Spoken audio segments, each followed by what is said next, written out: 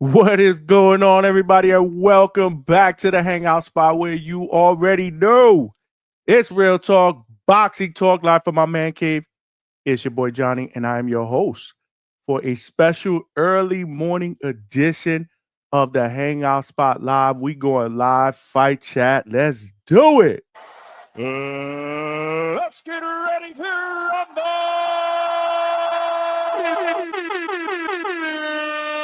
Now go home and smoke some more crack. And I just want to thank all you troopers for getting up super early today and rocking out with your boy. It feels like we were on just a couple of hours ago. Hold on. We were on a couple of hours ago, man. Last night's show was dope, man. As always, I didn't finish that show till almost midnight. And usually after my live shows, I'm wired up. So I don't go to bed till maybe about an hour, sometimes an hour and a half after the show. So realistically, man, I ain't get in bed till about 1 o'clock in the morning, Eastern Standard Time. And then all of a sudden the alarm went off, man. And here we are, man. But I promised y'all, man. I promised y'all we were going to be live. We were going to do this live fight chat. It's fight time, baby. It is fight time. Can I get an amen? Amen, brother. Bro, I have no idea how I got this much energy, bro, because I'm tired as fuck. But again, man, y'all know I rock with the assassin, B Norm the Storm. Brian Norman Jr., the WBO Welterweight champion, is about to take on top contender Jin Sasaki in Japan. I just saw the co-main, and, a lot of action there. I was kind of watching it in a way. I had to get the coffee ready, man. I had to get the coffee ready, bro, because it's early, man. It is early. But I see we got some people rocking out, man, and I just want to give y'all a shout out, man. I just want to give a shout out to the troopers out here that got up early and are rocking out with the Hangout Spot here early morning. We're going to do a live fight chat. And then after that, bro, we're going to talk about it. I'm going to throw the link in the chat, so you guys can call in, man. You guys can call in and we can talk about this fight, which I believe on paper is going to be a very, very interesting and exciting fight for as long as it lasts. I don't see this fight personally going the distance. That's just me. You got two guys that can punch. Two guys that can punch. Brian Norman Jr. is 27-0. And he comes into this fight with, I believe, almost a 78% knockout percentage. Right now, BoxRec has it at 77.78. So we're going to round that off, and we're going to go 78% knockout ratio, 27-0 with 21 knockouts. He is the reigning and defending WBO Welterweight champion of the world. And then you have his opponent, Jin Sasaki, who can punch, man. Who can punch, and he's a guy that likes to fight, man. He comes in at 19-1 and 1 draw with 17 knockouts. And if we're going to round it off, 90% knockout rate. So on paper, he's the bigger puncher. And right now, if you're watching this on ESPN Plus, they're showing Jin in the locker room doing his last-minute stretching on the floor. So it looks like the welterweight championship in Japan is going down next. So we wanted to make sure that we got on a little bit earlier before the show started. But you guys know the deal, bro. As all of our shows, bro, there's ground rules. If you're watching this live on YouTube, make sure you smash that like button. Help us get this channel into the algorithm of other boxing fans so they know the Hangout Spot rocks out weeknights, 9 p.m. Eastern Standard Time, with not just great boxing content, but great boxing interviews. This week, we was lit. We'll talk about that in a second. We got to get this channel out, though. So smash that like button and share the channel if you're watching this live on Facebook. Throw me a like. More importantly, come on over to YouTube so that you can comment and you can participate in the chat. You can subscribe if you haven't subscribed.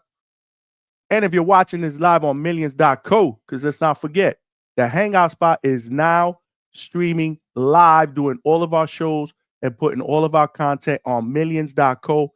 That's the platform that actually had the Danny Garcia pay-per-view a couple weeks ago. They reached out. They invited your boy onto the platform, and now we streaming, bro. We streaming on millions.co, and we also have the Hangout Spot merchandise on millions.co. Can I get an air horn for that? Yeah, man. Shout out to all of my people and supporters and followers that are watching this live on millions.co. If you guys haven't jumped on YouTube to subscribe to the Hangout Spot, make sure you do that. That's one of the ground rules, man. Right now, we're the little train that's trying to turn into the locomotive. We're going to need some more passengers on this train if we intend to turn this thing into the locomotive that I expect us to be in 2025 and beyond. There are power in numbers, so make sure you guys tell a friend and subscribe to the Hangout Spot. Last but not least, yo, we gotta cook in the chat, bro. We gotta cook because this is what we're doing. We're doing a live fight chat, bro. We doing a live fight chat this morning, and I'm opening up the phone lines too. We're gonna do it all, bro. We're gonna do it all. And I see again, shout out to all of y'all that are rocking out. It looks like Jin Sasaki is about to walk out. Dwayne Styles, salute to you, my brother. Let's go, champ. Good morning, good morning, good morning. The boxing outcome. D Mello, what up, my brother? My man. My man came out bright and early, bro. You ready? I watched the first fight already. It was competitive. I'm ready, but I did not see any of the other fights other than the middle to the ending part of the co-main event. Again, we did a live show and we were on to almost midnight last night. If you guys didn't check out that show, make sure you check it out at the Hangout Spot on YouTube, bro. We had undefeated featherweight prospect from Newark, New Jersey, Puerto Rican descent, Keith Colon, 6-0 with 6 knockouts. He goes by the nickname of, man, I always chop this up, man. Tsunami. Keith Tsunami Colon. Malcolm, don't laugh at me if you're watching this live. Keith Tsunami Colon, 6-0 with 6 knockouts. He was in the building. Great interview, man. Great interview. And the night before that, legendary, epic interview here at the Hangout Spot. We had the legend, Hall of Famer, voice of boxing, the face of HBO Championship Boxing, the voice that I grew up listening to in my living room while I was living with moms, watching all these pay-per-view fights. Tyson, Holyfield, Bo, De La Hoya, the great Jim Lampley was in the building. Fantastic interview, man. Fantastic interview, man. So if you guys haven't checked out Keith Colon or the Jim Lampley interview, make sure you do that. After the show, they are at the Hangout Spot YouTube, man. And we ready to rock out. We ready to rock out, bro. We ready to rock out. Ephraim Serrano is in the building. Let's go, champ. My boy, I'm here. Appreciate you. My brother Mo Brains My man. is in the building. Jew Money, what's going on? We up in here. Let's go, champ. Yes, sir. There we go. Malcolm Flex, what's going on, baby? With the fist up and the fire emojis. He's up in the building. Me and Malcolm were chatting it up late last night. So, Malcolm, you know the deal, bro. I'm working on maybe about 4 hours sleep, if that much. This is why the coffee is important, baby. This is why the coffee is important. You already know. You already know. We doing things differently here at the Hangout Spot. We also have a 10 super chat goal because a brother's gonna need some extra Starbucks coffee after this shit is done, bro. Y'all know Starbucks is expensive, so we did a 10 super chat goal, man. Any super chat of any amount, brother, will help your guy out. If you want to make another donation, it's totally up to you on Cash App, which is scrolling down below. But I'm happy to be here this morning, man. I'm happy to be here this morning. Can't believe I have this much energy, but you guys, you guys rocking out with me here. You know, that motivates me to keep going, bro. 504, let's fucking go. Nasty ass shit, okay? Actually, it's not a toilet full of nasty ass shit. It's dope, man. We got the WBO Welterweight champion, Brian Norman Jr., B Norm the Storm, the Assassin, is getting ready to come out very, very soon. Yayen the Nizzler. That's me. That's what he calls me. My man. The Nizzler. Jersey Bob, as promised. I'm glad you're on. I can't stand another second with Showbiz. He kept saying, don't wear a condom. It takes away the feeling. This is nasty. That shit is a 2-pack of ass. Nah, man. Showbiz is cool, but again, everybody has their own preference. Jersey Bob Malcolm said black coffee. Nah, man. This is coffee from the Keurig machine with my hazelnut creamer because I love creamers. That's just me. Yo, let me find out. We got my brother, the boxing maniac, is up in here. Let's go, champ. Appreciate you rocking out early morning, my brother. If you want to come on, bro, I'm gonna open up the phone lines.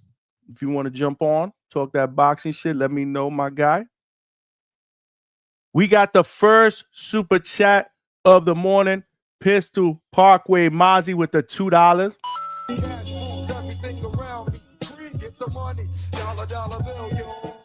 Pistol Mozzie says with the coffee emoji, bright and early salute emoji. Salute to you, my brother. And you right, we got the coffee right here, bro.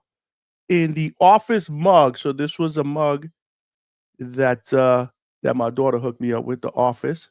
So you see in the front, and then in the back, world's best boss. That's what's up. Sorry about that. Got to sip the coffee, man. Got to sip the coffee. Let me find out who's up in here as well. Chad from Canada. So we got Canada up in the building. Money, money, money. Money. We got our second super chat of the morning. We got CJ Rich with the $5.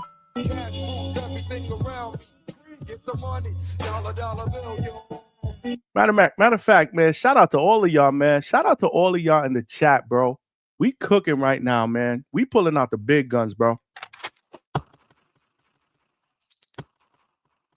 That's what's up, man. CJ Rich says, I got fiber installed Tomo today, but they cut off my Wi-Fi early. Oh, you got fiber optic installed today. Oh, and me and Alberto finally hash shit out. I'm going to fall back and rely on your commentary. That's what's up, bro. Shout out to you, man, for real, man. Let's go, champ. Let's go. Let's move on, bro. We all family, bro. That's what's up, CJ. That's what's up. Jay Calderon is up in the building. What's going on, my brother? My man. Appreciate you bright and early. Up early. Are you on your way to work? Are you at work? It looks like they are. If you're watching this live on ESPN Plus, it looks like Jin Sasaki's ring walk is about to happen. Tone was saying it's too hot for those. Nah, for sure, man. Let's go. Fight Time Fight Hook News. That's my man Jay Calderon, who was also on Facebook just a few minutes ago. Now, Jay Calderon Fight Hook News. Hopefully, you're watching this live on YouTube. Again, if you're watching this live on YouTube, Facebook Live, or millions.co, make sure you throw a brother a like. Come on over to YouTube and subscribe to the channel, bro. There's power in numbers. There's power in numbers. We are 2 super chats down from our 10 super chat goal. I appreciate that. Dub 100. What round do you predict? I'm taking B Norm the Storm by stoppage within 5. Within 5. Can I get an amen? Amen, brother. I'm telling you, bro. He punching, bro. We ain't go all the way to Japan, bro. The other side of the world 2 weeks early to play no games, bro. We are ready. The Boxing Maniac, my brother said, once the fight is over, I'm calling up. Yes, sir. Appreciate you, bro. You could jump on the panel if you'd like as well. Malcolm Flex. Mozzie got to drop that track on iTunes. Word. Mozzie, what's up, bro? You got to share, man. Mozzie's throwing some dope-ass shit. Mozzie, you got to put something together for the Hangout Spot, bro. Please, bro. Please, bro. I'll do whatever it takes, man. If you could put something together, I got you, brother. CJ Rich said 9-round stoppage. It looked like Jin Sasaki is on the ring apron right now. Salute Eddie Alvarez up early this morning. Isaiah Boyd, salute to you as well.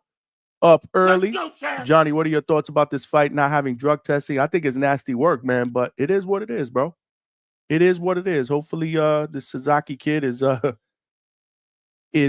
not juiced up and we get a good, even, clean fight. I know the Normans don't play that shit. So it is what it is, bro. It's crazy. But anyway, Badger One, good morning, Johnny. Shout out to the Norman Spot. Let's fucking go. Norman Jr.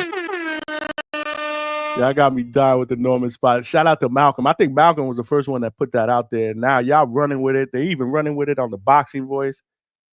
Y'all family, though. Y'all still family, bro. Fight Hook News said Japanese dude was in the locker room practicing how he's going to lay down on the canvas. That's what he was stretching, Jay.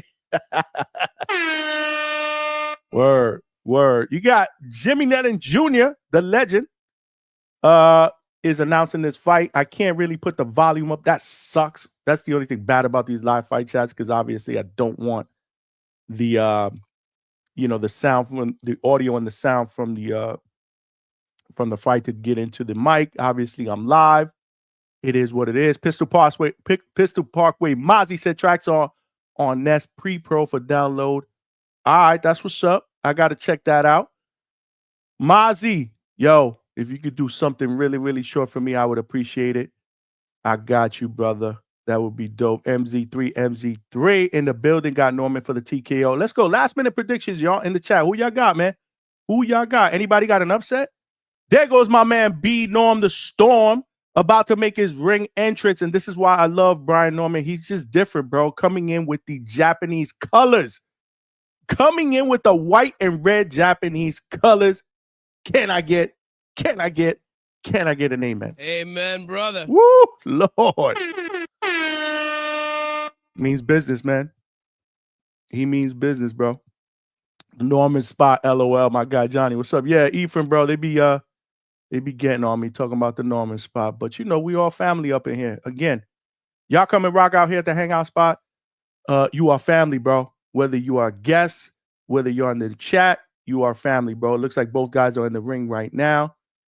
CJ Rich, I'm telling you, man, I love my family members, but they always got jokes on me. Put his bread and hairline on it. I'm telling you, Johnny, right now, the Hangout Spot Johnny has the best hairline in boxing podcast. Bar none. It's not even close. It's not even close. Can I get an amen? Amen, brother. Now go home and smoke some more crack. I got you, gang. I just need to find a bear. Got you, brother. I appreciate you, man. Appreciate you. Vlogs is up in the building, and you guys are all checking in. Again, man, if you haven't smashed that like button, please do so. We're up early here at the Hangout Spot.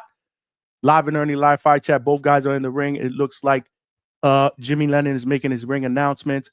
My man Stitch Duran, Jacob Stitch Duran. Y'all know he's family here at the Hangout Spot. He is working. Is he working the corner? No, okay. I thought he was. There's a guy that looks just like Jacob Stitch Duran that is working the corner in Brian Norman Jr. I thought that was Brian Norman Jr.'s cut, man, which wouldn't be far-fetched because Jacob Stitch Duran has worked Brian Norman Jr.'s corner right now. It looks like they are playing the national anthems. So, guys, get your last-minute predictions in. We got Brian Norman Jr., undefeated WBO Welterweight champion against top contender Jin Sasaki, who comes in with a record of 19-1-1, 17 knockouts, almost a 90% knockout ratio. Shout out to the Norman. Shout out to Senior, who is in the ring right now. Who else we got up in here? IVS, what's good, my brother? Good morning. Good morning. Let's go, champ. More importantly, shout out to all of y'all that are rocking out here early morning at the Hangout Spot, bro. I appreciate the love and support. Again, we working extra overtime, bro. We didn't finish our live to almost midnight last night, Eastern Standard Time, and here we are back at it. What time is it? 7:23 this morning. I got up about 6:15, but I didn't get into bed till about 1:30, bro. I didn't get into bed till like 1:30. So, it is what it is, bro. We working on 4 hours sleep, but that's what we got coffee for. More importantly, that's what we got family. That's what we got family for. You guys here at the Hangout Spot, the DHS family, bro. I just need to play this for y'all, man. The champ is here. The champ is here. The champ is here. Y'all the real champions, bro. Y'all keep me motivated to keep this shit going. We are growing day by day. Again, subscribe to the channel. We are this close to our next goal of 2K. 2K subscribers. Let's get it popping, bro. Let's make it happen, bro. If we can't get that by the end of the month, That shit is a 2-pack of ass. It smell like a toilet full of nasty ass shit, okay? come on, man. Y'all got friends. Y'all got friends, man. Tell a friend and subscribe to the Hangout Spot, bro. You know how we do it up here. For real, man. For real. We got IBS. What's going on, champ, with the $5? Cash moves everything around me. Cream, get the money. Dollar bill, yo. He said, thanks for the fight chat. No, thank you. Thank you for rocking out with me, man. Thank you for rocking out and supporting your boy. We rocking out early morning here at the Hangout Spot Live. It looks like the national anthems are over. Yep, it looks like the national anthems are over. Let me know if you guys hear any of this background sound because I'm going to try to keep the fight on very, very low, but I don't want it to be a major, major distraction for you guys. I'm gonna throw the link in the chat too, so that we could take some callers immediately after or whatnot. Let me throw the link in the chat, bro. Shout out to all of y'all again, bro. We got merchandise now on millions.co. So if you want to hook up your boy and you want to cop a t-shirt or a hoodie, we got different colors, we got different sizes, both men and women shirts in both the t-shirts and hoodies. Make sure y'all check it out. I actually pinned the link to the direct site where you can get a t-shirt or a hoodie to support the Hangout Spot. If you want to do that, again, hook your boy up, bro. Hook yourself up, bro, because this is how we doing it here, bro. This is how we doing it here at the Hangout Spot. Oops, that's the wrong link. Let me get the right link while Jimmy Lennon Jr. is announcing the fighters. Shout out to all of y'all up in the chat. Give me 1 second, y'all. Give me 1 second.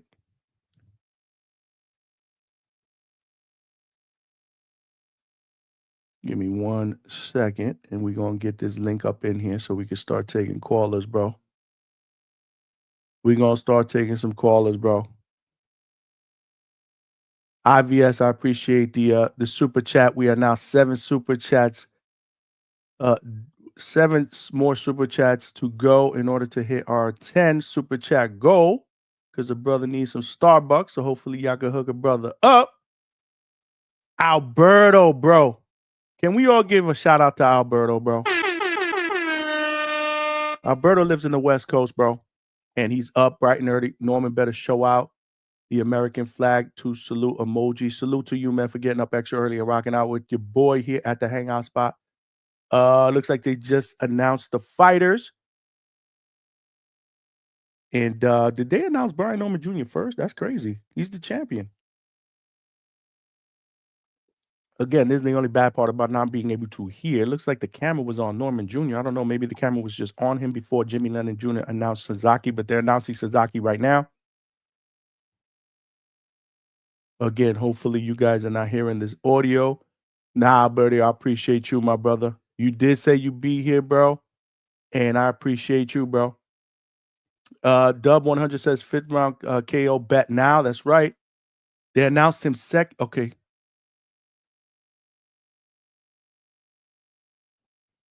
All right. That's what's up.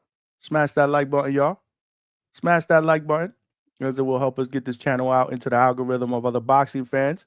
They need to know. They are now taking instructions ringside. Brian Norman Jr., Jin Sasaki. We are about to go down. I'm excited. Let's get it popping. As the great Michael Buffer would say. Let's get ready to rumble. Tail of the tape is very, very even. Brian Norman Jr. is 24. Jin Sasaki is 23. Both have about the same height. Jin Sasaki is about a half-inch taller. The reaches are close, and the fight has just begun. Timestamp 2:56. Jin Sasaki comes out throwing bombs right off the get.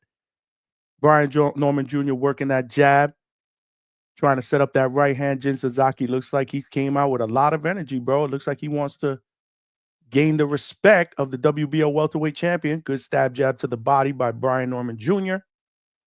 If you guys want to call in, I did link the I did pin the link to the chat, or I didn't pin it, but I did put it into the chat if you guys want to call in between rounds, or if somebody, oh, down goes Jin Sasaki with a left hand, baby. Woo, Norman. I tell y'all, Norman punching, y'all. Norman punching. Sasaki down, but he's back up. Referee now, that left hand. Brian Norman Jr. showing a lot of patience, not getting careless. He's trying to measure Jin with the jab. Jin now at the corner, comes out of the corner. Brian Norman with a left right that is partially blocked. Another 2 left hooks, a right hand. Sasaki now trying to throw right hand bombs, and Sasaki is down again. Looks like another shot to the temple. I'm telling y'all, man, Brian Norman Jr. told me he's coming out for a first-round stoppage, bro. He ain't playing, bro. We punching. We punching.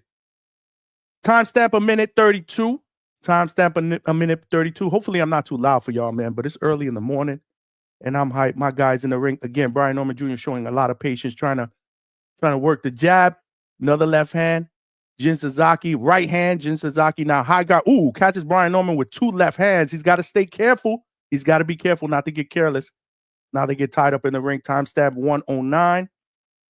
Guys, hopefully I'm not that loud, man. Let me know in the chat if I'm that loud, because I'm hyped up right now. It's early. Timestamp is a minute. Stab jab to the body by Jin. They are in the center of the ring. Brian Norman with a right hand.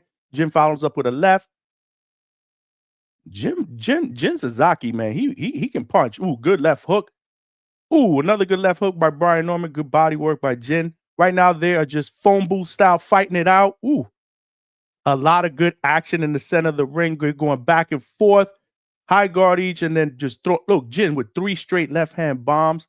Brian Norman trying to measure him with the jab. Left hook. Right hand. Jin with a left to the body. Another left to the body. Overhand right. Good left hand to the body. Good right hand by Brian. Good uppercut. Left, right, uppercut. Woo! Brian Norman Jr. is sitting on those punches, but Jin is trying to gain his respect by throwing bombs. Right hand by Norman. Good uppercut to the body, and that is the end of round 1. Wow. Let's go. 2 knockdowns for the champ. Shout out to Brian Norman Jr., the Storm. We coming. The Nigerian Nightmare. Let's fucking go, Norman. That's right, bro. Good morning. Good morning. Thanks for rocking out. Make sure y'all tell people, bro. Ness is not on this morning, so y'all could come here, bro. We're going to rock out here. We're going to rock out here at the Hangout Spot, bro. We're going to rock out here at the Hangout Spot. I did haven't. Okay, somebody said IBS said perfect volume. Okay, great. Alberto said Norman going to win. You rowdy as Rodimus and Juice. You already know. Let's fucking go. 2 knockdowns in the first round. But again, you know, showing a lot of patience. I see you, brother. Thanks for rocking out, bro. Good morning. Get your coffee ready, because we rocking out after this fight. We're going to talk that shit too. I did pin the link in the chat so we can start taking some calls as well. You know what? I'm going to put that in here, and then I'm going to link it. Let's link it. All right, we are here in the start of round 2. We are here in the start of round 2. Both guys a little bit more patient. It's second round. Jin is trying to punch again, trying to get Brian Norman Jr. in the corner, but we're not having that. He ties him up. Let's see if we can get this in the pinned. We're replacing the pinned message that has the link to the Hangout Spot merchandise on millions.co. T-shirt and hoodies. Make sure y'all check that out. We'll put it back in the chat in just a little while. So come support your brother. Oh, another right hand that staggers Jin. And now Brian with a left uppercut goes to the body. Left uppercut. Overhand right. Man, Brian Norman's punching, bro. I don't think Jin Sasaki is going to be able to withstand, you know, what Brian Norman is bringing, bro. Brian Norman Jr. is punching, bro. And I said it to me, this fight. Oh, right hand, a left by Brian Norman Jr. Another left. Another right hand. Sasaki tries to answer. Another left hand by Norman. Measuring with the jab. Timestamp 150. Jab by Norman. He's just trying to set up either that big right hand or that check hook. Oh, another left to the body. Jin, man, shout out to Jin Sasaki, bro. He got a lot of heart, man. He got a lot of heart. Right now, I pinned the overhand right, left hand. This is going to be tougher than I thought, man. To me, it was all about punch resistance. I didn't think that this guy can take Brian Norman Jr.'s shots. He has been down twice in the first round. But, man, he's just coming forward, bro. There is no quit. Look at him. He's like, come on. Shout out to Jin Sasaki, bro. Overhand right by Norman, man. He's looking for that big money shot. But, again, not getting reckless. Showing his patience. Let me know if y'all hear any feedback with the audio from the fight, because I do have it very, very low so I can hear a little bit of it. so that I'm not totally shut out. H-Town in the building, what's going on? Oh, Jin Sasaki has Brian Norman Jr. in the corner. Big left hand. Jin got a lot of heart, man. And he come to fight, bro. Ooh, good check left hook by Norman Jr. Timestamp 23 seconds. Overhand right by Norman. Both again in the center of the ring. Looks like Norman's trying to set up a big shot. High guard, Jin come back, hit to the body. Yeah, man. Jin Sasaki, man, he's rugged. Look at this, bro. Wow, look at this action, bro. Oh, shit, in the corner. Both guys exchanging shots. That's what's up. Woo! Woo! H-Town said Japanese fighters don't quit. Absolutely not, man. Let me know if y'all hear any feedback from the audio, because, again, I got this very, very low, so I'm relying on the chat. I do want to hear a little bit of it. We got my man Adrian Rowan. What's going on, champ? Let's go, champ. Thanks for rocking out, man. Early morning live fight chat. This dude defense is worse than Santillon's. Norman just letting them survive. Edgar Granados was good, brother. Was good. So far, you ain't lying, H-Town. This is a great, great fight. Jin gonna get hurt bad. Only a matter of time. We'll see, man. Hopefully. Okay, Alberto said we good, Johnny. We can't hear TV. So I'll leave it like this because I can hear a little bit of it. But if you guys can't hear it, then that's good enough for me. And if you can hear a little bit of it, it might be fine. It's only for the duration of the fight. And then obviously we'll go full audio. Old school boxing. Let's go. Let's go, champ. Appreciate you rocking out the start of round 3. Timestamp 2:55. Brian Norman Jr. comes out trying to jab. Jin again moving forward, trying to do a stab jab to the body. Brian Norman Jr. now working that jab. Working that, jab. Misses a big left hook. Jin Sasaki with a stab jab to the body. I'm not used to these live fight chats, especially this morning. I know I have gone on a few in the Boxing Voice, but I'm kind of digging these. Good check left hook by Brian Norman. We're going to do more of these. Wow, good left hand by Sasaki, bro. Brian's got to keep that right hand up, bro, not get careless. Right now, 3 straight right hands. Looks like he's chopping. Looks like he's trying to chop down Jin Sasaki. Brian Norman Jr. is punching. Good good right uppercut. Left hand. Left uppercut. Right hand. I don't know if Jin's going to be able to take these this barrage and the power, man. So far, so good. Good right hand by Brian. And now Jin is hurt. Jin is hurt by a right hand. He staggers back against the ropes. Brian Norman Jr. on for the kill. Right hand, Jin Sasaki with the high guard. Tries to throw an overhand right. Good right uppercut by Norman. Jin Sasaki's hurt, bro. Jin is hurt. Another right hand. It's only a matter of time. But look at the guts, bro. Look at the guts of him yelling in the middle of the ring like, let's go. Wow. Brian Norman Jr. is punching and Jin is not going anywhere. But he staggered him a couple times this round. We are only in round 3, bro. Timestamp 1:22. I wish I could read all the damn chats. I do see a chat that round 554, Norman has great patience. Yeah, man. He's trying to chop this dude down, bro. But this dude is tough. Pace yourself, champ. Timestamp 1:05. Another right hand by Norman. Both in the center of the ring. You got the another right hand. I mean, I think it's only a matter of time, bro. But this Jin guy is tough as fucking nails, bro. Shit. Shout out to the chat. Let's go. We need some more people in the chat, bro. So definitely call up your peoples, man. Tell them that Johnny is on from the Hangout Spot, man. And while they're at it, if they haven't subscribed, make sure you do that. Jin Sasaki looking at moving backwards. I don't know if he's playing, he's posturing, like moving backwards like he's hurt. Telling Brian Norman to come in. But Brian Norman is obliging.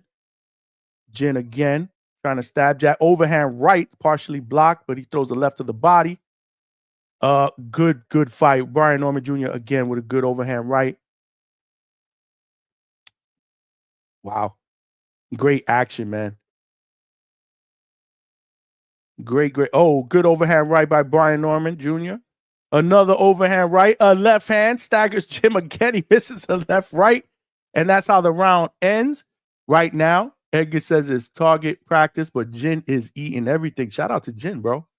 Because I know Norman punching. Nigerian Nightmare says Sasaki getting cooked. Shout out to all of y'all. Make sure y'all smash that like button.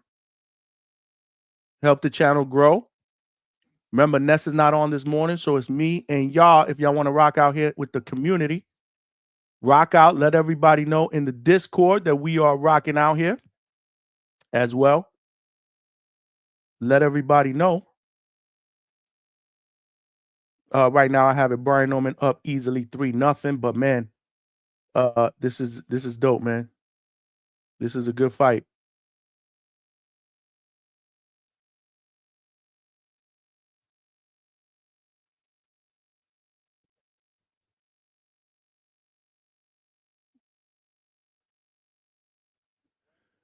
Here we go. Sorry for the dead air. We're here round 4, timestamp 2:55. Jin misses a left hand. Brian Norman Jr. looks like he's trying to measure him with the jab. Jin now trying to put Brian Norman Jr. in the corner and rough him up. Brian Norman Jr. gets out of there, misses an uppercut. Jin just throwing those overhand lefts and rights, man. Brian Norman Jr. is going to have to stay responsible defensively, man. Don't get hit with nothing careless in one of these big exchanges.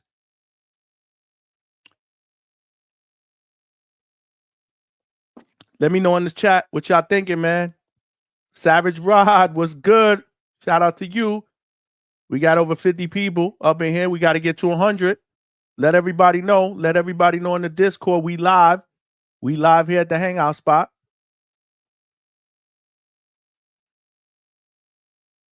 Or as y'all affectionately call it, some of y'all trolls, the Norman Spot. We live either way. Oh, Norman misses that right hand. Lands another right hand. Jin misses that big left hand. Jin is just throwing bombs, man.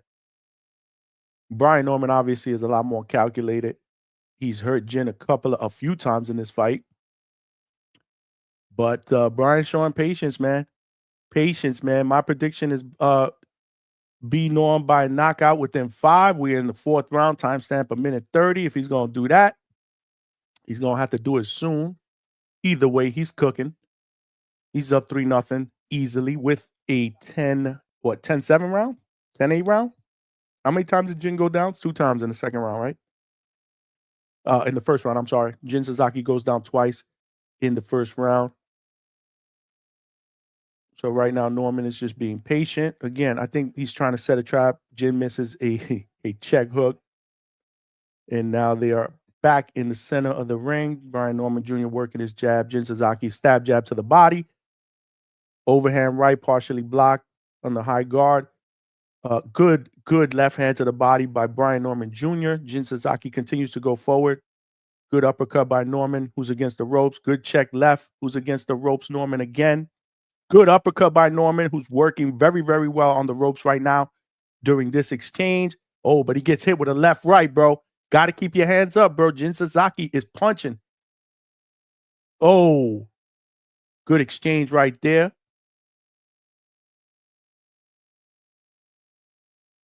Man, Sasaki, man. What does this dude have for a chin, bro? The Axiom is in the building. Let's fucking go.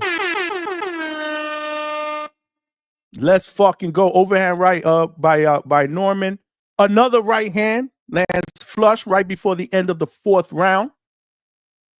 I got it 4-0 Norman easily, but we're looking for the knockout, man. I'm trying to get this knockout within 5 rounds. So good right hand that landed right before the end of that round. Old school boxing. That's right. Make sure y'all hit that like button if you haven't done that. If you're watching this live on Facebook, throw me a like. More importantly, come on over to YouTube, participate in the chat, subscribe to the channel, tell a friend to tell a friend. We are close. We are so close to our next goal of 2,000 subscribers. So let's hope we can get there after this show, because we're gonna be rocking. After this show, we're gonna open up the phone lines. We're gonna be rocking. I already pinned the link to the chat. We're gonna be rocking. If you're watching this live on millions.co, appreciate the love, appreciate the support. Make sure you follow your boy on millions.co. More importantly, come on over to YouTube and subscribe to the YouTube channel, the Hangout Spot. This is how we do it up. Live fight chats. We're going to start doing this on the regular. This one is a little bit out of the regular because of the early morning hours. Fight is in Japan, but it don't matter. I love this shit. We just did a show about what? 7 hours ago, 8 hours ago? And here we are right back at it. And we will be back tonight as well, bro. We work overtime here. Anyway, timestamp 2:40. And Jin Sasaki is down again from a jab, but it looks like they are calling that a slip.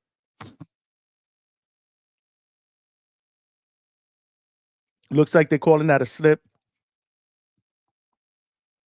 Timestamp 2:25. Good stab jab to the body. Oh, left hand. A left hand drops Jin Sasaki.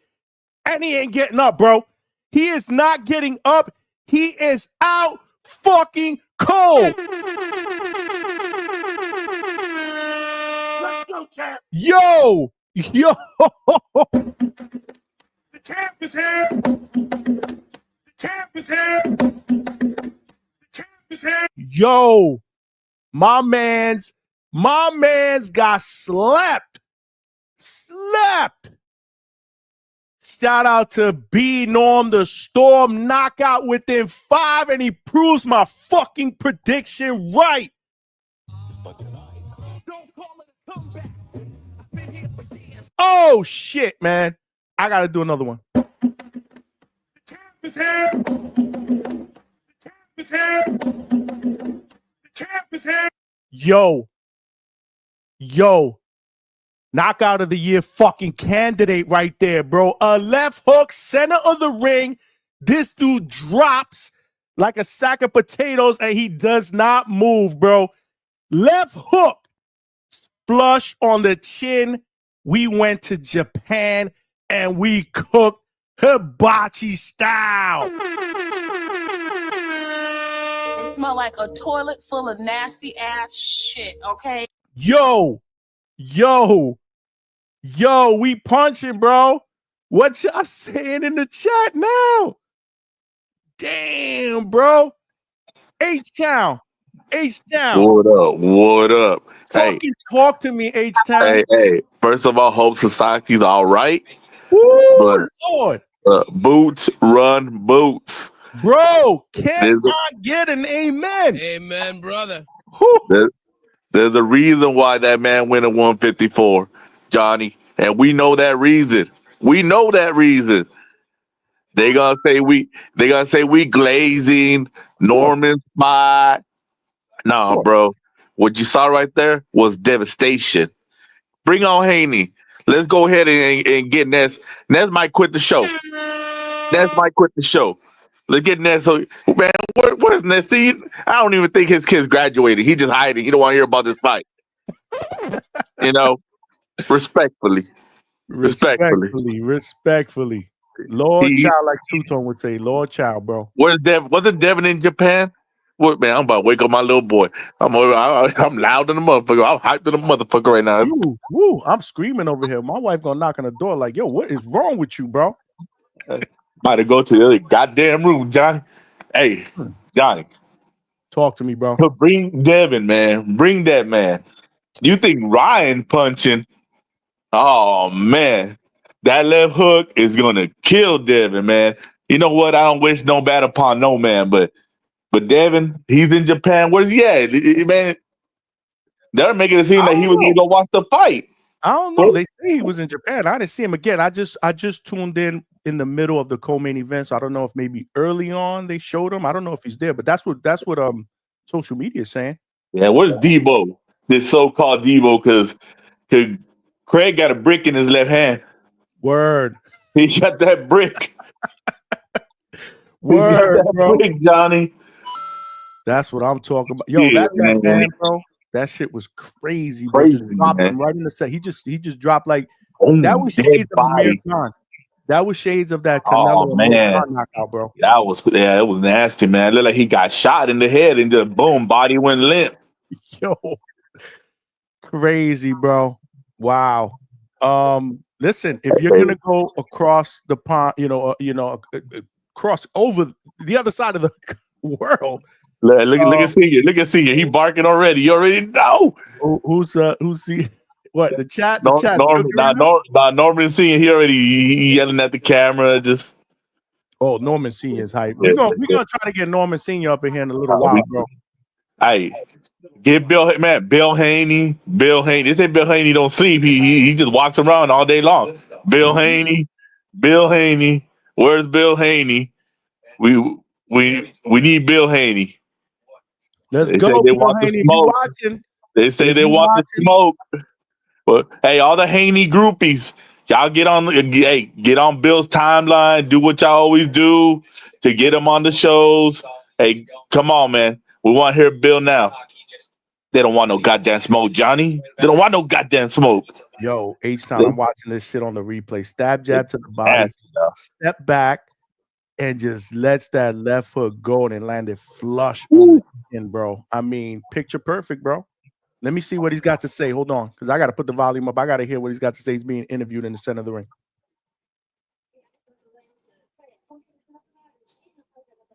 He's giving Jin credit, saying he got heart.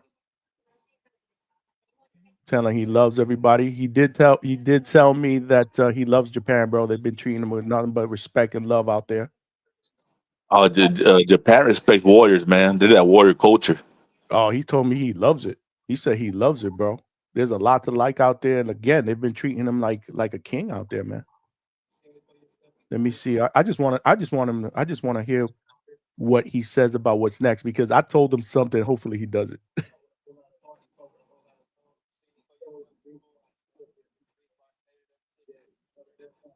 Now he's talking. They're talking about Jin. He's giving Jin a lot of props. Shout out to the chat. Keep the chat cooking. Hey, this Jin Sasaki would have knocked out Devin Haney. If he would have landed them shots he landed on Brian, Devin be sleeping. See, I see a lot of, I was seeing a little bit of hate for Jin, like he whacked, but yo, man, he's fighting, bro. He came to cracking. He was cracking too. Bro. Yo, it is what it is.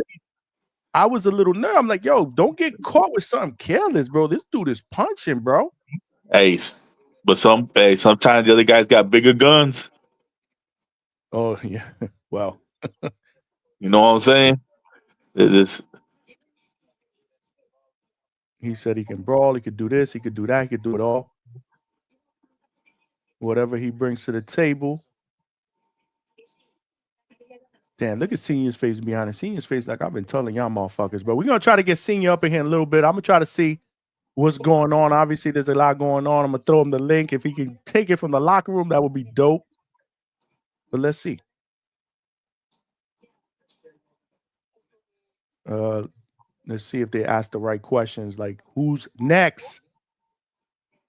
Again, this is Japan, right? So they're not with all the drama. Yeah. No, they're real respectful. Let's see. Hold on, because they translated. Yeah, they just continue to ask him about Jin in the fight, man. Like there hasn't been any questions about what's next for you.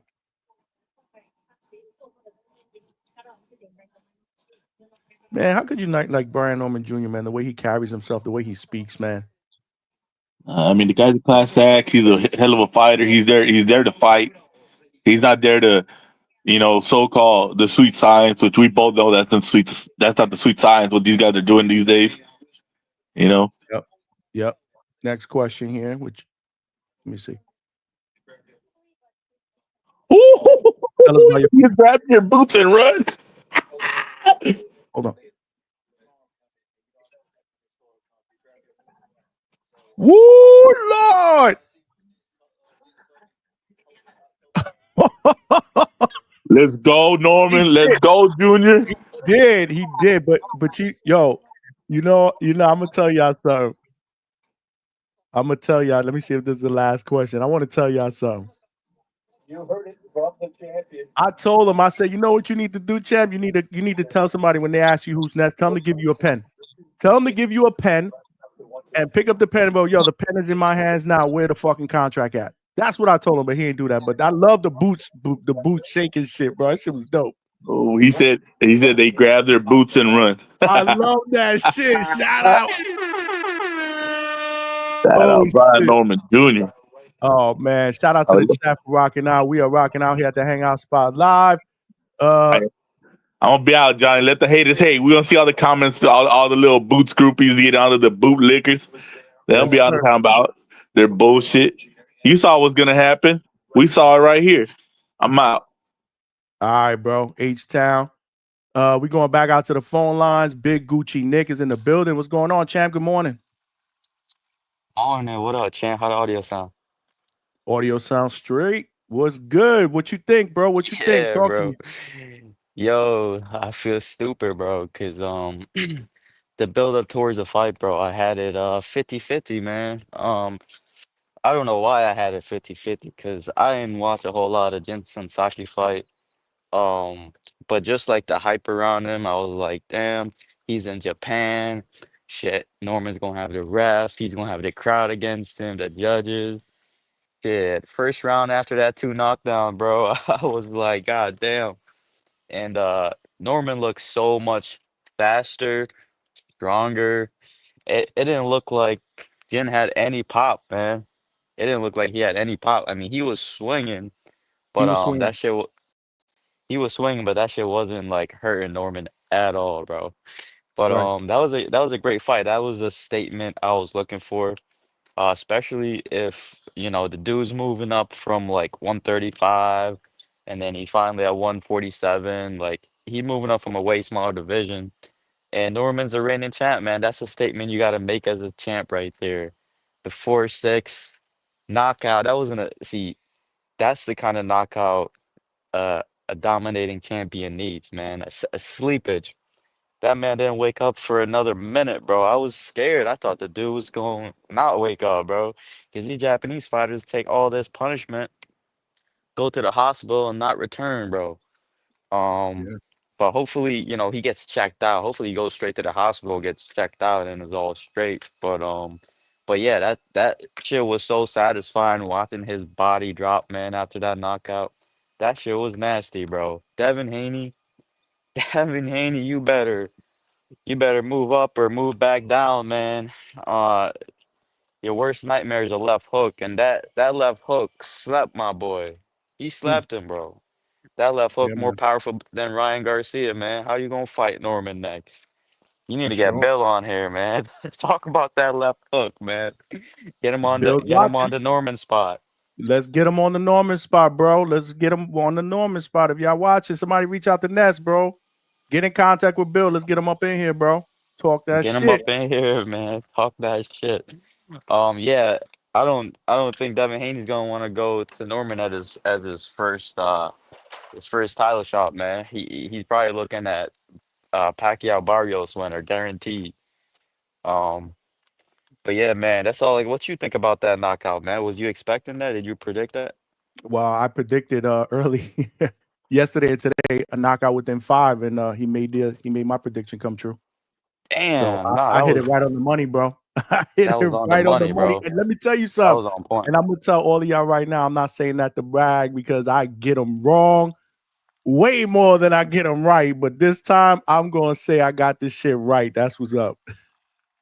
You don't get them right all the time, but when you do, it's like right on the money, Oh, man. Shout out to it you. just feels good. Remember, I got up early in the morning for this, and shout out to all of y'all that's rocking out with me, man. We ain't Johnny, going where you anywhere. We at? working overtime. You in the East Coast? Yeah, yeah, yeah. Well, not as early as the people on the West Coast, but yeah, this is early for me, bro. Where you located? You in New York?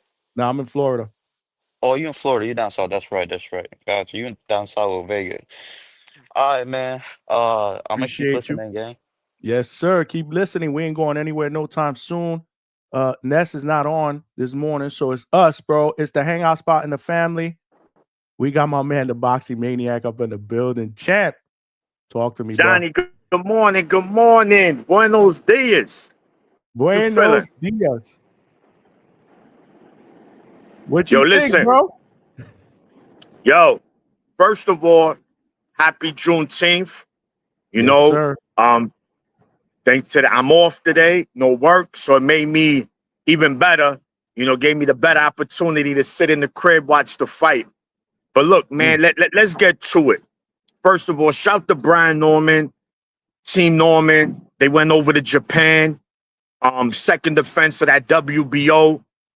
And just looking at the fight, man, it was evident, man, Norman was the bigger fighter. That dude, he eating that good Southern food, man. He working out. The dude looked, he was chipped, man. He was chipped up.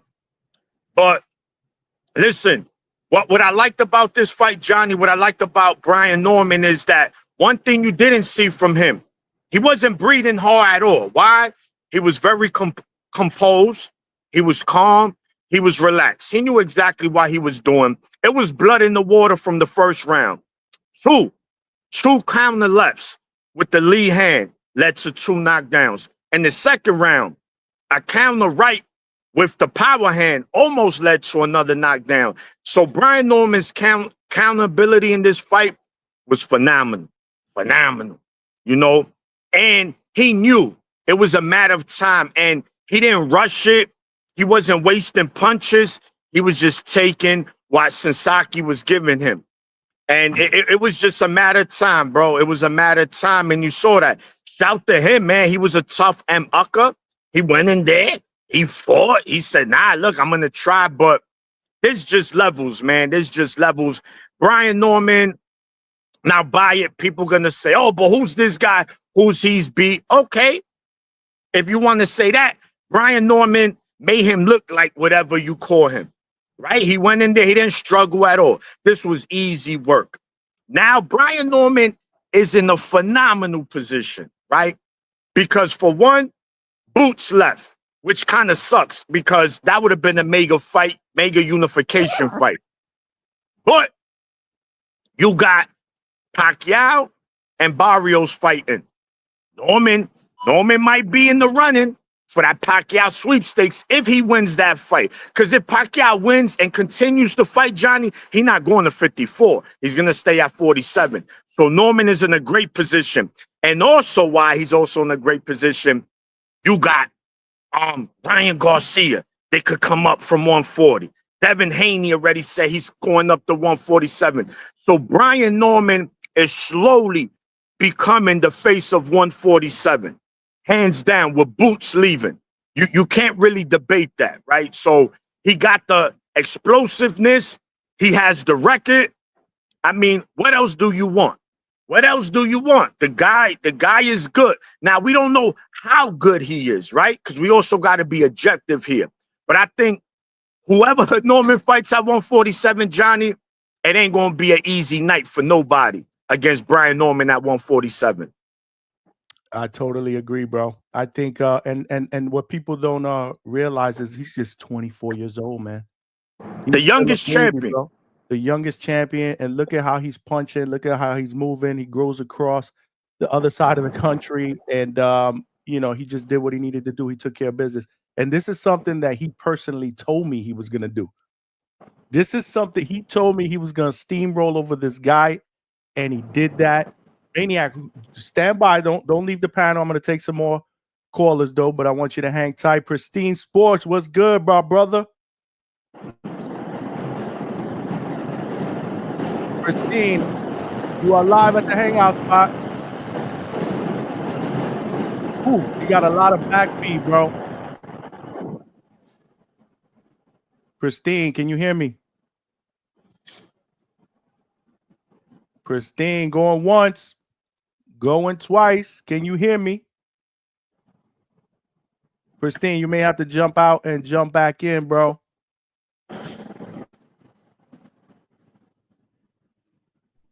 Yeah, you're going to have to jump out and jump back in, bro. We here live at the Hangout Spot. I got my brother, the Boxing Maniac, here. He along with me. And we also got Coach Marcus Walker. Early morning, Coach. Coach, you up early, bro?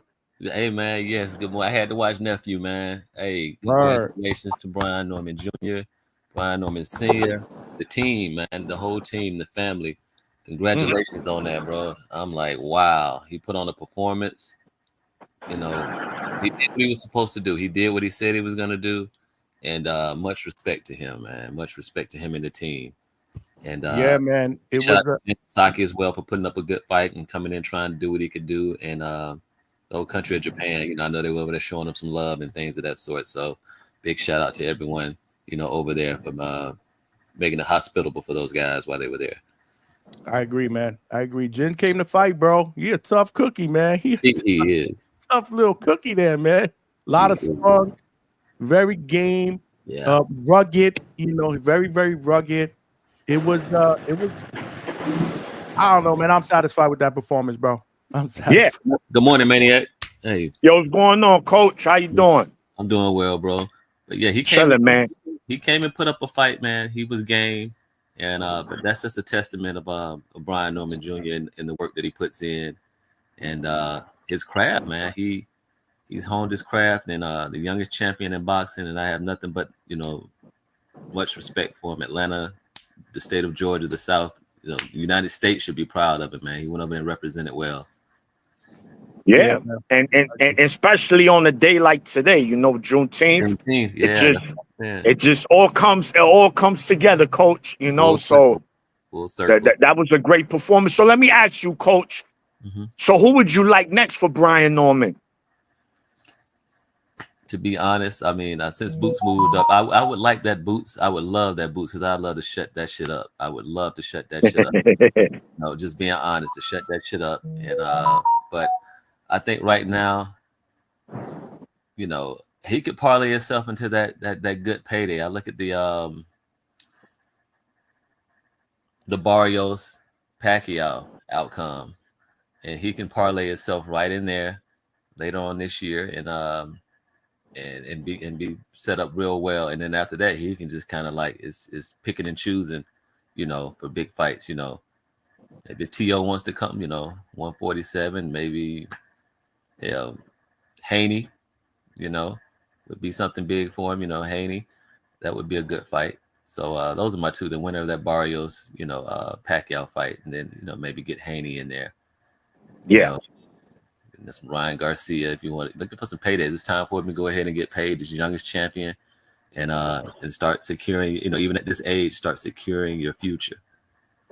And get you some paydays, get you some big time fights and things of that sort. But he's gonna be hell for anyone. Facts. Yeah. Facts, bro. The future is extremely bright, but this is what you need to do when you're a young champion and you want to become the face of the division and you want to become a name, that a household name that people want to see.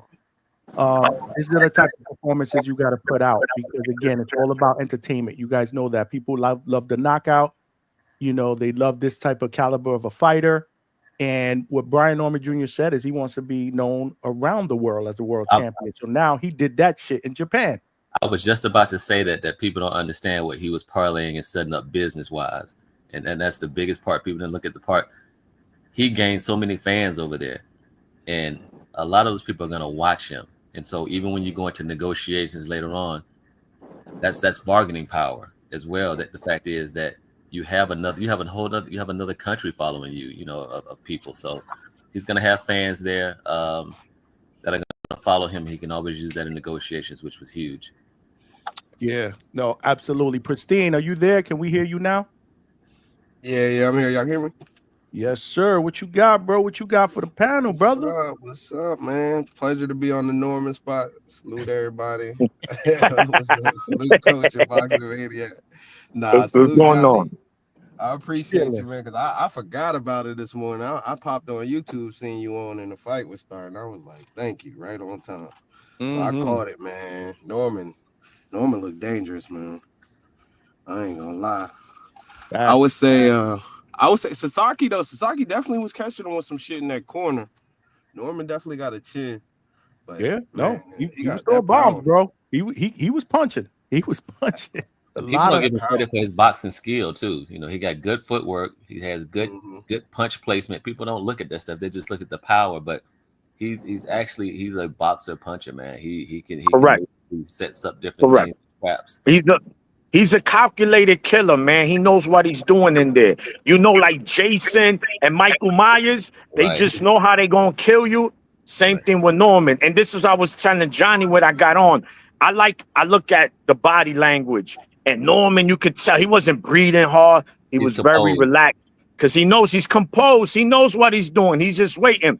Like I said, from the first round, there was blood in the water.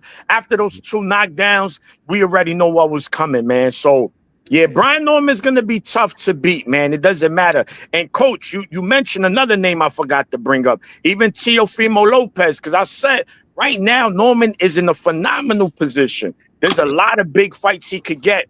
And when you have these kind of performances, these are eye-opener performances. Now, even people who's not too familiar with Brian Norman, I say, yo, who that dude right there. He knocked out that Japanese dude. Who that? I want to see him with that. And that's how you do it. That's how you do it. And you go to enemy territory and do it. Man, oh man. Hey, he stretched him like Pilates, man. I told you. Yo, that's what's up. I love it. I love it. Pristine. So what you think, man? What you think is next, bro? Bro, I mean, he got a lot of options. I wouldn't say chase the Haney fight. Like, if Devin ain't trying to fight, I don't think he should chase him. I mean, it is what it is. People gonna know he don't want to fight if he not taking the fight. But who do you know who up for bootstraps when he let those go? We'll have to see who's the who's on the list. Well, you know, from what I hear, obviously they'll probably elevate Rolly for the WBA. Oh, that's because he's the interim champion right now. I'm not sure about the IBF or ring, but yeah, man, we'll have to see, bro. We'll have to. I want to see Brian get that ring though. I just want to see him be the man. He need to be the man in that division before all these names come up, because then we're gonna see who really want to fight him at the end of the day. Because I don't think nobody really want to see Brian for real. I mean, after this Boots, you see Boots saying the doctor say it was 30 to 40% less of itself. So, yeah, he's not coming back down to 147. Yeah, and it's weird because after the fight versus Kukajan, the second fight, he mentioned it right on the telecast on the Zone. He said 147 is not for me anymore. Then Eddie Hearn, two minutes after, came on and said the same thing. We're moving to 54, but he ended up having another fight at 147, and I'm like, because they told him he was gonna I guess that wasn't the case. Virgil Ortiz, and you see, he ran his ass back down. And now they want to test the waters. You see, when he came back down, it was too much heat with Brian Norman. Then Teofimo jumped in there, and then now all of a sudden he's jumping his ass back up. As long as he doesn't have to face Ortiz, now we're gonna test the waters. See, that's what it was. I'm telling you, man. I like Boots. I think he's a very good fighter, but you know he's in that position where, in his mindset, in his team mindset, if he's gonna take a loss, it's gonna be for a big payday. That's why he was yelling out. That's why he was yelling out Bud Crawford and Spence at that point in time, and he hadn't even fought anybody in the top 15 because he's figuring, I'm gonna take this L. I'm gonna take an L to these greats, and it's gonna be worth it. You know? So now he's stuck in that middle where he's kind of like parlaying and moving around, you know, and he just doesn't want to walk up into a trap. Copy. Yeah, we'll see, man. There's a lot of smoke at 54 right now. Probably 140 and 154 is probably the deepest divisions in boxing right now. So Boots is going to have to fight somebody eventually at 54. Just too many sharks in that water. Yeah, indeed. Especially if Turkey gets behind it. Yeah. I want Turkey to take a look at Brian Norman too. Give him some of that money. Yeah. Hopefully Turkey does that, man. Brian definitely deserves a big payday, man. Hopefully he gets that within his next fight or two. Yeah, I'm gonna go on Turkey's page. I'm gonna put that in there because you know you got a guy that's gonna fight. That's the main thing. There you go. There you go. Perfect example. Yeah, pay these guys that are gonna fight for you. Yep. So, and I'm gonna head out, Johnny Norman Jr. Salute you, boxing man. Salute boxing man. Yo, Johnny, they getting you, Johnny. They getting Hey, you aligned with the right people, Johnny. I can't wait. I hope him and Devin fight because the Haney boys versus the Norman spot. That's right. Would be crazy, bro. We cooking that ass, but yo, that's how family they do me. Yo, Maniac, this how the family does me, bro. Nah, it's love. I like it. That's how you gotta do it, baby. That's my guy. We family here at the Hangout Spot, bro. I appreciate you for calling in, Pristine. Right, salute everybody. Salute, champ. Salute. For those of you guys watching on YouTube, make sure you please smash that like button. Help us get this channel out to other boxing fans so they know we rock out. Not just weeknights, 9 p.m. We doing weekends now. We doing post fights. And yes, we are up early to do live fight chats. I love this shit. We're going to keep going and we're going to keep working overtime this morning. So keep the chat cooking. We got some super chats that I want to catch up on. Real quick before we get to our next caller, which is Chad from Canada, because you know how we do it up here at the Hangout Spot, bro. It ain't just out here in the U.S. It ain't just in the U.K. or in Australia. We got Canada in the building as well. Give me 1 second, Chad. We got Hold on. We got my brother Bama Bo Mason, bro. We got my brother Bama Bo Mason with the $20, man.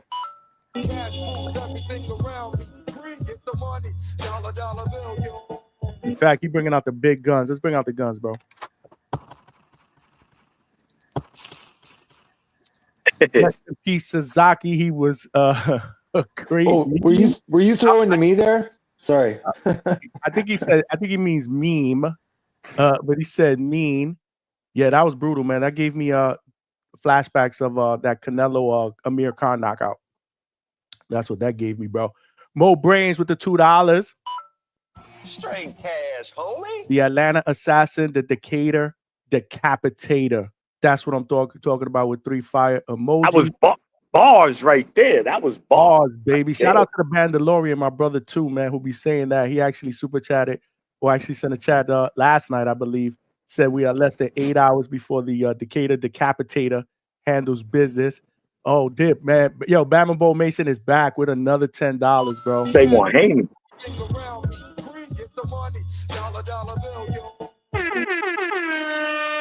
Appreciate the donations, my brother. He said we want Haney. Okay, we can talk about that in a little bit. H-Town with the $5. Norman ain't fight nobody. Get the fuck up out of here. The Santee win better than any win on Boots' resume. Haters are gonna hate. Let's go, champ. Okay. Hey, listen, bro. You fight who's in front of you, right? And let's not forget Jin Sasaki at that time after Norman had beat Derek Cuevas. He was the #1 contender at that time, and he politely, after the fight, asked for a shot. We talked about that when I talked to Junior when I saw him, and he said this dude came with a note and everything, nice and polite. So, we politely going to accept. We politely going to go to Japan. And he said we're going to politely knock his ass out there. That's what they did. Yeah. I ain't go front. And I quote that. Coach Marcus Walker, who was just on the panel with the $10, man. You ain't had to do that, Coach. Shout out to Coach Marcus Walker, said B. Norman Jr., congrats from the King Cam boxing family. Let's not forget, man, make sure y'all follow my brother Kamarie King Cam Walker, who is 5-0 with 5 knockouts, just signed a deal with Black Prime, and he will be fighting in July. Shreveport, Louisiana. Once we get an opponent locked in with a name, we're going to bring him back on the show so he could talk that shit and let us know what we expect to see from another guy who I believe is and has potential to be a future star in the sport. They are family as well. Appreciate you, Coach Walker, always for showing me love. So just so y'all know, Coach Walker also met me out there when I did the trip to Georgia, and I can't tell you how good the Normans and Coach Walker treated me while I was out there. So I'm so happy that Brian Norman Jr. was able to go out there and do that. But we got Chad from Canada in the building. Chad, what's going on? Talk to me about this performance, champ. Yeah, thanks, Johnny. What's up, Boxing Maniac? What's going on, champ? Not much. I'll start with something you said about Norman Jr. in there and how relaxed he is in there, and I agree with you. And I think the Cuevas fight as well. The main thing I'm seeing about Norman, they got him working in this really exciting seek and destroy style, but he manages to stay super relaxed in there. Like, you can see it in his body. Like, his body is not tense. Okay, there's no tension in his body. Like, the way when he's moving, when he's setting up, it's only when he lets his shots rip that all his energy and effort goes directly through into his shot. I mean, the way he's conserving energy and utilizing it effectively, it's something else. It's something else. I really think the way that he's working in there and the style he's working in is not only effective, it's exciting. And I think that it's going to give a lot of guys trouble. See, already now people are talking about tomato cans and, he hasn't fought nobody. Well, I hate to tell you guys, first of all, what do you fans want? You guys want what? The Shushu, the Tiger Johnson, the Haney fights of 12 rounds where nothing's going on, nothing's happening, no shots are being let go. It's the most boring thing imaginable. And yeah, they get the win, but who cares? I mean, Norman Jr.'s giving the fans what you want. He's giving you what you want. And he's showing us that he is that elite level guy. It's not tomato cans. It's that he's that much better. Don't you fans want to appreciate anything about what you see? I just don't understand what the fun of watching boxing is like that. No, man, I think Norman Jr. Is going to take it far, the way he's looking and the way he's moving. And I think Haney right now, I'd love to see the Haney fight too. And I think Haney's got to be rethinking his shit right now. Okay? Because he's going to have to fight Norman Jr. Or what? Or do the same approach as Ramirez again? Haney can't have another fight like that. Right? You know, am I right, Maniac Johnny? No. He cannot. He cannot. Right. Yeah. Yeah. This next fight, like I'm willing to allow him. Okay, he had a shakeout after a year off and all that stuff with Ryan. I'm willing to let that go. But this next one, he's gonna have to get in there and bang with a guy like Norman Jr. And then everyone will see. Everyone will see that Norman Jr. is the genuine article, man. And American fans should be more excited about it. I just don't understand what you guys want. Sasaki, God bless him, but he didn't have enough power for Norman. And at the end of the day, his style, the first round, man, after getting knocked down, like he started the fight with his hands down, and boy, he got that guard up. And but he got his stuff back together. So I got to say, like, shout out to Sasaki. He ended up collecting himself a bit and got back in the fight. But at the end of the day, he was there. He was always going to get knocked out, wasn't he? But still, tough kid, got in there and banged, just like Cuevas, brought it to him. And for that, they get all my respect, man, because that's what we want to see. That's what we want to see. I'm sick of these guys going in there and moving around and doing and not engaging. Come on, man. Come on, fans. We got to do better as fans. God damn. Yeah, bro. All I got to say is, amen, brother. You cook. Chubby, you cook. Chubby, you cook. Put your apron on, champ. Put that apron on. You was in the kitchen. You was cooking. Look, you made a lot of phenomenal points, right? Especially regarding fans. See, one thing I learned about boxing fans is that two things. A lot of them can't be objective, and a lot of them are hypocrites, right? If Brian Norman was their favorite fighter, they'll be singing a different tune. Being they not a big fan of him or they don't really care is a tomato can, is this, is that. You can't have it both ways. And I'm a person that I like to be fair across the board, right? You got to be fair across the board. You just can't pick and choose who to give credit to and who not to give credit to. Norman did what he was supposed to do. He went to Japan. He went to the other side of the world and took care of business. And like you said, he did it in spectacular fashion. It's early in the morning. We drinking our coffee. We didn't even need coffee because he kept us up. Because we like, what's next? It's coming. I know I see it. And boom, it came. So I don't know why fans are like that in boxing, but I stopped. Chubby, I stopped doing that. It is what it is. You can never satisfy everyone in boxing, the fans. That's who I'm speaking of. And it is what it is, man. You know, in a way, it's a beautiful thing, but at the same time, it's a frustrating thing. Because you're like, yo, hold on. But you said this fighter was okay for beating this fighter, but he does this, and now he's a tomato can. He ain't fight nobody. Come on, man. You got to keep the same energy, right? So, you know, it is what it is. Brian Norman, just continue what he's doing. And as long as he keeps fighting like that, bro, people going to watch. Chubby, trust me. Yeah, I love it, man. Yeah, you guys totally are cooking, right. bro. There's not really much for me to say, man. And this is why, you know, I love having you guys up here because, listen, boxing fans are fickle, bro. You know, boxing fans are going to be boxing fans, right? It's almost like you're damned if you do, damned if you don't. So the only thing that you can control as a fighter is what you can control. You go out there and you beat the guy in front of you. You try to do it in spectacular fashion. And that's what happened today. What people have to understand is that Boots, for some reason, it's not interested in fighting Brian Norman Jr.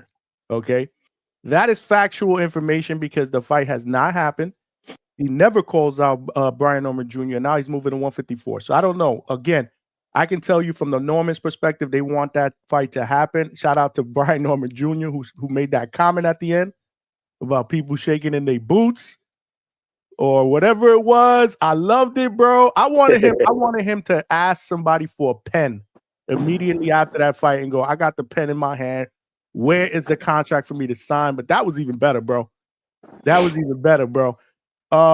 You know, you fight who's in front of you and you just go out there and you do what you need to do in spectacular fashion. He went to Japan, you know, and handle his business, and now he comes back, and there's going to be a lot of people, you know, now internationally they're going to want to see him fight again. To your point, you know, and that's what it's all about, bro. Like the Maniac said earlier, yo, we want to see that dude. You know, that dude just knocked out this Japanese dude. Did y'all see that dude, Norman Jr., bro? If y'all didn't, y'all got to see him the next time, and that's all you need. And that's all he needs to do, bro. But as far as what's next, it doesn't matter to me. You know, it really doesn't matter to me. I would like the Haney fight.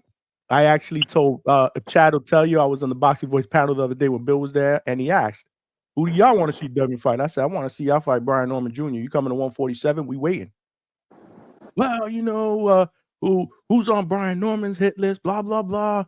You know, Bill did his thing. Shout out to Bill. You know, I love Bill, but the Normans would take that fight in a heartbeat, bro. And I think it's a good fight. So let's go, bro. Move up to 147. I heard on social media yesterday, I didn't see it, but I heard on social media that he said Brian Norman Jr.'s ass. Devin Haney did, not Bill. Devin Haney did on a tweet, because that's what these guys do on a tweet. They are the undisputed champions of Twitter. A lot of these guys, like the Maniac usually says. Let's get it popping, though. Let's see. Was that an ass performance? I don't know. So yeah, let's get it popping. The chat is popping. Yo, guys, I put the link to the live show in the chat if you guys want to call in. We got some Devin Haney fans, we got some Boots fans, we got some Brian Norman Jr. fans in the chat. Shout out to all of y'all. Lisa Snow is up in here, stock cases. Right. Let's get it popping. Call in. What's up? What's up, man? And we want to be clear too, right? This is no boot slander. This is no Devin Haney slander here. We respect them. These are very talented fighters, but right now, this moment, this is about Brian Norman. He went to Japan, made his second title defense, and both defenses, and again, spectacular fashion, knockout. The most definitive win in boxing, gentlemen, is a TKO knockout. It can't get more definitive than that. No one, oh, it was a close. No, it was not close. He put him to sleep. He gave him NyQuil. He gave him that extra strength NyQuil. He said, listen, just take a nap. Wake up in a couple of hours. I mean, and again, you know, I'm glad that Sasaki is good, man, because at the end of the day, we know this is a dangerous sport. You never want to see no fighter hurt regardless. You know, we know fighters die every year. A couple of fighters die in that ring, man. So I'm glad he's better. But again, Norman is handing out that NyQuil. He is. Yo, bro, he's a pharmacist right now, man. He's like a CVS. He's like a CVS. Who want NyQuil? I'm handing them out. Y'all already know. Don't get any better than my brother, the Boxing Maniac, with the analogies, bro. I mean, I've been trying to get him on the panel for a long time. He be ducking me, though, bro. But that's all good. My man, yo, you boost now, bro? You ducking, bro? Boxing Maniac, like where do you like? Do you hang out at a certain site on YouTube or like any place like that you do you have your own show or something like that, or you just a fan? No. So I do. We got Four Corners Boxing. We got a YouTube page, Four Corners. We at every fight. A lot of good content. I have my own YouTube channel. You know, I just put out videos. I don't have my own show, but I might be joining Johnny soon. You know. Oh, I was just gonna say, yeah, you should collaborate. Yeah, you guys should collaborate. Yeah, for sure. That's news to me, but okay, that's good news on a Thursday morning. Shout out to my brother, the Boxing Maniac, for dropping the bid on. We got my man DC3 with the $2. Straight cash, homie. He said Bill is going to be real quiet about the Norman fight. Yeah, bro. Yo, if anybody know how to get with Bill, Let's see if we could get him up on here and talk that shit, baby. We are one super chat shy of me in our Starbucks go. Because again, we were up early, bro. I need a coffee after this is said and done because I'm gonna tell you right now, we working overtime. We ain't going nowhere no time soon. There's a lot to talk about, and we may even do it. We're gonna do our live show tonight again at 9:00 anyway. We had hella guests this week, and there's a lot to talk about. We're gonna open up the phone lines tonight. Toledo Treese is calling in. What's up, my brother? Yow. What up, though? What up, though? What up, though? Damn. Shout out to Brian Norman Jr., man. I caught, you know me. That was violent. That's the type of shit that I'm into. You know me, man. Knocking shit loose, literally. That's my candidate for knockout of the year for sure. Top candidate. That's the definition of knocking shit loose. I'm not gonna lie. He was rattling his brain. And it's funny because like when in the 4th round, I swear to you, I was like, damn. I wonder if Sasaki people considering stopping this motherfucker. Like he getting beat on in that bitch. I'm like, and he ain't. I don't really see no path to victory. He fucked around, got 10-7 in the 1st round. He fucked around, I don't know. And then that motherfucker got obliterated. Oh my days. I don't like to laugh, but fuck that. I'm one of these guys. You know me, Johnny. Fuck that. I'm laughing. You this boxing, you know what you signed up for. Hey, I done got beat on before. It ain't shit. Hey, we take lumps. It is what it is. Fuck that. Hey, it is what it is. But I mean, I think he's all right, man. Somebody he was all right. I seen him moving on the he was moving on the stretcher. Shout out to him on that. He was on that. They had to carry him out, but he was moving and whatnot. He put his hands up. He put his, you know, like he tried to make a thumbs up type shit with the glove. So, so they did put Yang on a stretcher because I stopped watching and I got all excited into the chat. So he did do the stretcher. Yeah, that boy was on a stretcher with that on a stretcher. Yes, sir. They had to carry him up out of there. Shout out to him. No, I hope he's all right too. Like Absolutely. I said, this is boxing. People do die and shit like that. But Brian Norman was out there. What up, though? I just want to say, like, because you're bringing it up, and Boxing Maniac kind of brought it up, and I just want to say, like, yeah, it was a brutal knockout, and definitely we want to be concerned for him when he's knocked out like that. But guys, like, the truth is, the worst outcome would be for him to get battered for all 12. It'd be a much worse scenario than the knockout. Believe it or not, like the knockout is a more forgiving manner of ending the fight. As far as like brain injury and like safety for the fighter, it's a more, believe me, it's a better end than him taking all that punishment for the whole 12. Chad, I believe, and I'm the bare knuckle guy. People call me crazy, but I firmly believe that bare knuckle is a bit safer than boxing because of the way that the fight's in. You're not necessarily getting your shit rattled, and guys, it's not protect. Like I say, the gloves aren't to protect the fighter. It's to protect their hands. You get me? That shit, yeah. That's all. That's all. The bare knuckle shit, though, yeah. But you know me. Shout out bare knuckle and all my bare knuckle brother. You know. But I was hearing y'all talking about that y'all want Devin Haney next for gang and things of this nature. I'm not gonna lie to you. That's not what I'm into.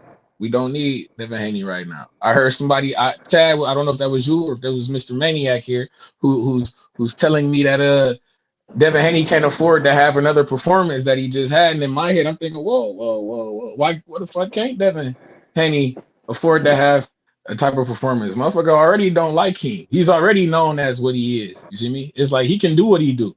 If he get in there with Brian Norman and he outboxing him for 12 rounds and Brian Norman can't lay a hand on him, I'm not going to be mad at Devin. That's what you feel me? That's kind of what you're known for. That's like Shakur. When motherfucker Shakur done leaned into his shit. You see me? He moving, he doing. Motherfucker, you can't hit me. Motherfucker say that he elusive, but he's evasive, but the shit working. Whatever you say what you want to, the shit working. I mean, Devin Haney can afford to do what he can afford to do what he do. If it go down like that, I hope, me, I'm into the violent shit. I hope somebody do get their shit rattled, get their shit knocked loose, But if Devin go out there and shine, like I say, feet so sweet that a motherfucker had to cheat to compete, Chad, I don't know what to tell you.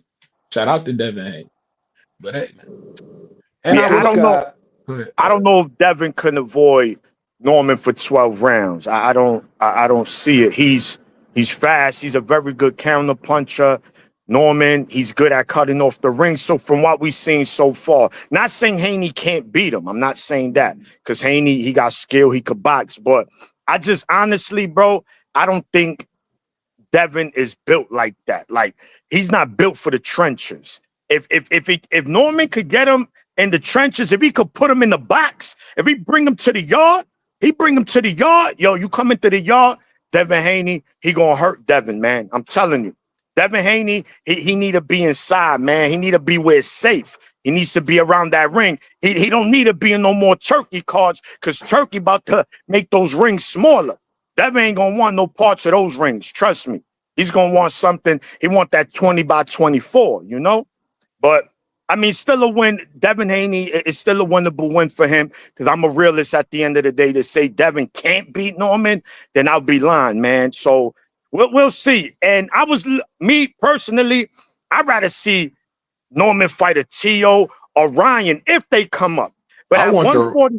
I want the Tio fight. I'm with the Tio fight. Let's do it. Yeah, let's do it. Yo, bro, it'll be the build up to that fight will be so amazing. You got Tio Sr., Norman Sr., they gonna go at it. I know Brian, he's more of a quiet dude, but Tio might bring it out of him. And he might have to get, talk his shit, put his fitted on, like, oh shit, let me put that talk my shit fitted on. And then it's gonna be what it is. So I like to see it, man. That'll be a must-watch fight, and I think everyone to tune in to Brian Norman Jr. and Tio. For sure. He got that WBO belt. He over there with Top Rank. I think that's the play, man. They can go up there, go ahead and make the let's do it. I'm with the shit, man. Yeah, man. I love Tio was doing backflips over corpses at one point. When he first started, remember that shit, Johnny? Remember he was doing the gainers and shit? Yeah, man. I do, bro.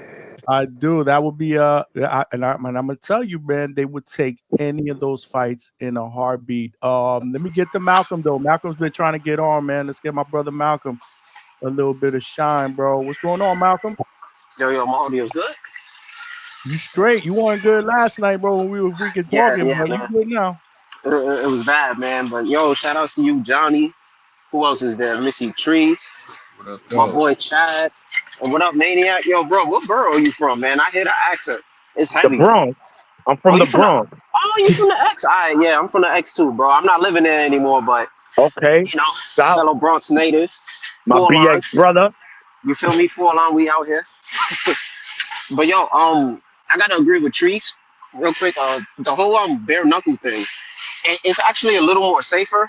I seen a video on it too. It was some dude who does bare knuckle, and what he's explaining, when you do bare knuckle, they actually teach you to punch at certain spots, and it's mainly the face. They don't punch by the head at all, and they don't really gun for the temple. If you gun for the temple, more than likely, you know what I'm saying, you're gonna break your hand. So it's kind of safer in terms of like head trauma.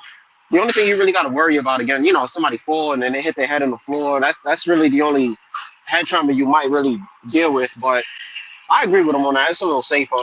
But the fight, man, all I seen was the knockout. I couldn't really watch it. I'm at work right now, unfortunately. But he turned that man's legs into ramen noodles. Crazy knockout. That might be knockout of the year. I can't front, man. Norman's been growing on me.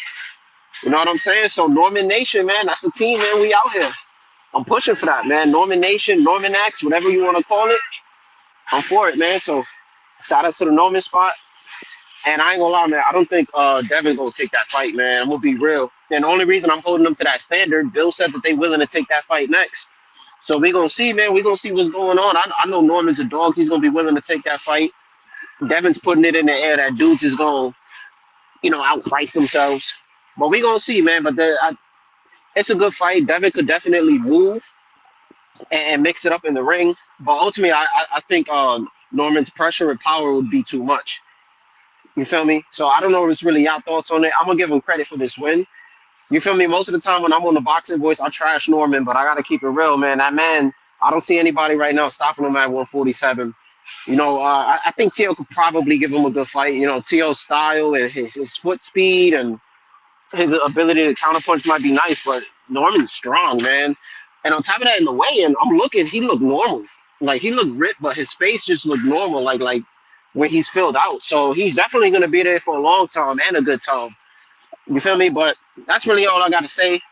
Shout out to the Norman spot. Shout out to all y'all on the panel, man. Norman Nation, man, we out here, man. I'm gonna start fanboying for this guy, bro. Somebody got to do it. So, I'm gonna put on my Norman team, man. I'm gonna put on my Norman team, man. Shout out to y'all.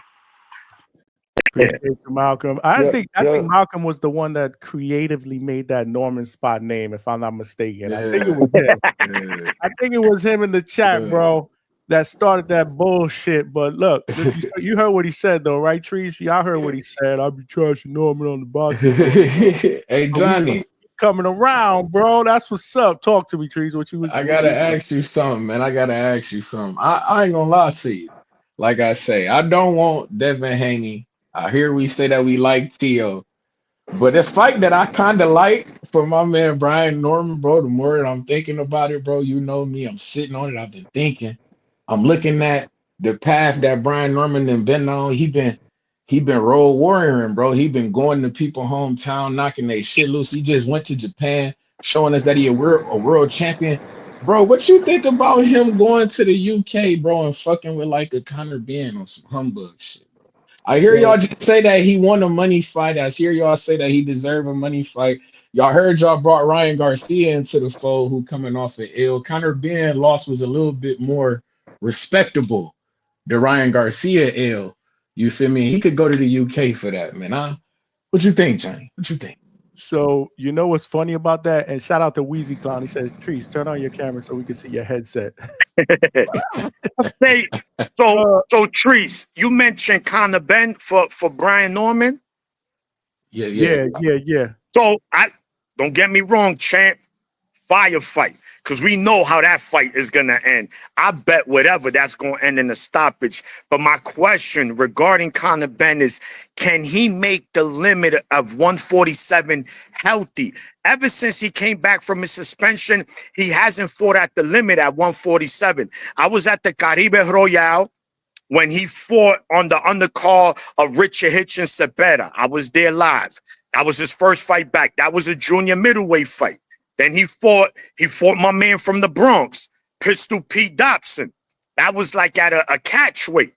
And then he went up to about 160 to fight Eubanks Jr. So my question becomes, can Conor Ben make welterweight, healthy, or they fight at a catch weight of a 150-ish? Shit, sign me up. I'm with that. Because I know what we're going to get. Chubby, you mentioned it, right? We want action fights. We want violence, right? We want violence. Conor Ben, Brian Norman Jr., one thing will be guaranteed is violence. Bottom line. Yo, before you go, Chad, I'm sorry. Yes, no, go ahead. One thing I do want to say, because I don't want to lose my chain of thought with the Conor Ben thing. If y'all remember back when I interviewed Brian Norman Jr. the first time, this was last year, and we talked about potential people he wanted to fight. Treese, he mentioned Conor Ben back then. This was about less than a year ago. Reason why, and this is just the type of dude that B Norm is, he was a big fan growing up of Gerald McClellan. And y'all know what happened when Gerald McClellan fought the dad. So he said, just because of that, I'm going to fuck Conor Ben up. I want to fight Conor Ben for what his dad did to Gerald McClellan. I'm not bullshit. Make sure y'all go back and check that interview out. So I say that to say now, and I agree with everything the Maniac said. If he can make the weight healthy, yeah, why not? Why not? I think that'd be a very, very violent fight, bro. Talk about a fan-friendly fight. But go ahead, Chad. I'm sorry I cut you off, brother. No. Yeah, going back, I actually wanted, for a long time, I wanted that Haney and Ben to fight. I thought that would have been a good fight for Haney. But yeah, now, I mean, with Brian Norman Jr.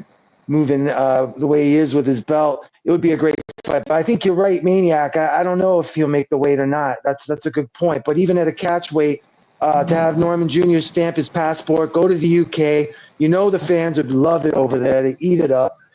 They could do a huge fight. I'm sure the numbers and the money would be all there. Yeah, I definitely like it. But back to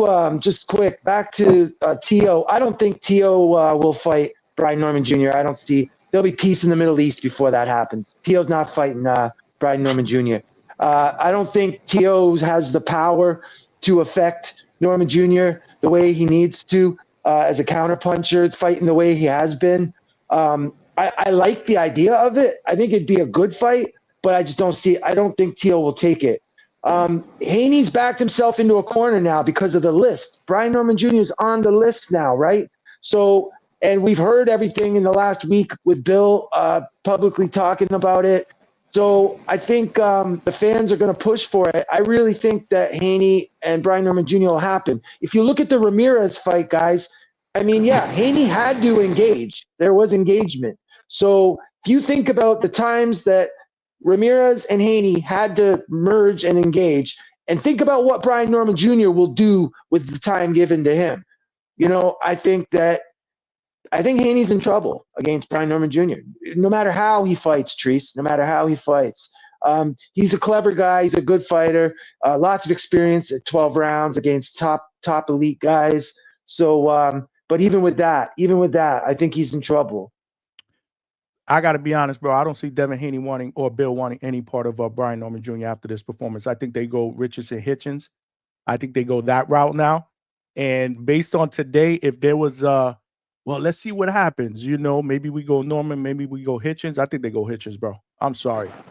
So Johnny, when you say they go Hitchens, so Hitchens will be moving to 147 to fight. Devin. I'm not sure. I'm not sure. I'm thinking maybe a catch weight. What was the contract? Well, what was the rumored about the catch weight against Tio? Wasn't that like what 145 if I'm not mistaken? I believe so. I'm not 100% sure, but because I know after Hitchens called him out, which I was in the building last Saturday, he said, Bill said, oh, we could fight at 147, Hitchens. So I'm like, I don't know how comfortably.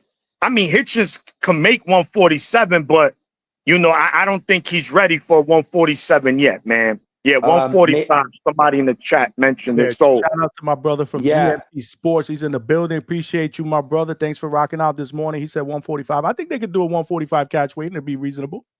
No, guys, Bill was insistent that these guys are going to have to come to 47 to meet Haney. And I agree with it. Look, Haney's ranked at 47 in two sanctioning bodies. He's ranked first and second. He's got to get to work. He's got to get active at 47. He's had a fight above the 140 limit at 44. He's had a catchweight fight already.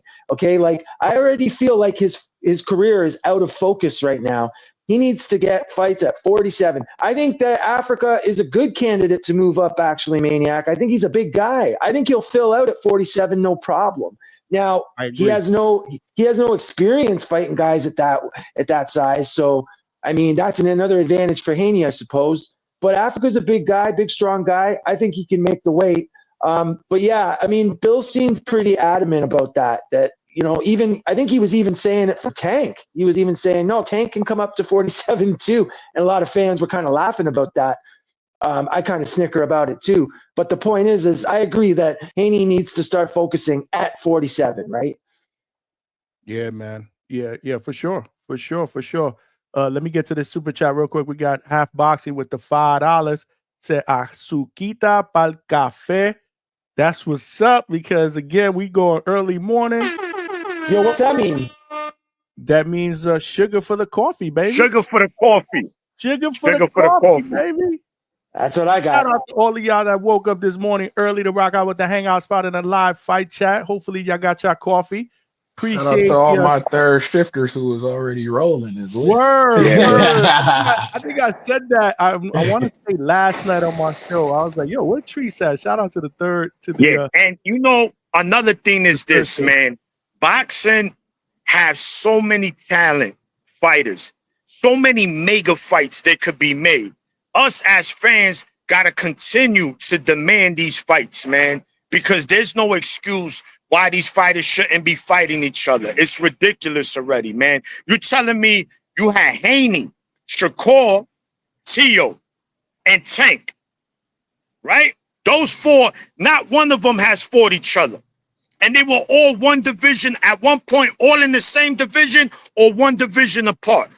Ryan Garcia has fought two of those four.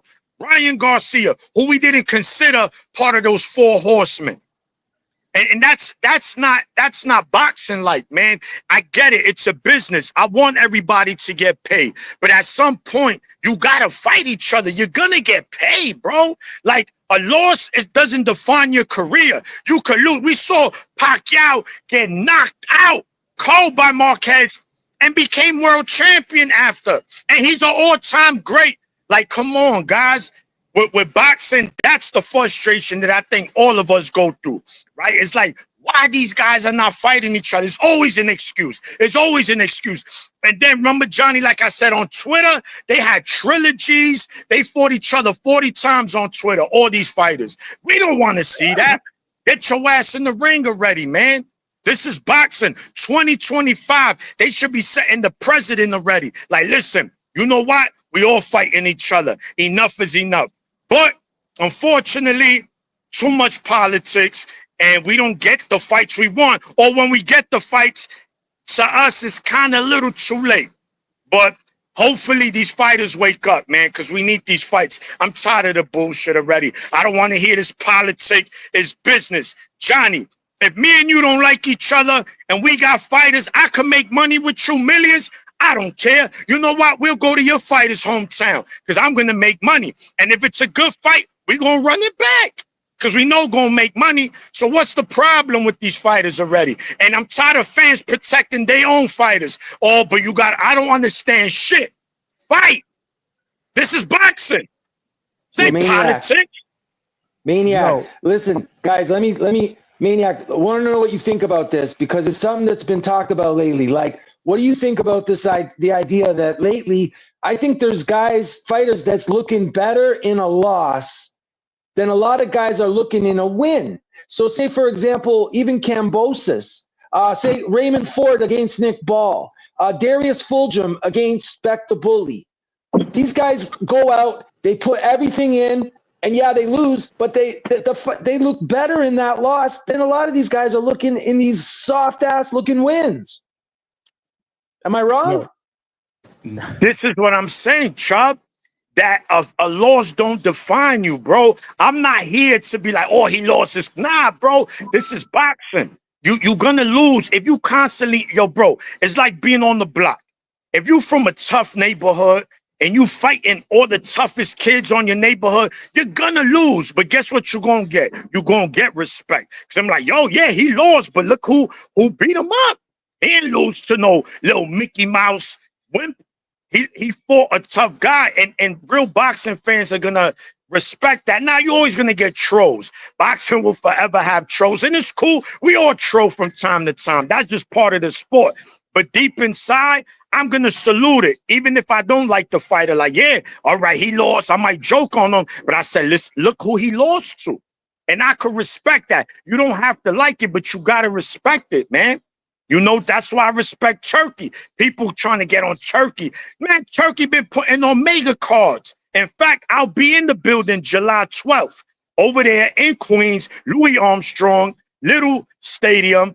Bro, I can't wait. And Johnny, it's the Norman spot, but it's also / the Balanga spot, too. I knew that was coming. Bro. I knew that was coming, but nah, not for nothing, bro. I'm wondering, bro. Are we in church, bro? Are we in church? Because this motherfucker right now is preaching, bro. I loved everything you said, bro. And I love the way you said it with that passion, bro. That's what we bring here at the Hangout Spot, that energy, that passion, bro. We keep it a buck, bro. We keep it a buck. But yeah, we got to transform to the Balanga spot, in July. Because that's the next one up. But right now, let's concentrate on my man B Norm the Storm, who did his thing in Japan in spectacular fashion. Maniac, I was telling my viewers earlier that I get them wrong more than I get them right. I ain't gonna lie. And there ain't no shame in my game. That's what we do. We make predictions as fight fans. We're not experts. I'm not a betting man. So I get them wrong more than I got them right. But today, I got this shit spot on, bro. And I'm going to brag about this bitch. I'm going to brag about this bitch. Can I get an amen? Amen. Talk your shit. I'm going to talk my shit because I said be known within 5, and that's exactly what happened, baby. So that was shout out. Yeah, Johnny, man, you know that. Listen, Johnny, how many times when we on Instagram Live, we spoke about that, right? Everyone's going to get them wrong, man. It doesn't make you less knowledgeable than the next man in the sport if you get a fight wrong. It's just how it happens. We all watch other sports, basketball, football. Oh, this team going to beat this team. And they don't beat that team. Does that mean you don't know about football? You don't know? Nah, bro. It doesn't work like that. You're just going to get them wrong. Boxing is who thought? I know I did it. I knew Rolly was tough, but I said, nah, ain't no way he gonna beat Ryan. And you had someone like Rolly outbox you, bro. That shit almost made me cry and laughter. Like, how you shout to Rolly though? Shout to Rolly. He's a tough ucker, but he's one of the most limited fighters in all of boxing.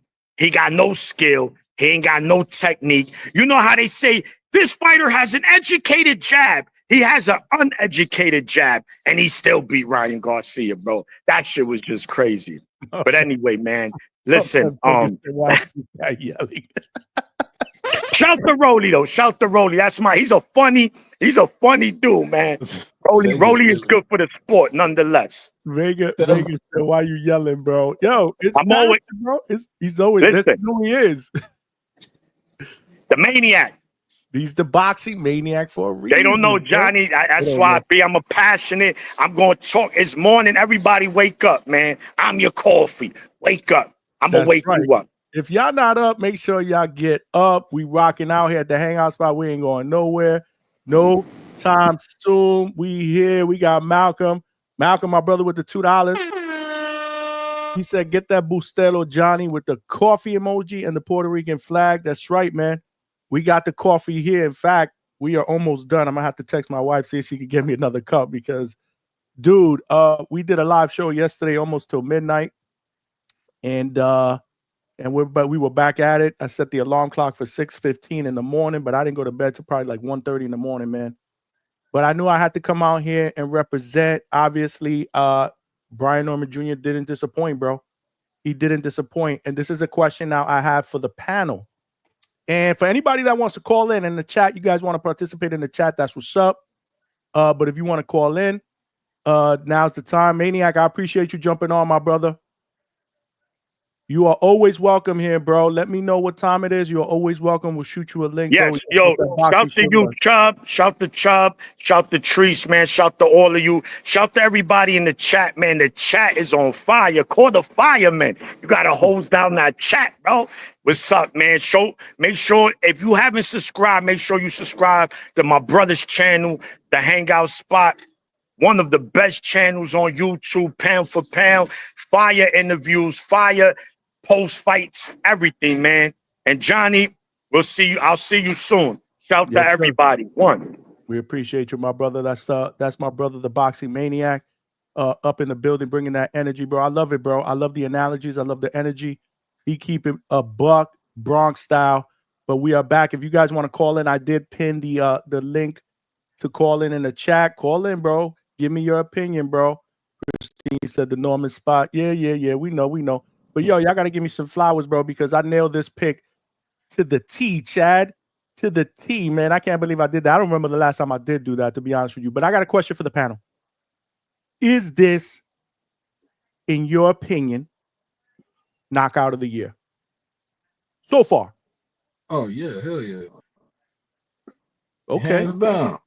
Really? Okay. I can't think of one right now. That's what I'm saying. I can't. Let's think of something that would rival this or knock out. And again, the chat, or if somebody wants to call in, get your asses involved in this conversation as well. You know how we do it up here. We family. What would be another one that you would consider maybe rivaling this one? Because right now, I'm just having a hard time thinking what could be better. Yeah, me too. It's so early, guys. Yeah, get the chat working for us for sure. Because I'm having trouble. Like if the year was to end right now, what would be knockout of the year? This would have to be. I ain't seen. This will have to be. I mean, we're talking about a left hook that landed flush on homeboy's chin. Oh, maybe the Parker and Bacoli. Maybe I like Parker and Bacoli. That was pretty decent. I like that knockout. Bacoli, chat. Y'all gotta cook. Here. Manuel LG, shout out to you. Good morning. Thanks for rocking out. We rocking. Janabek last knockout. Janabek last KO. Okay. Like it. Okay. Let me see. Z Pacino was good, my brother. He said Wardley versus Hooney, a close second, and that was recent. Oh, I like yeah, that. that was a That's good a one. good one. Yeah, Yeah. That yeah. was a Z good one. Pacino. That's. But would you? I think he said without a doubt this one, but Wardley versus Hooney, a close second. Oh yeah. He said without a doubt. My bad. Malcolm said we seen too many. How many have we seen? Unless that was a comment for another chat member. Janet Beck did have a nasty KO. Shout out to you, Killer Cam 210 for rocking out. So yeah, so right now Wardley, you got Johnny Beck, and you got this one. I'm think there's another one that I'm forgetting. And I was hoping that's why I wanted to bring it up to you guys. I was hoping maybe you guys can remember. I'm sorry, bro. It's so early. Like I'm really foggy right now. I didn't get Chad, much what you sleep. got? You got coffee? You're not a coffee guy? Oh yeah, no, man. I got my coffee. But it's like I worked last night, right? So I didn't go to bed till probably like 2 or 3 in the morning, and then got up for this. Like I'm definitely tired, man. Yeah, But I'm tired too, but you guys are energizing me. What we got? yeah, that Alma? nah, not It doesn't like, oh it's shit, not that's ringing the right. bell. Yeah, so I would say nah, that's probably not up there right now. I don't think there is, and I mean, guys, this one's going to be top 3 or 5 anyway. I mean, no doubt. And I would say probably top 3 if it's not number 1. Like it was a. I mean, he went over like a tree. Like he connected and then just. So This is like, I mean, yeah. Go ahead, This is Tree. like the knockout. I was gonna say this is like, see, I was thinking more. See, this is ain't nothing like, to me. This is a hands down knockout of the year. I was thinking more so like that some of the top knockouts that Top Rank has had. Like I like this. I got to thinking about when my guy Angelo Leo, who like when he just damn, wouldn't that fight this year? The Angelo Leo fight this year? No, I think that That was was last year. Okay, Yeah, that was last year, but that was last another year. one. That was like Yeah, this one. yeah, it was like that. That's what. Yeah, that was. Yeah, knocked his shit loose. That's what I'm saying. Knocked his shit loose. That's what I'm saying, man. That one, or like when Nakatani knocked out Maloney, shit like that. Or I'm thinking like that. Like I don't know. It's like these type of knockouts. Like one. This is like Marquez Pacquiao. This is like Marquez Pacquiao level type of knockout. You see? I mean, he's not that level of opponent. You know what I'm saying? Right. Sasaki's not that level. Yeah. Right, But the way in which it looked, like the highlight reel material in which that it is. Yeah. I can't wait to rewatch this. I'm sorry, Chad. I said I can't wait to rewatch this live later on because I want to see my reaction because I know I was screaming. I know I was screaming. Like, yo. So I'm going to rewatch later. Shout out to Quest. He said, I'm late to the party. Shout out to B. Norman for doing his thing. Quest, good morning. Welcome here to the Hangout Spot in the morning. Again, I linked I pinned the link to the chat. If you guys want to call in, Quest, call in, man. Give me your opinions on what you've seen, man. We got a lot of the family is up in the building. You got the family up in the building. But the first thing that I thought of after seeing that knockout was Canelo Amir Khan. For some reason, that's the first one that jumped in my mind when I was watching it. Because Amir Khan just went down the same. It was almost. I mean, this dude. I just hope he's all right, man. Like I said, you guys are saying he's all right. This dude's head hit the canvas. That was brutal. That was brutal. No, it was the one. And then I don't know if you guys noticed, but as soon as he went down, Brian Norman Jr. went to the corner. He started bowing to the crowd. Just, how to respect. Like, yo, it was insane, bro. He cold, but that line that he hit him with at the end too was very killer. What my man say? He said, "It's a fight that I want. It's a fight that I would really like to have, But I don't know. I can't get that fight right now. These guys, they're afraid of B. Norm the Storm because you know what they do when the storm is coming. They grab their boots and run." I said, "Oh shit!" I said, "That's what I'm talking about." Oh shit! I'm telling you, man, it was picture perfect. We got Clay Kaido with the $5. Got off at 6 a.m. and watched the fight at McDonald's parking lot.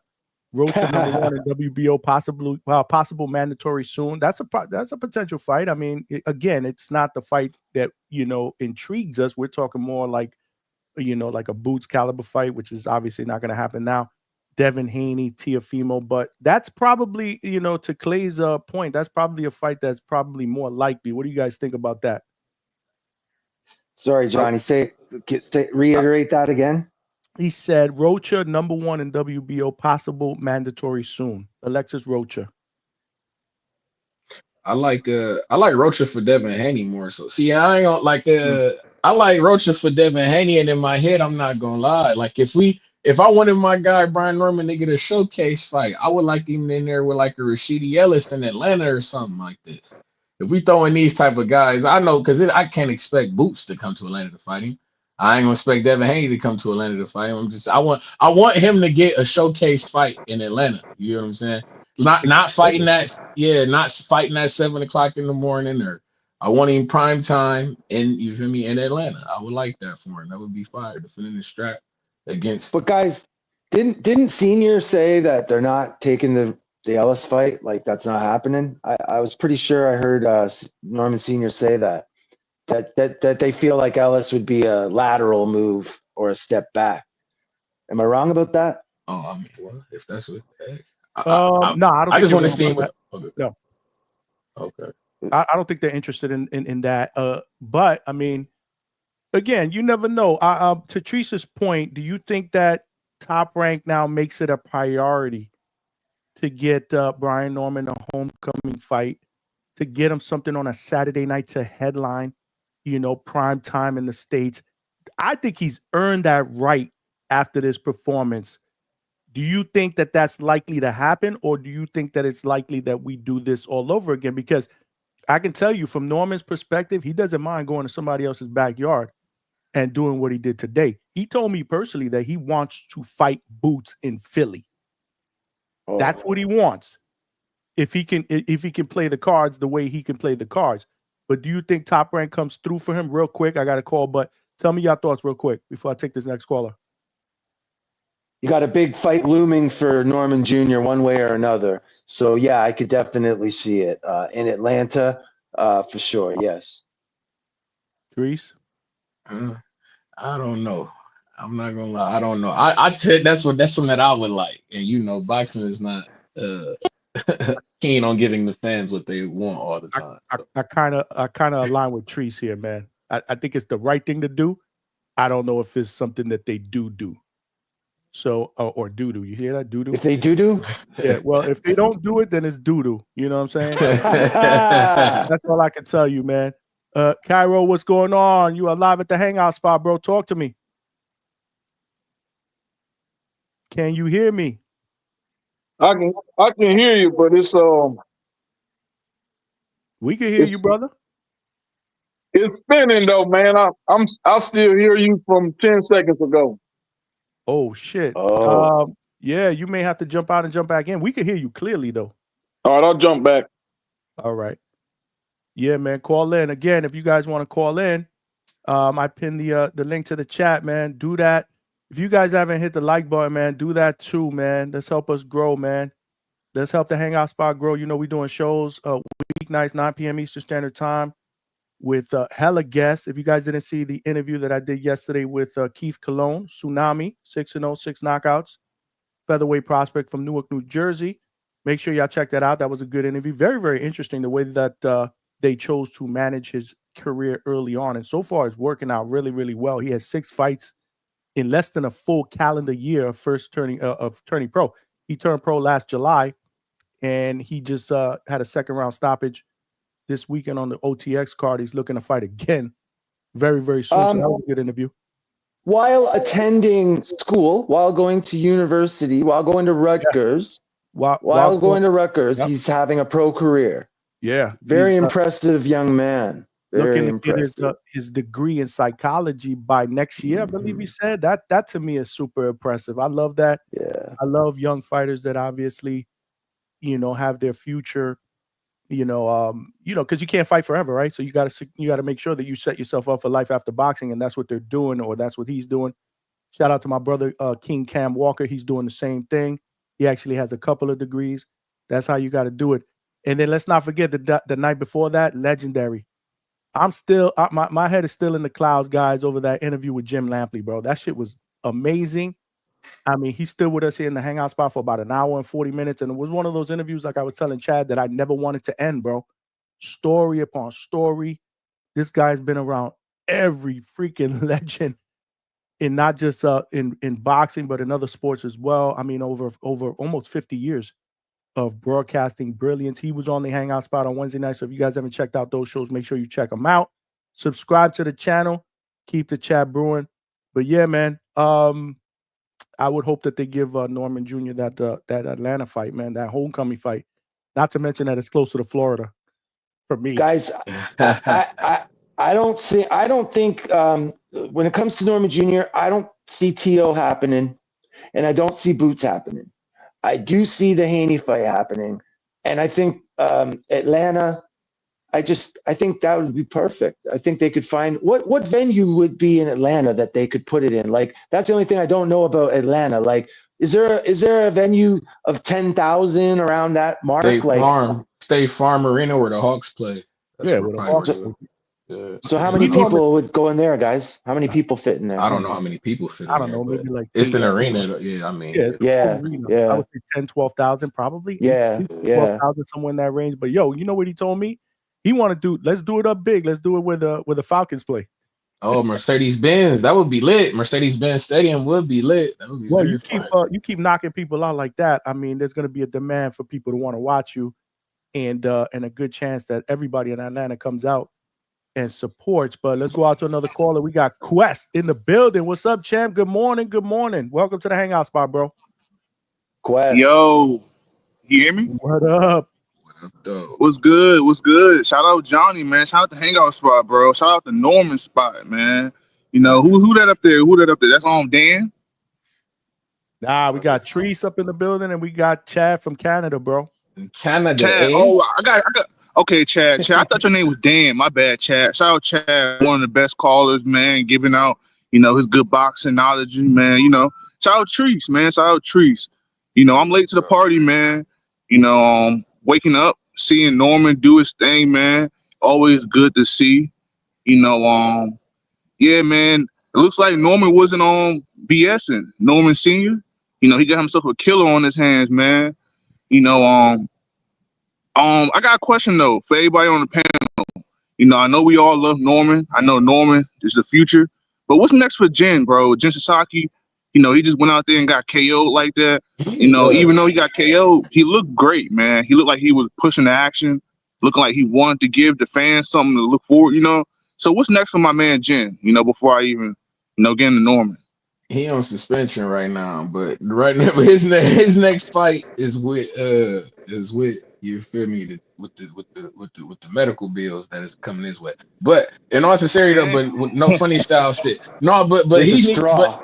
But yeah, he got to fight with a straw and a milkshake coming up. But we do want to see he could possibly fight the guy who was in the co-main event though. Shout out to my man Tanaka, and it was a guy Kobata. Kobata lost. It was a 4-round stoppage. However, it was a decent fight. Kobata is a good fighter. That's something that you bring Sasaki back with. Another domestic fight, bringing back to Japan. I would like that fight. Kobata was in there swinging and banging as well. He went out on his shield as well. I don't know if y'all caught that fight.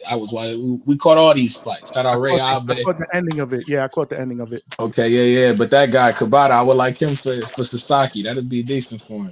Bring him back in Japan. Okay, all right. Chad, what you think, Chad? Yeah, like it has a lot to do with his willingness to leave Japan.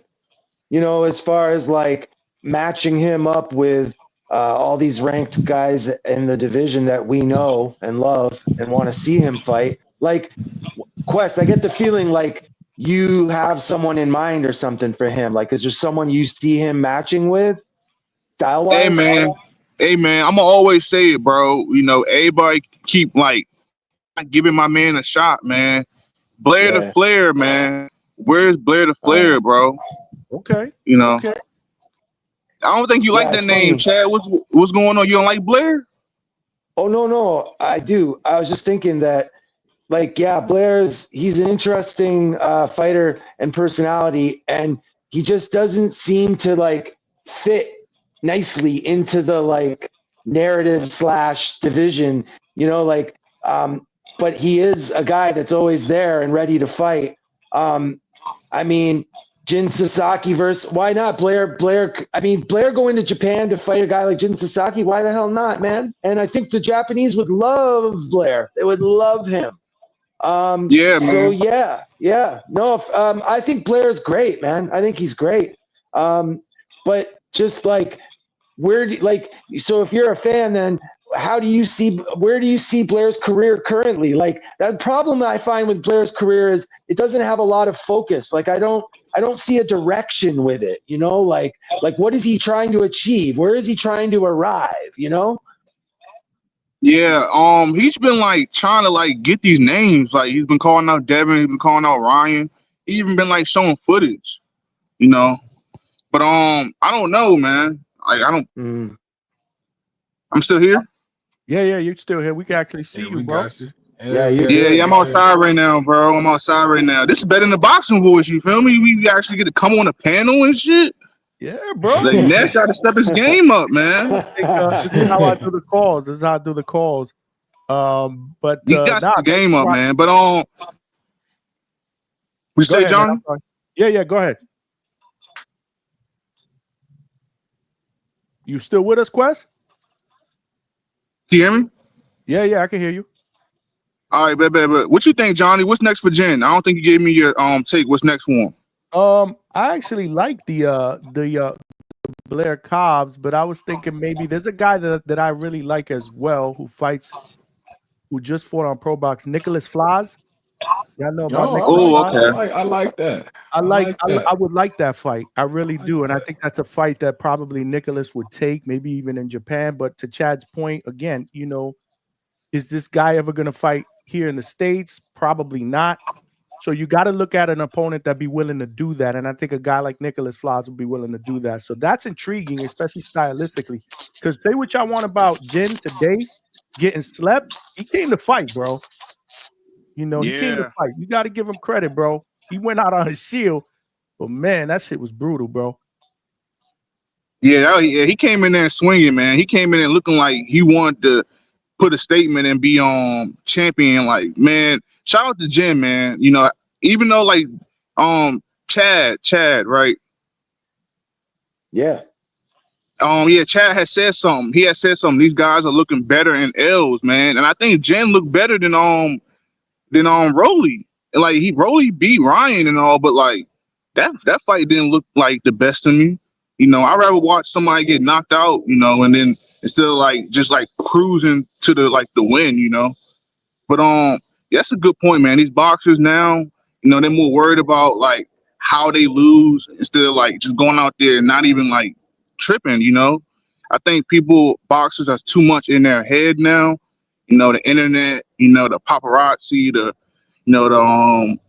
entourages, you know, they're getting into these boxers' head, man.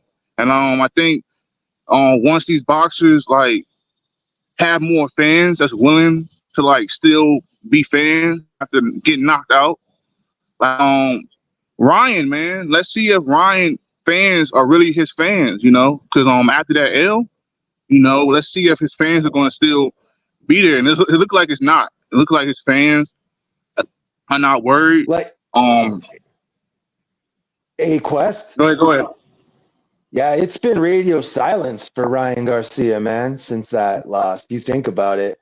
And I don't see him stirring up any trouble with his social media. Like anything I've seen, I haven't seen much, but you know, he might comment about this or that. But he's been pretty quiet, you know, like that camp's been quiet. His fans been quiet. So it's funny how the energy shifts, right? Where a year ago or whatever it was, I mean, you couldn't open up your browser without something about Ryan popping up first, you know?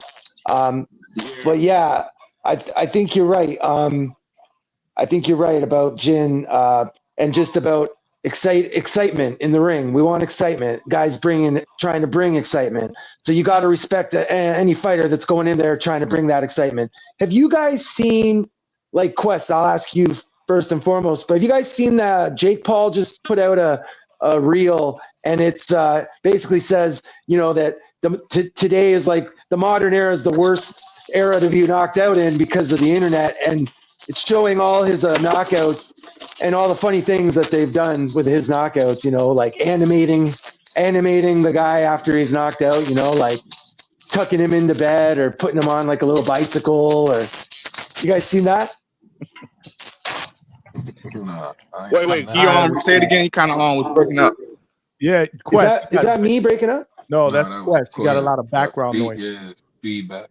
Yeah, you're getting a lot of feedback, Quest. I'm gonna say this though before I go. I gotta head out, man. Shout out to Johnny, man. I didn't know you had your calling thing. I'm gonna start calling in on here more, man. This is dope, man. Get to talk to my guy Treese in the building. Shout out to Toledo Treese, and shout out Chad, man. My TBB Burns, and shout out Johnny. I'm holler at y'all boys. Be cool. We family, brother. Thanks for calling, man. That's our guy Quest, bro. We all family here at the Hangout Spot. This is how we do it up, man. Thank you guys for joining this early morning live fight chat. Chad, I didn't see that. I haven't seen that yet. But I'll shoot me a clip. Yeah, I'll send it to you. I'll send it to you. It's funny, Johnny. It's funny. Yeah, shoot me that. I want to see that because I enjoy the shit that comes out of Jake Paul. But to be fair, like to the bigger point, to be fair to fighters, like, yeah, I get why guys don't want to end up being a meme. It's a real thing. Social media, bro. It's social media. Yeah. And these young, like the super young guys like Keith Cole and like you had on last night, like these guys, this is their world, like they can't just ignore it. Like it's their universe, I'm Gen X, you're Gen X, Johnny. We can kind of like, we can poo-poo social media, but these young guys, no, man, this is it now. That's the world.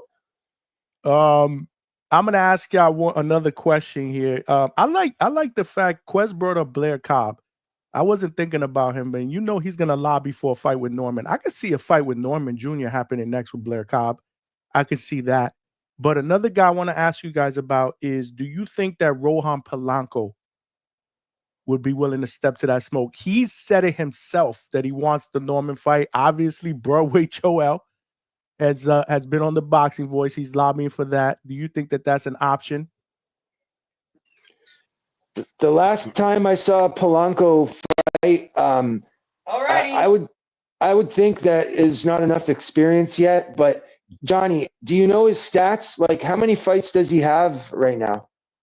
Can you pull him up? Because I love how he's developing. I love how he's coming along and everything. I just think that might be too much too soon. I don't know. But that's just me. I'm not a super fan of Polanco either. I've watched him fight a couple times, maybe 2 or 3 times. And I like him and I like what they're doing, but I can see how also he needs more fights and more experience. See, I'm under the impression that Rohan Polanco got Tiger Johnson problems. You understand me? So yeah, man. We gonna hold off on Polanco. Like I said, Polanco got Tiger Johnson problems. When the moment that Abdullah Mason, when they decided to give him his main event and bring him to the Midwest, shout out to all my Mafia members. You see me? When they bring him to Cleveland, I need Tiger Johnson on that card against maybe a Polanco or one of these guys or Elvis Rodriguez or something like this. I don't know where these guys is at, but it's time, man. We need some of these guys, man. Amen. Yeah. Yo, so Rohan Polanco, to answer your question, Chad, is 16-0 currently with 10 knockouts. He's 27 years old. I was just throwing that out there because I know, again, Polanco's people have said that they want that fight, and obviously his fans and Broadway Joel is lobbying for that and saying that he's going to cook Brian Norman Jr. I don't know about that. So Polanco's fans want it. They think he's ready. Then if that's the case, and then I say let it happen, because my concern more than anything is that there be an asterisk on the fight when it's done, because that's what the fans will switch up, right? After Norman knocks him out in 4 rounds, it's he wasn't nothing, he wasn't ready, he's a like as long as we're not going to have that problem from Polanco's fans, then I say put him in. Yeah, put him in. I'm all for it. I'm all for it. But I just don't think he's ready to snatch the belt. But hey, man, if guys like Broadway Joel is thinking he's ready, let's do it. Good point. Good point. Let's go out to another caller. My brother DC3 is up in the building. DC3, you live at the Hangout Spot, bro. DC3, you're on mute, bro. You got to unmute. DC3 from Texas? DC3, if you can hear me, you have to unmute, my brother. Connection problems in DC. Yeah, something's not right. We'll remove him here, and then I think he popped up here. DC3, can we hear you now? You can hear me? Yes, sir. Welcome to the Hangout Spot, my brother. Hey, good morning. My background loud, man. I'm in the warehouse, so I'm gonna keep it quick. All good. Man, let's we need to hear from Bill today, man. We need to hear from Bill today, and let's see if that list, you feel me? If somebody gonna move closer up that list or not, man. You know, Devin got to be next. Devin, Connor Ben, Rocha, Tio. That's what we should be looking at. Norman Jr. young right now, bro. So he ain't got to rush. He really don't have to rush. Top rank, I agree with Trees. Top rank need to, put some money behind him, man. Because he's young. You know what I'm saying? If he do lose, we can bring him back because he got that it factor. He a dog. You know what I'm saying? He ain't no boxer. He looking for violence. You know what I'm saying? So, I enjoyed the performance from, but we gotta get Bill Haney on, man. We need to hear from Bill Haney today. We need to see what Bill let, and let's see if he still want to fight this young man, man. You know what I'm saying? That's what I want to see. I want to see if he still, because Goose moved up, and Norman got a chance. Norman number one fighter in 147. So yeah, they should be looking at Devin. They should call your boy Turkey and make the Devin fight. If Tia don't want to fight Devin, I know Brian Norman Jr. will. You know what I'm saying? So yeah, that's it though. That's all I wanted to say, man. Y'all good though? We good, brother. Thank you for calling in, we man, good. and showing love, man. What's the deal, Trees? What's up, Chad? Good? What's the deal, man? What's going on? Yo, Shout out to my guy DC, man. Working Yeah, hard out great here. call. Yeah. Great call. Nah, for sure though. But we got to get Bill on though, because I want to see if Bill them still want that fade. That's what I want to see. Is he gonna be a spin director, or he gonna still yell Norman Jr. name? You know what I'm saying? That's what I want to see. Hey DC, you know they say everything but let's fight. Yeah, for sure. So, but nah, though, man, he young, man. So I really don't want to rush him. What, he 23? But he do need one of them real names though. Like Devin, the name he need right now. T.O.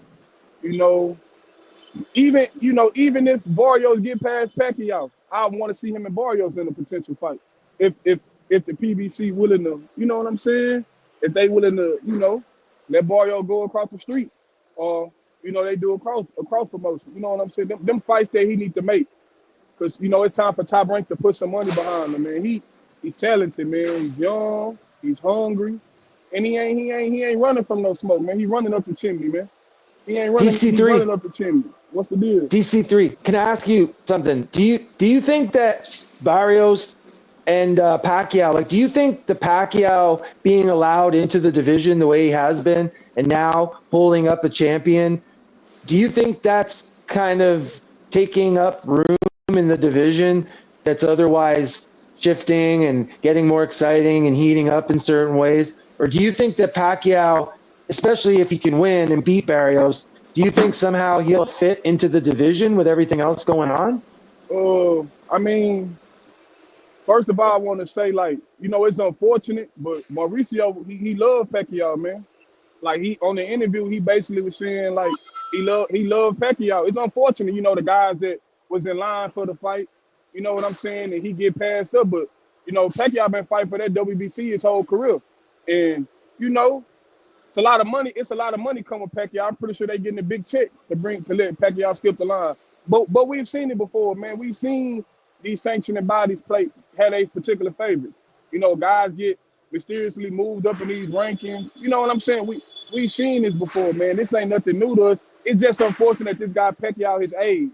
was able to pull a stunt. But I mean, you know, Trees like that. Trees like that type of stuff when a retired fighter could come out the couch and get one of these big fights. But you know, it's unfortunate. But Mauricio, he said he loved Pacquiao. He been fighting for his belt, and why wouldn't I give him an opportunity? You know what I'm saying? Yeah, DC, that's a great take. And I mean, I think you're right. I think Ohio is to blame for this, for Pacquiao. Yeah. He spoke Hey it into man, all existence, Chad. He I spoke it into said, existence. I told you a year or some change ago, man, that Devin Haney, don't be fucking with that one guy that you was in there with. This was the fight for you, Dev. But hey, man, say, man, it's all gonna Yeah. come to fruition. Don't let Pacquiao win the fight. You see that Devin Haney #1 in the WBC as we speak. You see Pacquiao win that fight. We step on in. I've been hollering this for about a year and some change, man. It's time, man. But Devin yeah, gonna claim stardom soon enough. My yeah. bad, DC3. Nah, you good. But nah, though, it's, you know, like I'm not really a big fan of the fight, but you know, it ain't, you know, it's Pacquiao, man. Multiple division champion. He a legend, you know, and it won't surprise me if he beat Barrios, because Barrios, you know, he slowed down at the second half of the fight. You know, he slowed down. Like, you know, I think he won that last fight 7-5. And, you know, he took a little beating in that fight, man. You never know. What if Pacquiao clip him? Now we back behind Pacquiao. We've seen it before when you know, the older fighters that beat these guys. What George Foreman did it. Look, B Hopper's fight in his 40s. You know, like The we've seen it alien, before. man. There's Yeah. nothing new. There's nothing new to us. You know what I'm saying? We've seen it before, man. Even though well, with a heavyweight it's different, but just for them to be up in age, a lot of them guys damn near 40, and they still, you know, looking good. You know what I'm? It's two different weight classes, but you know, like a guy catch you at the right place, it's night. You know what I'm saying? Hey, So, DC3, Nonito Donaire, look what he just did at Bantam.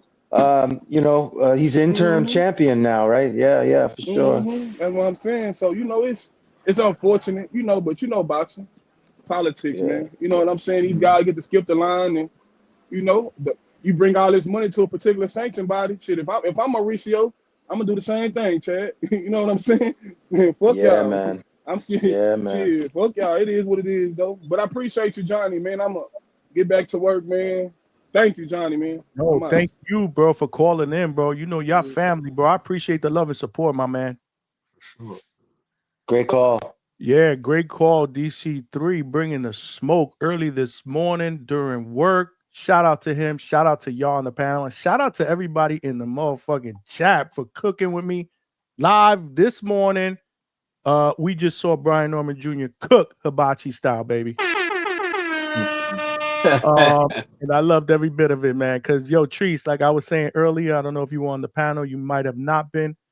When I make these predictions, I usually get them wrong more than I get them right. But this one, I actually nailed on the button. Last night and this morning, I said that I had Brian Norman's by stoppage inside 5, man. So that's crazy. That's crazy that I did that. Okay, then you knew something that we didn't, man. Well, I did spend time with the man, and he did tell me, and I guess I can say it more now. Like he was coming to walk through this dude. Like they weren't taking this trip, you know, on the other side of the world, the globe, 2 weeks early, making all these sacrifices. He had been in the gym. I mean, when I spent time with him that day, he was sparring a light heavyweight. He was sparring a light heavyweight, bro. He sparred Najee Lopez that day. Yeah, he And was definitely looking at his yeah, and I saw that. And that's when I knew. I was like, yeah, man, this dude going up in there to make a statement.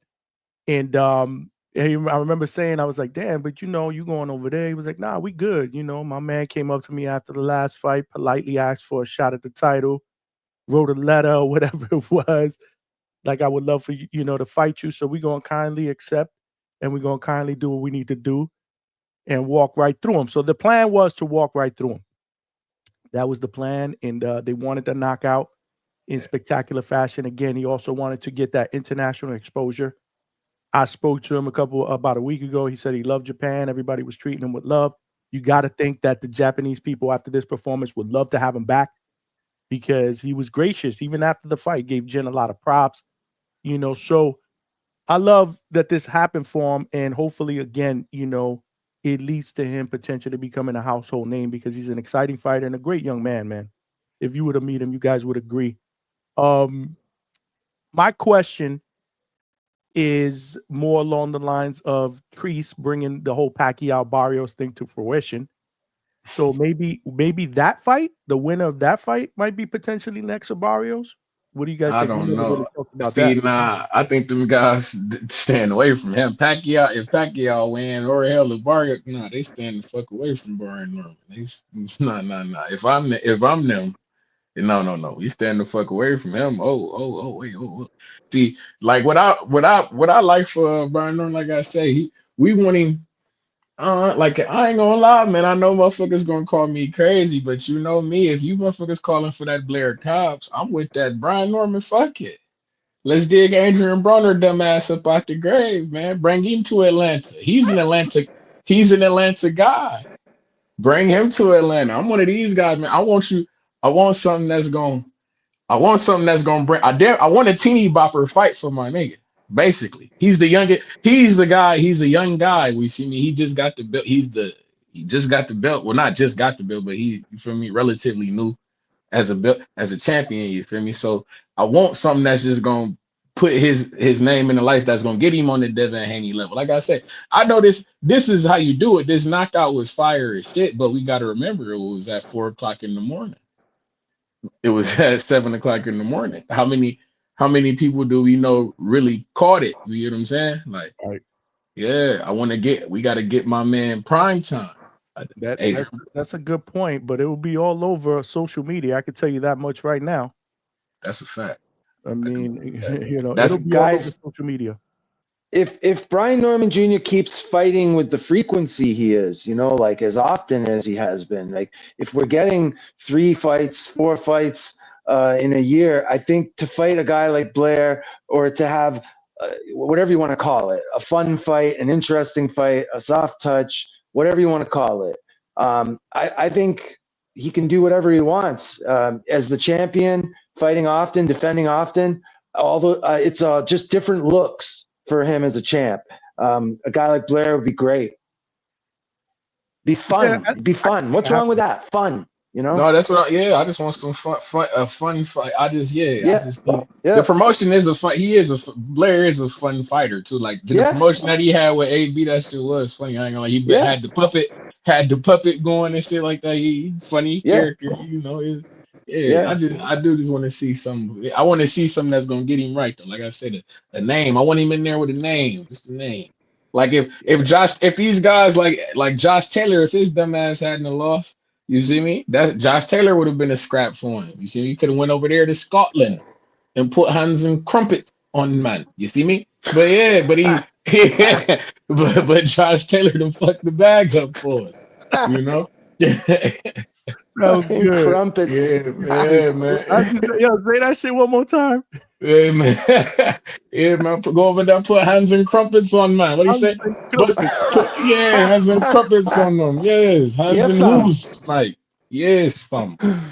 That's good. But Josh Taylor fucked that up, man. We need that. That would have been lit though. But like I say, that or even the Echo Usman, we know Turkey dealing with Top Rank. I wouldn't be opposed to that Echo Usman fight. He put on a good performance. He came, he was in there, he threw hands. Now, like I say, I wanted this for Devin, but if not, Devin bullshitting, we see Brian Norman get on the Echo Usman fight. We know Turkey want to go to Africa.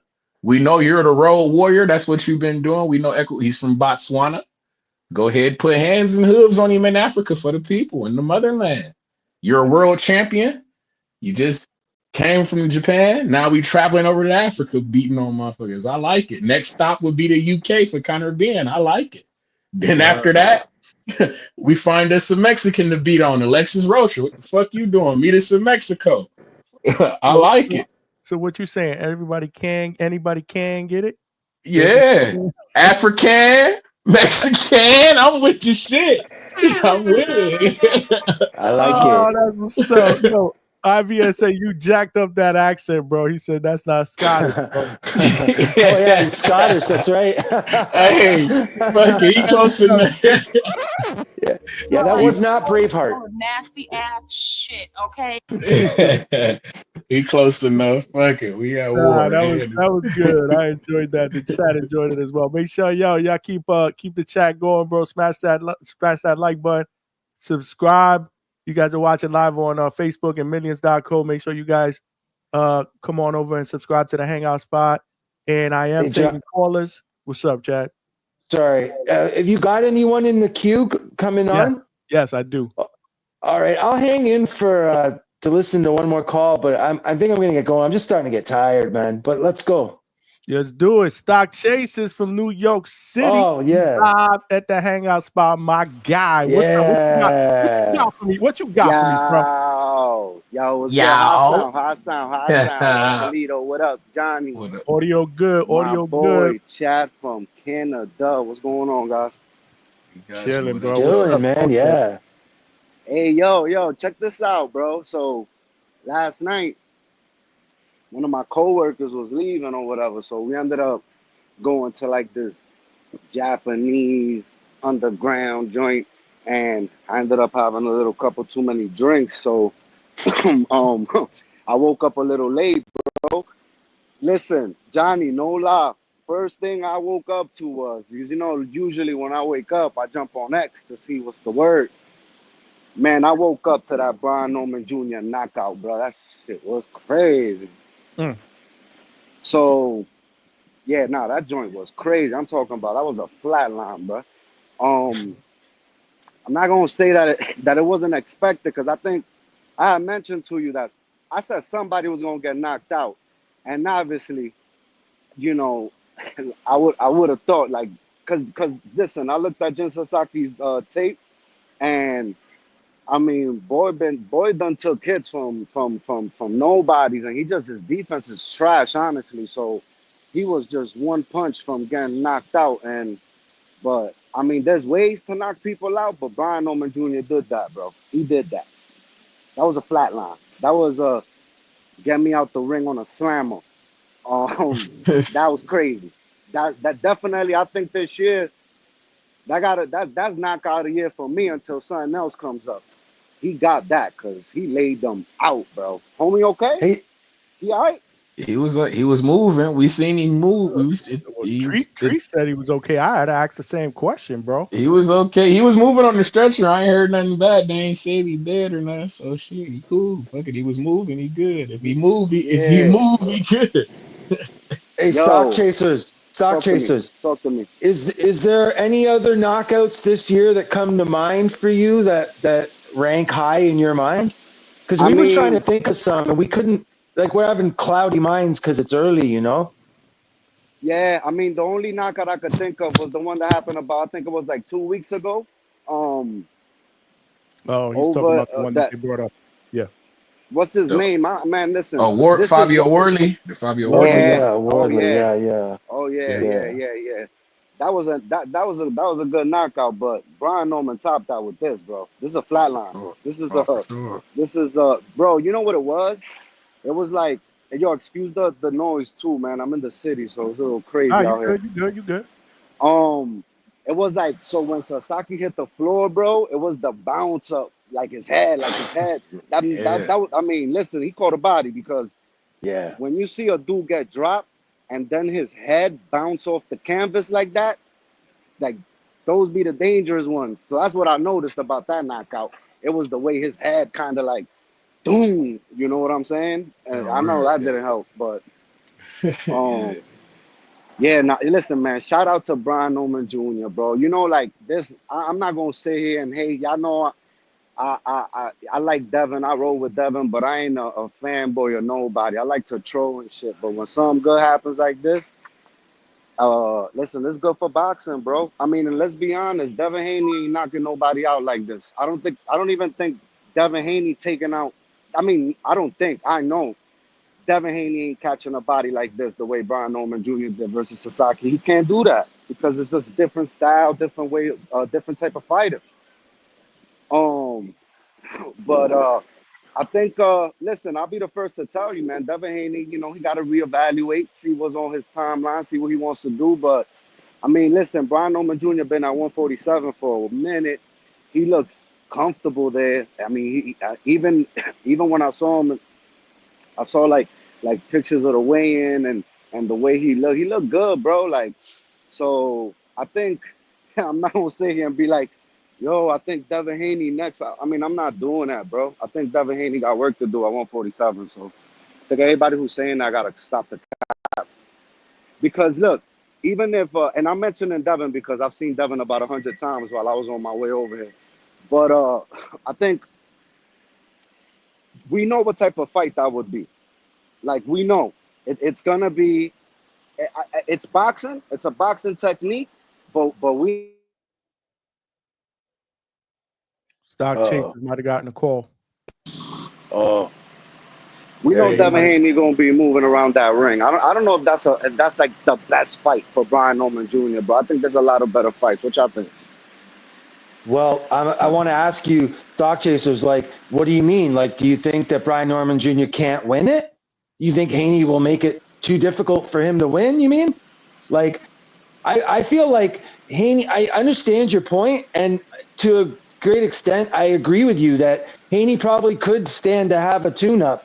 But we've heard from Bill, we've heard from that team that they're moving forward. They've got their list, and they want a big fight. So for me, I'm just going to accept that and go along with it. So I'm saying I want the Norman Jr. fight. I want it, and I feel like if you look at the Ramirez fight, Doc Chasers, and you look at the times that he was engaging with Ramirez, now you think about what would Brian Norman Jr. do with that time, with that engagement.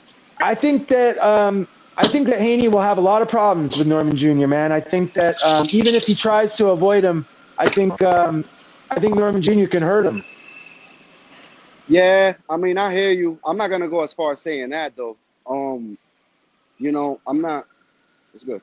I'm not gonna go as far as saying that, but I mean, it's a tough fight. Brian Norman Jr. is a tough fight for anybody, bro. It don't matter who you put in front of him. It's not. The dude's a dog. He's a dog, and yo, Johnny, don't you feel like? Because I know he mentioned that when you was with him in the gym, like he got Mexican in his family, now. Did he? That's what he said. I He don't know might if have. Yeah, yeah, yeah. he He was might have. trolling or something. Like his great Yeah, great yeah, grandfather was Mexican or yeah, something. yeah, yeah, yeah. He did say that's right. That's right. That's right. Bro, the reason I'm saying that's because the dude's a dog. He got a little Mexican style in him, bro. Like he's a come forward fighter. He ain't scared to scrap, and he's exciting. And I think as long as he keeps that style up and keeps doing what he's doing, his name gonna ring bells. He's only gonna grow from here. I mean, people know him in Japan now, right or wrong. Yeah, man.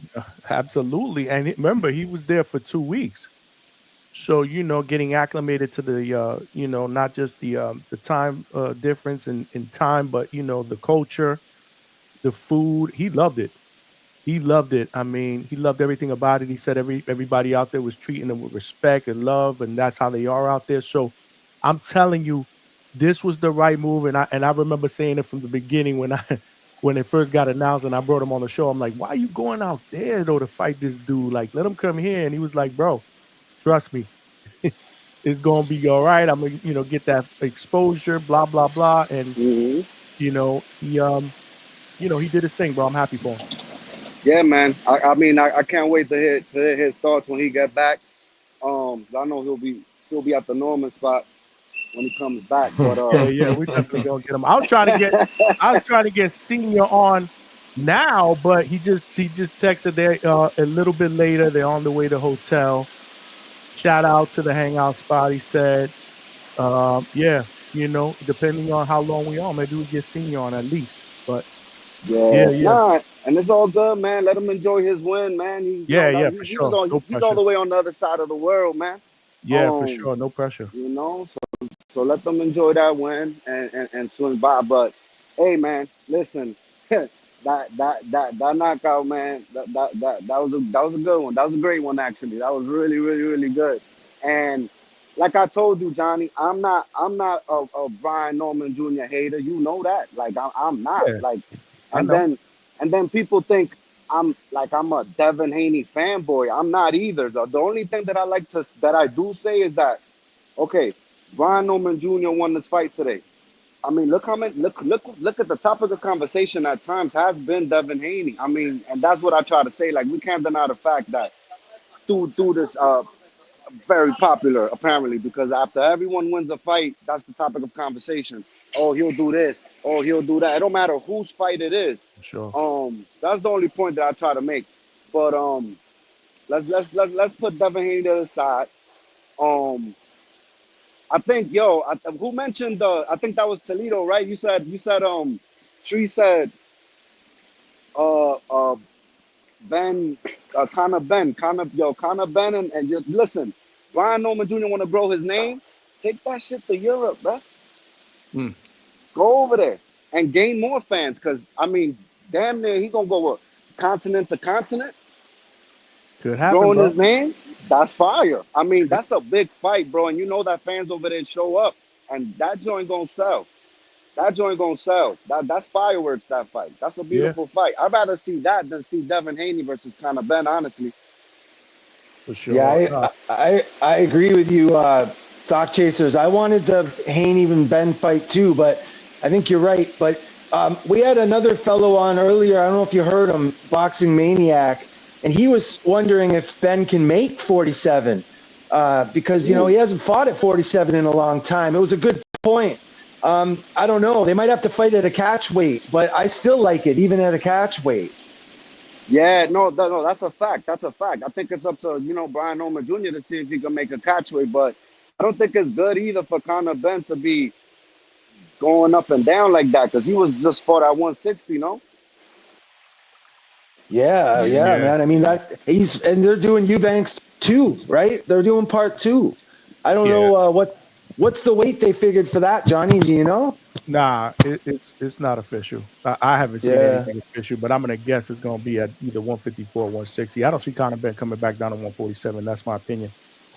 We got a couple of people that want to get up in here though. Yeah. Oh, listen, guys, I'm gonna sign out. Stock Chasers, Trees, Johnny. Yeah, we'll see you guys soon. Yep. Shout out Canada. We'll be on later on. Oh, my bad. I'm gonna head out, Johnny. Yo. All right, bro. Easy, bro. Appreciate you, my brother. Thanks for calling in. That's our guy, Stock Chasers in the building. Z Pacino is in the building. What's going on, Z? Yo, what's happening, Johnny? Chilling, bro. What you got, bro? Talk to me, bro. Good morning. Thanks for getting me through my first few hours of work, man. I appreciate that, man. It was a good fight this morning. Shout out to Norman. We needed that excitement, something to talk about, get us going into the weekend. But as far as the fights go, I kind of feel like Stock Chasers, man. Well, my bad. I don't feel like him. I kind of want to see the Norman fight, man. We want to see Devin get tested, man. We want to see if Norman can cut that ring off and continue the streak that he on, man. He's on an impressive run, and if he step up in the ring with Haney, this would be the biggest name on his resume, biggest opportunity yet. His stock only gonna keep going up. He got all that power, man. We want to see him keep putting people lights off. For sure. I agree. I love that fight. I told Bill when I was on the TBV panel that night, I was like, yo, I want Devin to fight Brian Norman Jr., bro. That's the fight I want. Now, whether it happens or not, especially after this performance, I can't tell you. Nah, I know Bill do a lot of talking. I know a lot of people gonna try to call his bluff and see if it actually happened. But me as a Devin fan, I'm voicing my opinion. I want to see it, man. I believe in my guy. I think he got the skills. I don't think it's gonna be tough. I don't think it's gonna be easy. But I still want to see it, man. Let the best man win. Absolutely, bro. Much respect for you. And again, it'll be a good fight, bro. I like Devin. I like Devin a lot. I like this fight. I do. I love this fight.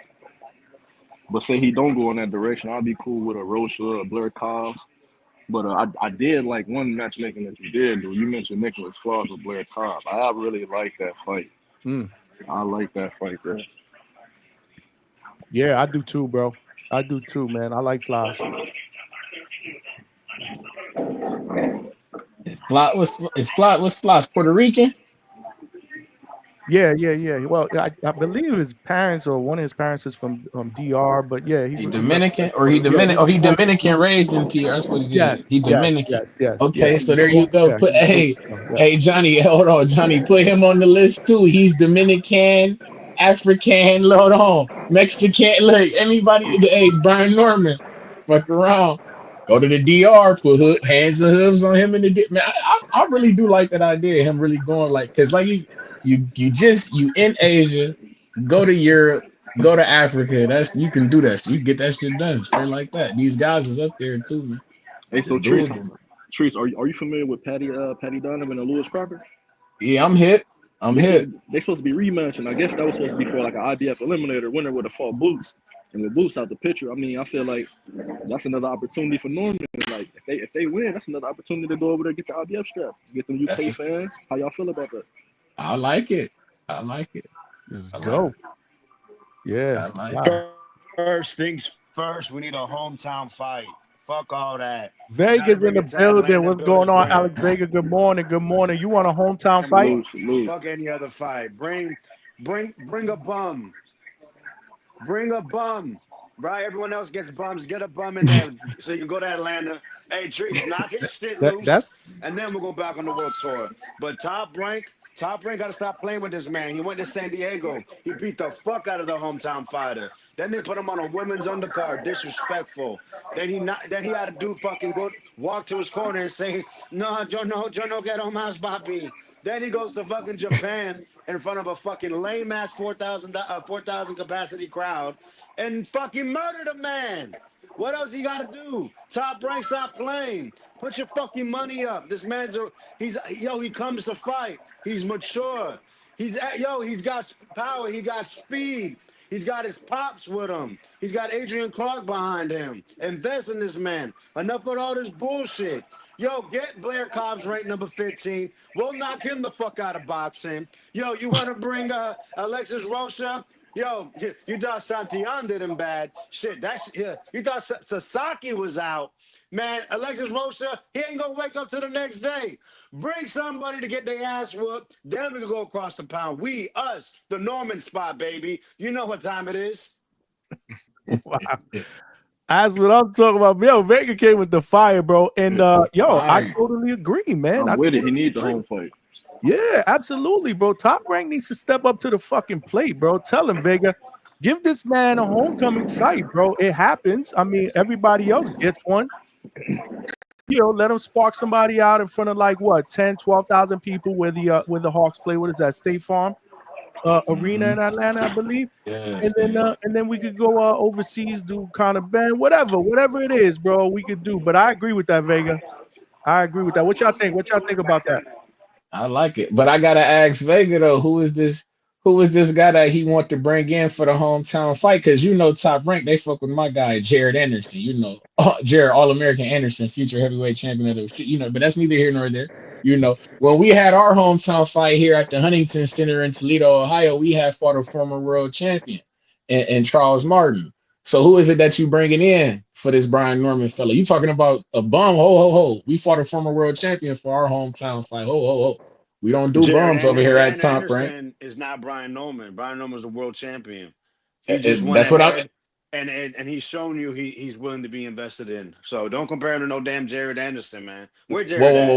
Whoa. And that's what. See, you doing that shit again. We waiting on Wilder to make his comeback. We waiting on the winner of that. You just try to compare a prospect that was touching contender level to a world champion with multiple defenses. You are excused. And that's my. If you want to walk that back now. That's my thing. But Vega, that's my point. You just told me that my guy's a prospect touching contender level, and we fought a world champion, a former world champion for our hometown fight. Now you're telling me that your guy is prestige. He's prestigious. He's elite level. He's the current world champion right now. So you telling me that we're gonna bring in a bum for that guy, making a hometown defense in Atlanta? Bums. That's what you got. And didn't I name names? I said you could bring in Alexis Rocha, so you don't listen. I said you can bring in a Blair Cobbs. Mm-hmm. You know what? Bring in the man that just beat a former undisputed champion. Bring in what's his name? Esu man. Let's go. I'm sure he's cheap. Bring in a Dominican, Rohan Polanco, man. 20 cents on the dollar. Let's go. 20 cents. Like I told you though, Polanco got Tiger Johnson problems, man. Whoa, Polanco, he got it. Whoa. Let him get it. Listen. I don't know how many more fights Brian Norman has, but you got to preserve those young cats so they can just be another name on the resume. So bring in Rohan. Then, you know what I'm saying, us here at the Norman Spot, we go over to the UK, we beat down Patty, or if Crocker can pull it out. Then we can come back to the US. We'll bring Tiger Johnson, you know what I'm saying? Maybe we can co-main with Xander. you know, and MSG the big room, and then Tiger get fucking tamed. Then he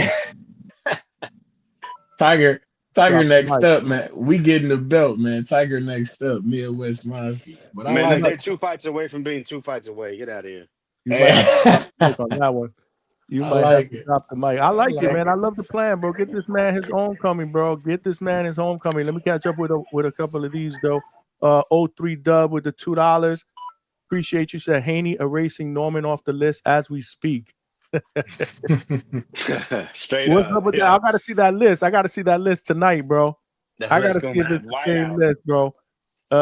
The Axiom with the $5. Straight cash, homie. Appreciate you, Axiom. Brian Norman accomplished something Devin Haney has never. Got a knockout win defending his championship. Okay. Okay. Chad with $2. Chad was just on the panel. I appreciate you, Chad. He said, tell him Vega with the bomb emoji. Vega came out firing. Stock Chasers, which you just had on here with the $2. Appreciate you, champ. We need a wellness check on Sasaki. LOL. I'm worried. Tree said he's okay. So hopefully he's all right, bro. Hopefully he's all right. That knockout was brutal, man. But yeah, getting back to what Vega was saying, you could chime in here, Z. What you think, man? You think that is something that the Top Rank should do for Norman Jr. or homecoming?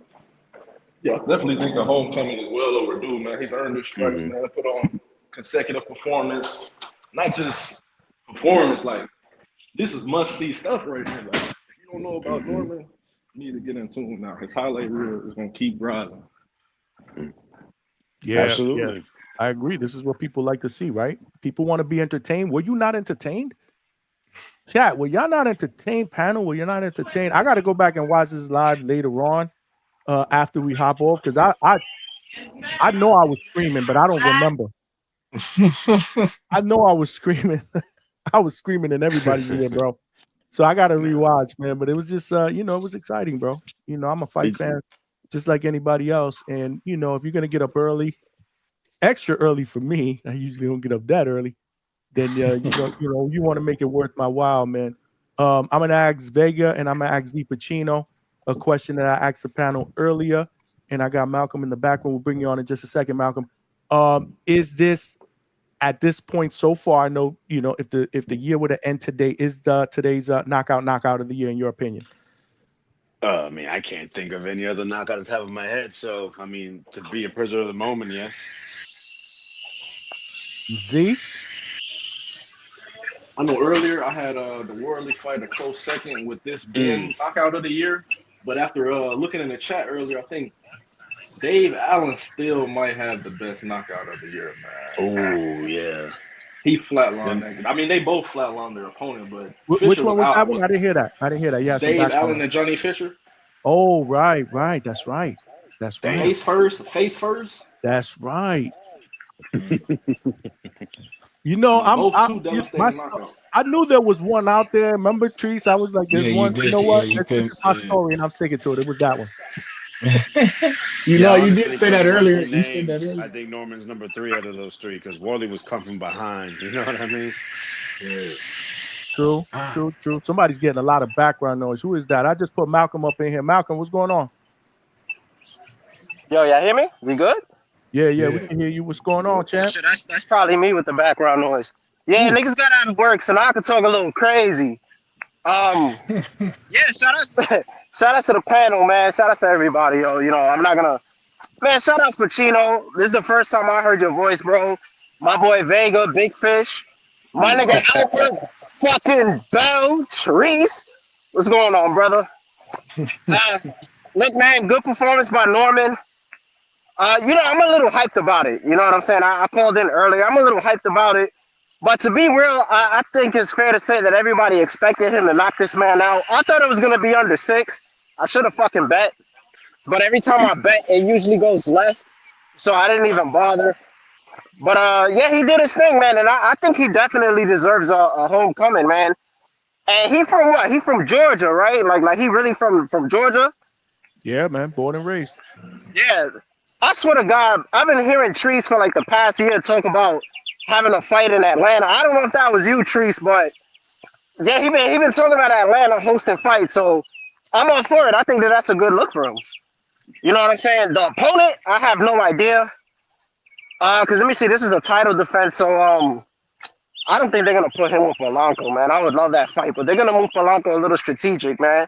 But we just gotta see if Mr. Bill Haney wanna make that fight happen, man, with his bum ass list. You feel me? That list, like they took that off the Tank blueprint. I don't think he gonna fight Norman. I don't know if y'all seen, man, when Norman got on, when they were both on, all of a sudden it was Yes King. You know what I'm saying? It was all that King. Yeah, Definitely had an energy change. Word. yeah, I seen it, man. I peeped the energy change. You know what I'm saying? He went from like that, from being all hot. So all of a sudden it got a little icy cold, man. You know, there was a little breeze in the room. And I don't know, but I don't know how y'all feel, man. I think it's a doable fight for Devin in terms of like his movement. You know, again, we're kind of questioning his chin.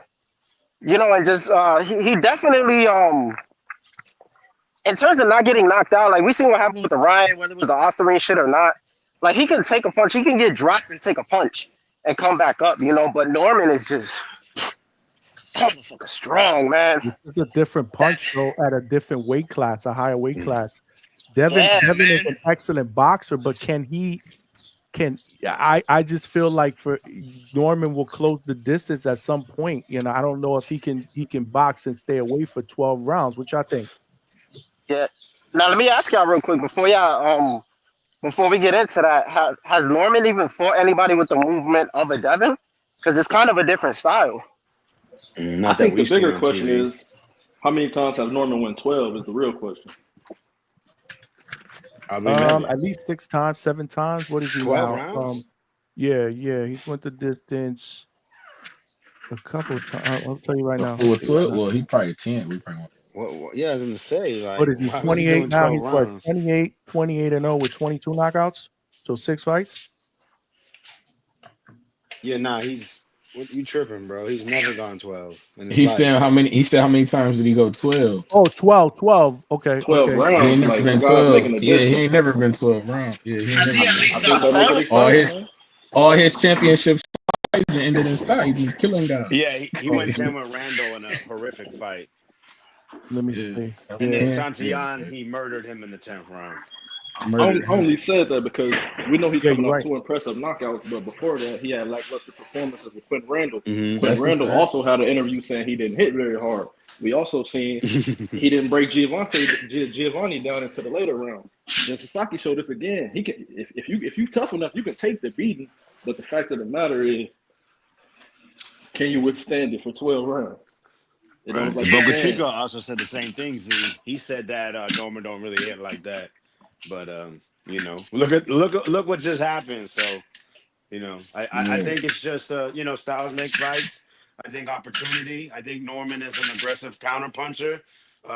He's gonna wait for you. He's gonna use that jab or that front hand really to position you to run into his uppercut. And then obviously he can hit you with a mean lead left hook. Those seems to be his 2 top weapons in his last 4 fights. Yeah, man. He has I'm been not throwing gonna. the left hook out there. Go ahead, Trees. I was gonna say but you know me, Devin Haney got feet so sweet. Motherfuckers they had to cheat to compete, Johnny. So it's like these feet, man. They're prestigious, man. He might be able to make something shake. He might be able to manipulate the ring. I don't like to use the word running from my fighter. We like to manipulate the space. Do you see me? And maybe he can ward off of Brian Norman for 12. See, that's my guy. I don't even want to put that narrative out there like he's gonna be running. Man. I just if he can open up with him and win some of those exchanges and utilize the ring when he needs to, then he got a chance. But I don't know. Sorry about that, Johnny. Who do you you think good, is bro. faster, Haney or Norman? In terms of what? We talking like hand speed or foot speed? Hand speed. I think Haney faster. I think Haney Definitely, faster. I'd say Haney. We know whose foot speed's faster. Did he do that? I think this is man, brother. I think Norman hand speed is underrated because I think we can agree that Jin Sasaki going into this fight probably had the hand speed advantage, but you see where that got him. So I don't think speed really matters with Norman. It's all about timing, man, with him, and he got good timing. It's looking like Yeah, because his speed and like to me, it's not like a how do I explain it? Like a flicking speed. It's more of that explosive speed. Like when you watch Norman, that's what I see. It's like very explosive. And this will be the most athletic guy to date that Devin has been in the ring with. Like if they match up, because he's pretty athletic, and Devin don't really fight too many athletic guys. We used to dudes who slow on their feet. Like you see Ryan slow on his feet. What's his name was slow on his feet too. Regis. Loma had fast feet, and I had that 8-4 for Haney, but I had it like a close 8-4, if that makes sense to y'all, where there's like certain debatable rounds, and he gave him problems at points. But definitely that's the fastest guy that he would fight in terms of athletic ability. Athletic ability, whatever it is, man. Athleticism. Yeah, athleticism. Yo, come on, I just came off overnight, man. Athleticism, man. You chopped that up like I chopped up this dude's nickname last night, man. Keith Cologne. Oh yeah. Tusami. We heard that. I chopped that shit up. That shit was nasty work, bro. I ain't gonna lie. Yeah, we heard that. Tsunami. There you go. He did it Yeah, right too. I was so fucking bad, man. And I'm my own worst critic. When I rewatched that piece, I was like, what the fuck did I just do here? But it's all good, bro. It was a great interview, though. They know what you meant, man. That's Great interview.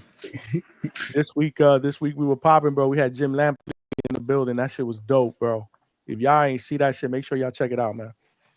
Yeah, shout out to you. How long did you have him on for? Bro, hour and 40 minutes.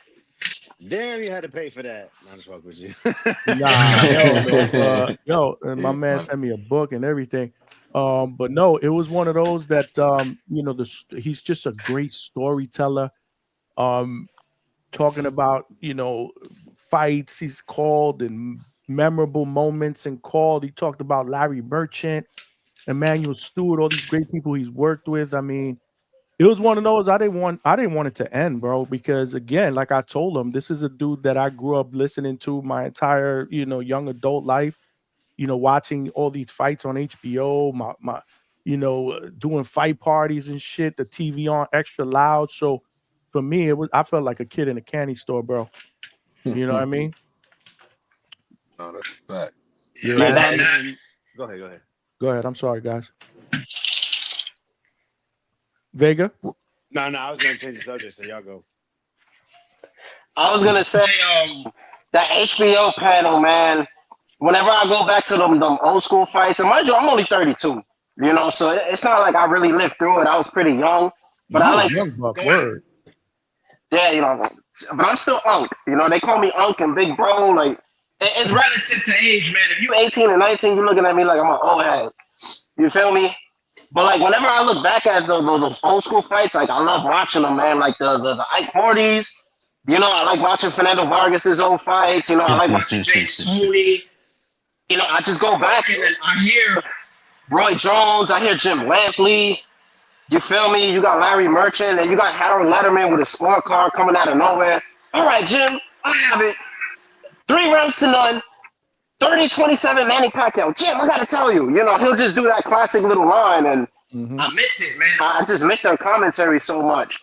Like, HBO and Showtime was the good old days, man. So you having Lampley on, and then you letting him get his rocks off. I told you already, it was an amazing interview, man, and I felt like I was watching the documentary. Like, I really felt like I was listening to him, that this was some kind of like fucking Netflix or HBO special, man. It was dope. No, I appreciate that, bro. It was dope doing it, man. Hopefully everybody enjoyed it. Vega, what was you going to say? Nah, man, I think what made this day even better for Norman was he no longer has boots in the division. He no longer has the big dogs. So now he has a chance to be the big dog, because if he steps in there with boots right now, with no rehydration clause, Top Rank might have he would have lost that belt, and he would have lost the boots in my very humble opinion. Thank you, Vega. My bad. He would have got booted by Top Rank, and then without the belt, he would have lost a lot of value. And just for some reason, man, when you're a certain kind of fighter with a certain kind of background, it just seems that opportunities seem to be slim, and you lose whatever leverage that you were able to push. So yeah, with Boots being gone, now he has the opportunity to really become the man. And now we're going to see really what Norman and his team is about. Are they going to do what we've seen other fighters do when they seem to, have a little bit of steam, when they start chasing these money fights? Or is he going to keep doing what he's doing, is knocking out these guys they say are top contenders, keep putting on shows, keep building that brand while putting title defenses to really start building that Hall of Fame career? And then to let it happen naturally, where the name fighter, a guy also building steam while being the name fighter, have a collision course. Such as, I think, really, honestly, the best thing is Haney beats somebody at 147 at the full at the weight limit, get a belt, and then they unify. The thing is that's what Haney's trying to do. I don't believe Haney really wants to fight Norman in the current state. Like I said, Norman, he hasn't had that hometown fight. He hasn't had that big main event. So I just don't understand why he would be on that list to begin with. I think, honestly, I think it's a prop. I think it's just because he's at 47 with a belt. They felt like they had to put that in there. They looked at the list and said, okay, we need a mix of this so it looks good. That's why he's like, okay. When Bill, shout out to Bill. I love the fathers of boxing. I think it's beautiful. I love how they take all the arrows. I love how they're they try to be the voice of their kids. So when it to the people, I love it. But it's bullshit. Like it doesn't matter what it is. It's always gonna be bullshit because that's what promoting is. Promoting is feeding us bullshit. So yeah, I think they constructed it to be, towards to look good, and that's why he tells, whenever he was speaking to callers, Bill, what are the 10 fighters you want your guy to face? That's what it is, man. Shout out to the Haney, shout out to Boots. I'm telling you, man, he's lucky. He's lucky because Norman, as good as he looked, there's still a lot of things to work on, like every fighter. But I think for him to really be an elite fighter, there's things defensively that he's obviously working on. I think this last performance is very comparable to the Santillan. The thing is that Sasaki doesn't throw straight down the middle like Santillan. And I think we saw a sharper Norman, but still a guy with a lot to work on, and he's young. That's what I'm saying, man. Let's get that hometown fight. Let's build that fan base because that's what the top fighters care about. What can you bring? What do you bring to the table to me, and what kind of resistance you bring? Because if you're not bringing big time money, the amount of resistance that a guy like Norman brings is just not worth it at this time. We'll see how things unfold. Yeah. No, I love that. One thing I want to point out to y'all, and shout out to Little Zuda, man. I appreciate the kind words, man. Little Zuda said I was underrated. Well, right now we're in the prospect level, but we're trying to get to a contender and championship status, man.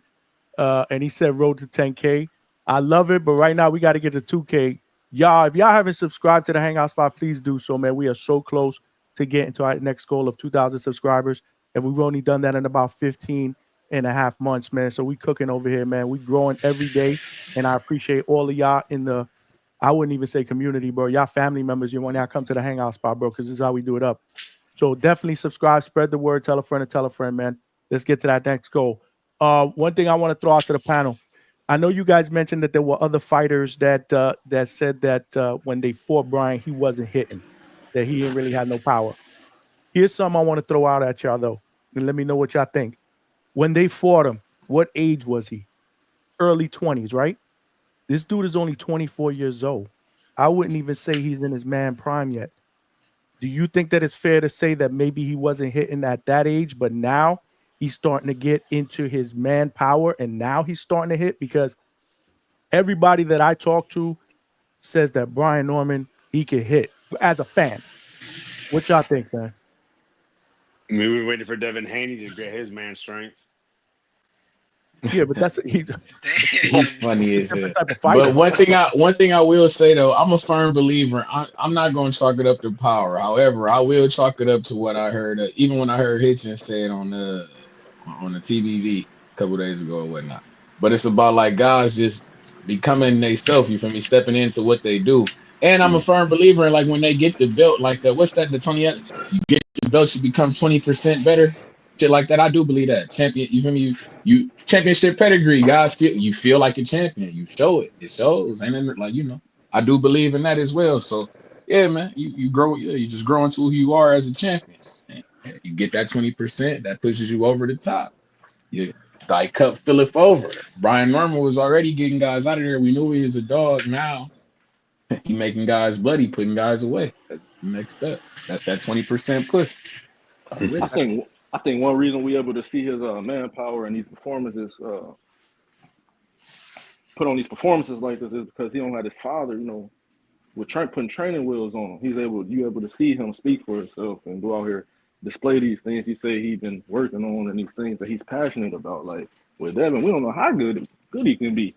He say he been working on things and sharpening up these tools, but we ain't see nothing. At least with Norman, you see the hunger and the desire to get better. And that man strength is real. Haney, we still don't know if we got that man strength. One minute they say it's technique, one minute they say we holding on to it. We can show you the next fight. We don't know. But Norman is real. That was I'm a gonna say good that. point, Z. They do say that. We'll show you next fight. We live in a what have you done lately for me world, right? So it's what we done today compared to the track. I think he hits at 147, but I've never been in the ring with him, so. Hey, clearly, Johnny. I mean, hey, we can ask Santian and Jin. Hey, when Sasaki wakes up, let's ask him. Yeah, why don't we ask those guys, right? That's what I'm talking about. Let's ask those guys if this dude ain't hitting, bro. Because I disagree with those guys that said he didn't hit, that he fought a few years ago, man. I think it's different. And to your point, Treese, one of the things that I asked him, and I believe it was on that live show that we did when I was in the gym, was what's changed, man? What's changed with you since you become a champion? And he did not hesitate to say it's the mentality, bro. It's different. He, now that he's accomplished that, it's hard, it's hard to get to the mountaintop. It's harder to stay on top. And that's what I said. I mean, now you're the hunted. And he said his mentality has never changed. He's always going to be the hunter. So yeah, he's just different. He just feels different as a champion, and his mentality is he wants to be a world champion, which means he wants to do shit like this. Go to Japan, defend the title. It's not just about fighting in the United States. So I do give him a shout out for that. Attorney Bailey, I want to give you a shout out with the $2 super chat. He said, Cash App, please read. I just did. I appreciate the Cash App as well. He said for a great morning show with the fire emoji and the boxing glove emoji. This has been absolutely dope, bro. I love it, bro. And I was tired as fuck, man. I was thinking about last night when I finished that show. It was almost midnight. I'm like, damn, am I gonna be able to get up for this? But I'm glad I did, bro. I mean, the fight delivered. You guys have delivered. The chat has delivered. It's absolutely amazing, man. Absolutely amazing. For the love of God, with the person with the background noise, please stop. You're killing That's me. freaking Malcolm. That got to be Malcolm. Oh, is that me? Is that me? My shit's that bad? Nah, I'm in the crib. I'm setting up my gym bag and shit. I'm about to go to the gym, man. It's working in gym. My shit that bad? Killing me.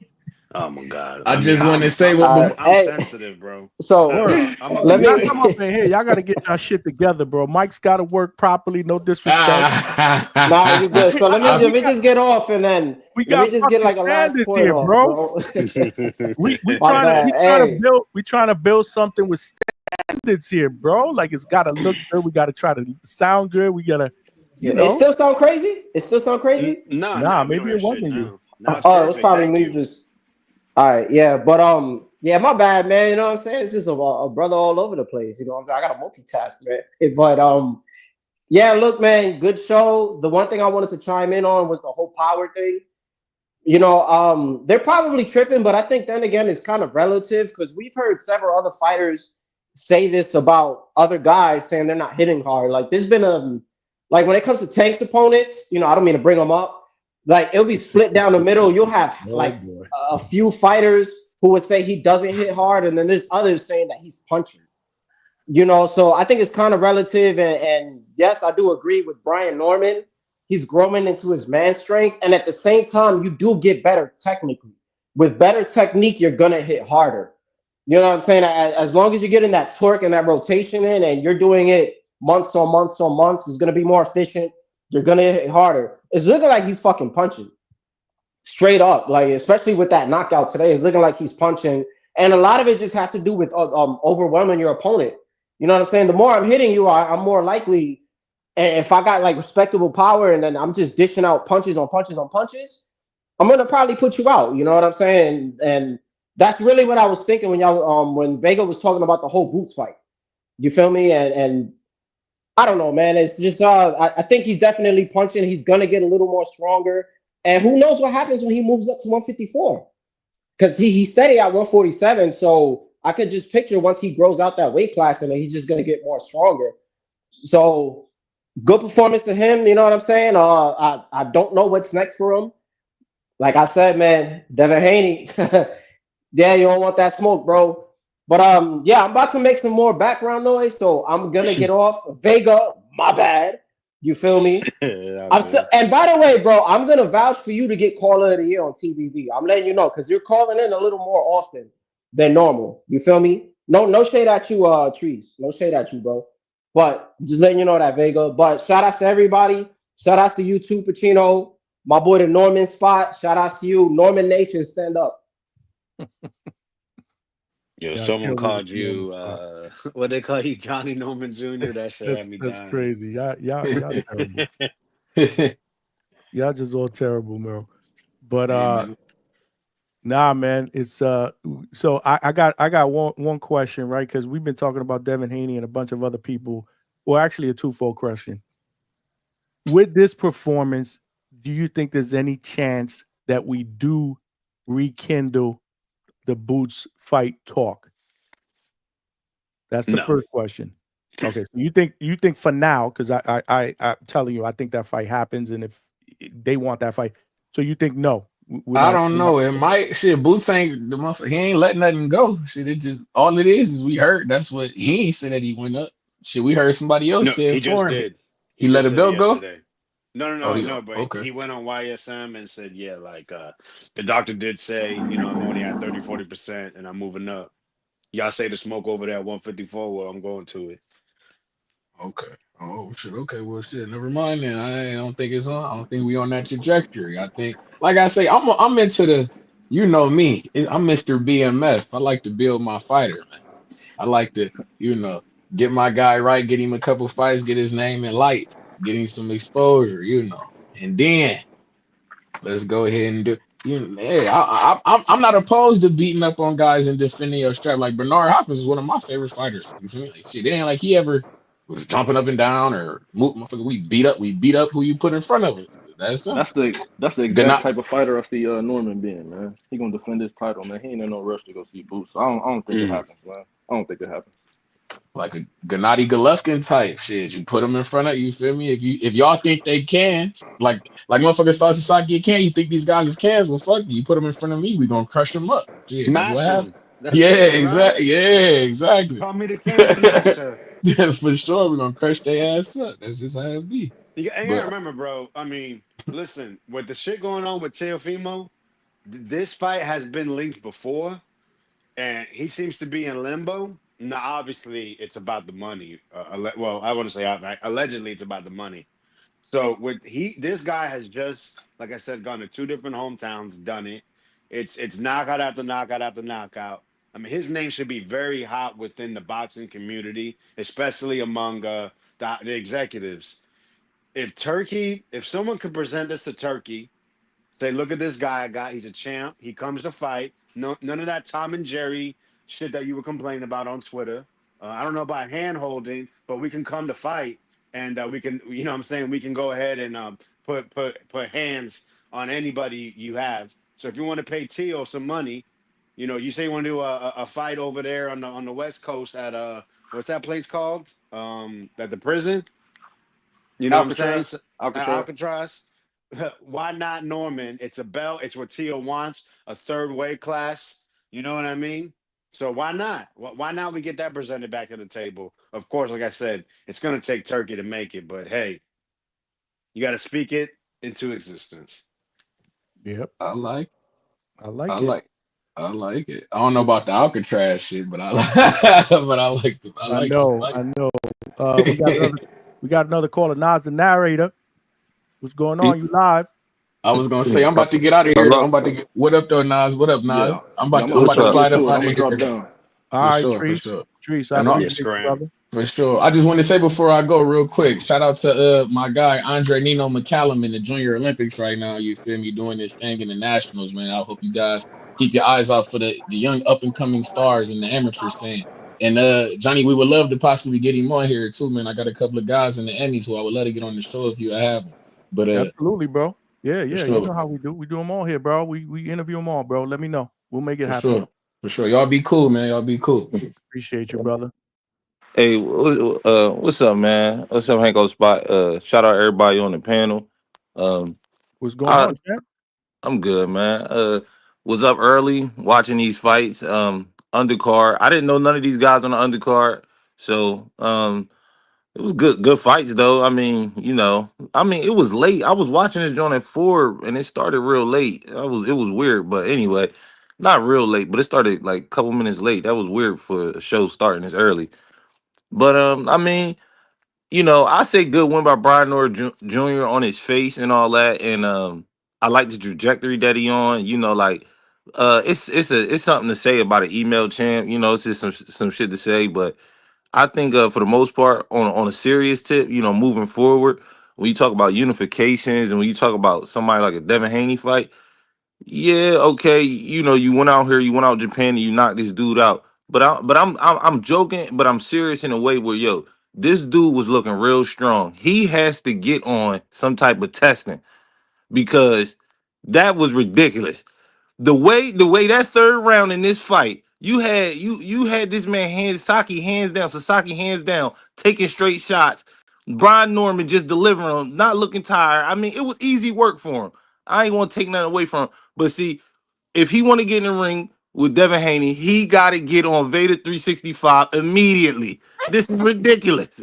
Immediately. But I mean, how you feel about that? I see you smiling over there, but I mean, come on. Come on, man. A man lives in the gym, bro. Like now you gonna sit here and say the dude might be juicing, bro? That's What? cap, I didn't man. say that. I just say he need to get on tested immediately. You go knocking people out, and you don't think you need to be tested? My man hitting, bro. Like my man hitting. Why you just can't give my man some credit, bro? He went to Japan. He cooked this dude, bro. Listen. Did we make this when Floyd told Pacquiao, and I'm not putting him on no level, but when Floyd told Pacquiao, yo, you got to go get tested. We ain't say all this. No, go get tested. And you feel me? He keep go back on his thing. Ain't nothing about it. Just go get tested, bro. Because as an A side, which I believe he is, why wouldn't you have Jin Sasaki get tested? Why wouldn't you make that mandatory? But that's his business. I mean, you know what I'm saying? It's a lot of reasons why you wouldn't do it, I guess. But that's his business. But I think, if you want to get in the ring with Devin Haney, and what Devin Haney just went through with a cheat, hey man, he gotta get tested, man. We gotta do this thing the right way. Listen, with what happened with Devin Haney, I don't think Devin Haney's gonna fight anybody without obviously drug testing. So if they do fight, they'll be drug tested. And if anything, going into this fight against Sasaki, people were criticizing Norman for not setting that up because they thought that maybe Jin Sasaki would be doing something crazy out there, with PEDs, not him. So that's kind of weird. You say that again, man. You got to give credit where credit is due, bro.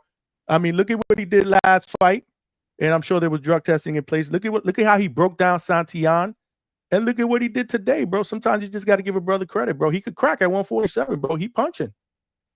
Well, I respect it. Let's make the fight. Devin Haney versus Brian Norman next. Keep doing your work, man. That's my call. I appreciate you, Nas, bro. Thanks for calling, bro. Yeah, Thanks man. for calling. Shout out Nas Haney, man. Definitely in the protection program there. Seem Damn, bro. afraid for that, man. Talking about my guy is juicing or could potential. Well, he didn't say that to his credit, but he said that something was. No, he didn't say it straight. He didn't say it straight out, but he basically said it, right? I get it, man. Case, That's what fear does. My bad. That's crazy. Nah, you good. You good, Vegas. Stock chasers, you back? Yeah, sir. Yo, you hear me? Yeah, we can hear you. What's going on? Hey, listen, man. Yo, Malcolm, we're not doing that. I heard what you said. Oh, Devin Haney don't want none of that smoke, man. Y'all gotta stop that cap, you heard? Y'all gotta stop that cap. Devin Haney ain't scared to fight nobody. And this is when y'all piss me off with that nonsense. Devin Haney ready for any smoke, bro. Listen, whoever want it, gonna get it, bruh. You feel me? So don't be doing that nonsense. Oh, Devin Haney don't want none of that smoke. Bro, Devin Haney ain't scared, bro. We will whatever. But y'all need to stop that cop. That's the cop that be pissing me off. And Malcolm, you from New York and I bang with you, but don't be saying that, bro. You heard? Let's see Devin get back in the ring. At the end of the day, Devin got feet. Devin got fast hands, bro. We ain't Jin Sasaki, bro. You heard? So I just have to jump back on and check that nonsense, bro. You heard? All right, bro. Thanks for having me. Yo, man, who gets more steps into New York, man? Stock chasers or fucking Bill Haney? Damn, Bro. this is wild. He's nonstop, bro. I've never seen him not do one of these when he's not walking, bro. When Shout he's out not to him, walking. man. That's what's up, my man, Attorney Bailey. I appreciate you, brother. I appreciate the donations and the support to the channel. You're live at the Hangout Spot. What's going on, brother? I want to make sure you can hear me before I start talking. I can hear you. Hopefully you don't cut in and out. That's usually the problem that you have. You got to let me know immediately because I'm not reading the chat if it happens. Right now you sound good, man. All right. Just briefly, I'm going to be brief, man. You know I'm big on Norman. You know I've been every chat. I always say match these guys up against Norman, and that was even before the fight. So I'm not a nut grabber, as they say. I'm not one to just jump on the bandwagon. One thing that I saw in Norman was his timing. His timing was special. That was special. That's some stuff that if you watch fight, and I've watched thousands of them. That's that special stuff. And if they bring him along the right way, I can't give him the special title now, but I can see it. And people want to rush him in certain fights. Haney's not a good fight for it because the styles make fights, and styles, that's just not a good matchup. Yeah, he can beat him, but Haney's a runner, and I'm not sure if that's a good fight for him. But he needs to be brought along right. Boots is a bad matchup for him, I believe. He's not ducking Boots. Boots can't use all his tools because Boots is struggling making that weight.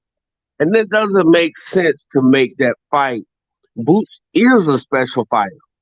And if the weight is keeping you from using your special tools, then don't fight there for the sake of proud, PROD chasing. This is prize fighting. Brothers, y'all got to get off that proud stuff. This prize fighting. This is not a game. You can lose in one fight, you can lose your life. So you want to come in with all your tools. And if making weight is keeping you from using all your tools, like going to battle, don't do it. Just move up to the next weight where you can use most of your tools. I really believe that he's 160 pounders in boot. And I believe that 154 is the stop for him because middleweight is the glamorous division of boxing outside of heavyweight. Then you're going to see all the Boots tools. But Norman is a great matchup for anybody, anyone. In this fight, he showed an excellent display of timing. Watch this guy. Watch the Japanese kid. Right when he's throwing or right after he throws, Boots punching with him or right when he are counter punching from the exact same punch. It is something that you don't see unless you watching special fighters. Old school fighter, you got something in Norman. I'm also telling you got something in Norman Lopez too. Johnny, you got access to two of the young up and coming fighters. One is borderline special if he's moved right. I'm out. Great call, man. Yeah, man. That's our guy, Attorney Bailey. I I agree with them. I can't wait to rewatch this fight though, because again, one thing to watch it with no sound, and I'm trying to call it and doing the thing. So Mm. this was kind of like a first experience for me. I actually dug it, to be honest with you. But I got to rewatch it. I got to rewatch it and just dissect it. You know what I mean?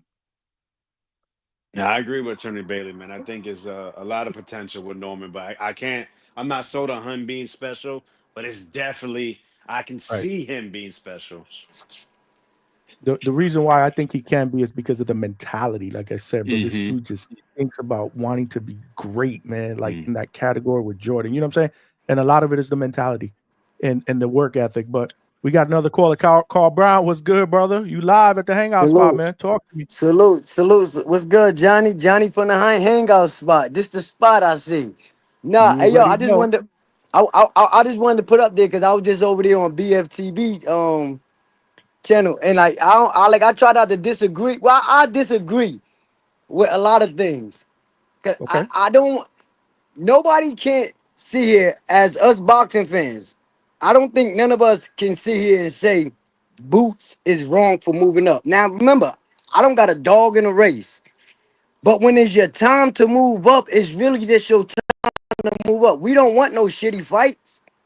We don't want no excuses. And let's be for real, they both young enough that Boots will be at 54 by the time Norman get to 54. Because 54 ain't gonna weigh Boots down the way 47 did. And this, as a boxing fan, a lot of people gotta say we was asking for Earl Spence to do the same thing. But we wanted that Terrence Crawford fight so bad that we settled for it. Mm. Not saying like Terrence Crawford won the fight either way, but just me as a boxing fan, I can't I can't be against Boots for moving up. You know what I mean? Like 147, the guy is what 5'10, 5'11. Yeah, That's 5'10", I believe. Yeah. the height alone. You get what I'm saying? The height alone at 147, grown man making 147. I get it. I definitely get it. I just don't want Brian Norman to come out and trying to say like people ducked him because at 147 it's so many fights that can happen. It's so many fights that can, and I don't want to hear nobody saying this guy was just at 140. Don't they can't do that. And I've been wanting to get on your channel too, Johnny, because and I knock off a lot of things because people, no matter what they say about Javante Tank Davis, people forgetting that this guy started off at 126, went to 130, went to 135, back down to 130, then went up to 140, and then campaigned at 130. So moving your weight around, it's got to be at the right age. You know, y'all know what I'm talking about. All that come along. I Absolutely. just, I just don't want. Like, I'm happy I was always be able to come over on your channel and say it. Like, ain't a lot of these guys ain't ducking, man. This is boxing, and the people that saying that a lot of fighters is ducking, they emotional support fans, and these boxers picking up on that because you notice that these boxers is starting to repeat the same old thing that we saying. They not spitting their own knowledge to us. We ain't learning nothing from them. They learning from us, and that's kind of crazy when you really look at it. Like, I just don't blame that. I think the fight gonna happen? Yeah, but if the fight don't happen, this ain't the first time in boxing that we can say that. Cause we can't say that's a historic fight. That's a fight that we won. But it's Correct. so many fights at 130. I mean, it's so many fights at 147 that Brian Norman could get tested at. I'm not saying he wasn't tested, but I just seen he did what he's supposed to do. I just seen three of the same type of fighters that he fought his last three fights. You get what I'm talking about? Flat-footed, strong. You get what I'm saying? No Mhm. athletic, like nothing. Like really, they were just flat-footed, strong foot fighters come. That's testing though. That's testing. That ain't that. That's not saying he not getting tested because you got to think about it. He only 24, right? Correct. So 24. so Yep. so so he definitely being tested. So no matter what kind of, but then was the same three type of fighters that I seen him in the ring with his last three fights. And I'm a Brian Norman. I ain't gonna say I'm a Brian Norman fan. I'm a boxing fan, man. I like all type of fighters. But nowadays it's crazy that I gotta say that over internet now, because if you say something, you get called a Brian Norman sexual. I was called Earl sexual. You know what I mean? So, but Frank Martin, that's who I'm really. That's my participation is on Frank Martin. I ain't gonna lie. I think 140. I think he gonna do a lot of damage there. But this fight was good. I don't know nobody else that was fighting, but this fight was good. And if you gonna go to another guy,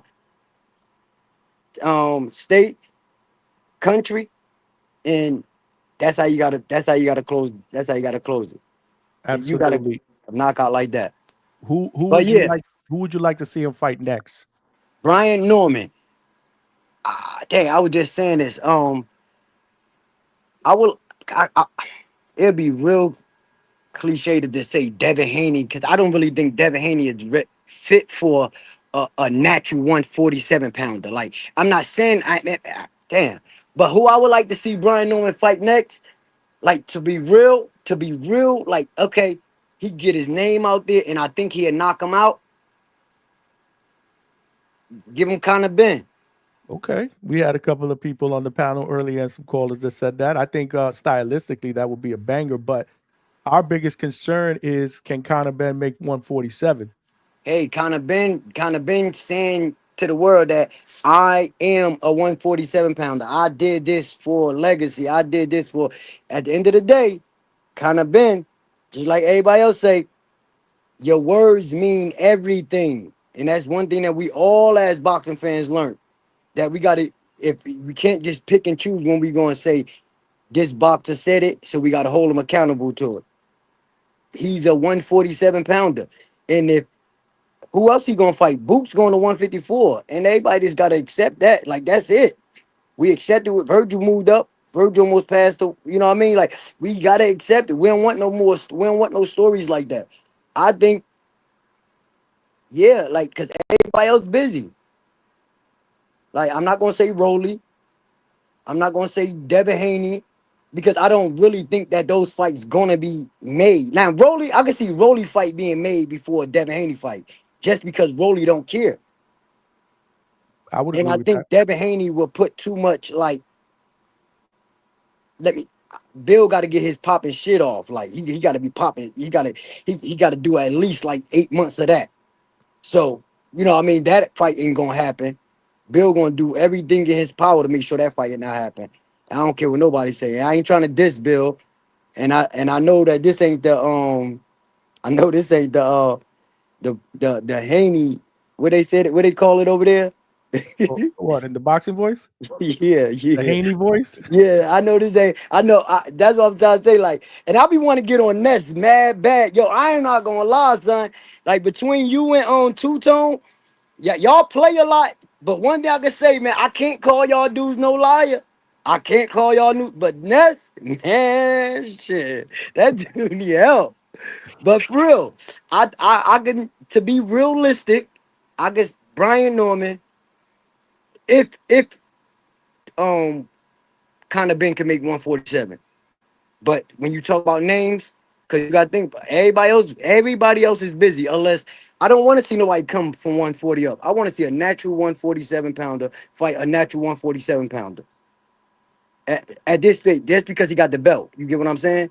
Yeah. But other than that, like, yeah, I'm cool with it. I think he did what he's supposed to do, going over there in that other man country, and I felt like it was top rank. Come on, man. Like, see, we want to say so much, but then people call you all type of names. But I think top rank is the best matchmaking, and I think that wasn't no mistake that Jin Sasaki popped up at his last fight. That, I think that was the plan all along, which is good. Which is good, because if Keyshawn and Shakur could do it, And Shakur should be stopping that right now.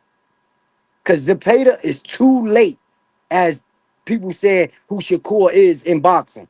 He too late. Shakur is too late to be taking this fight. He supposed to have been had fights like this. You know what I mean? Yeah. But but Brian Norman, he young, so he can get away with it. That no matter what we say.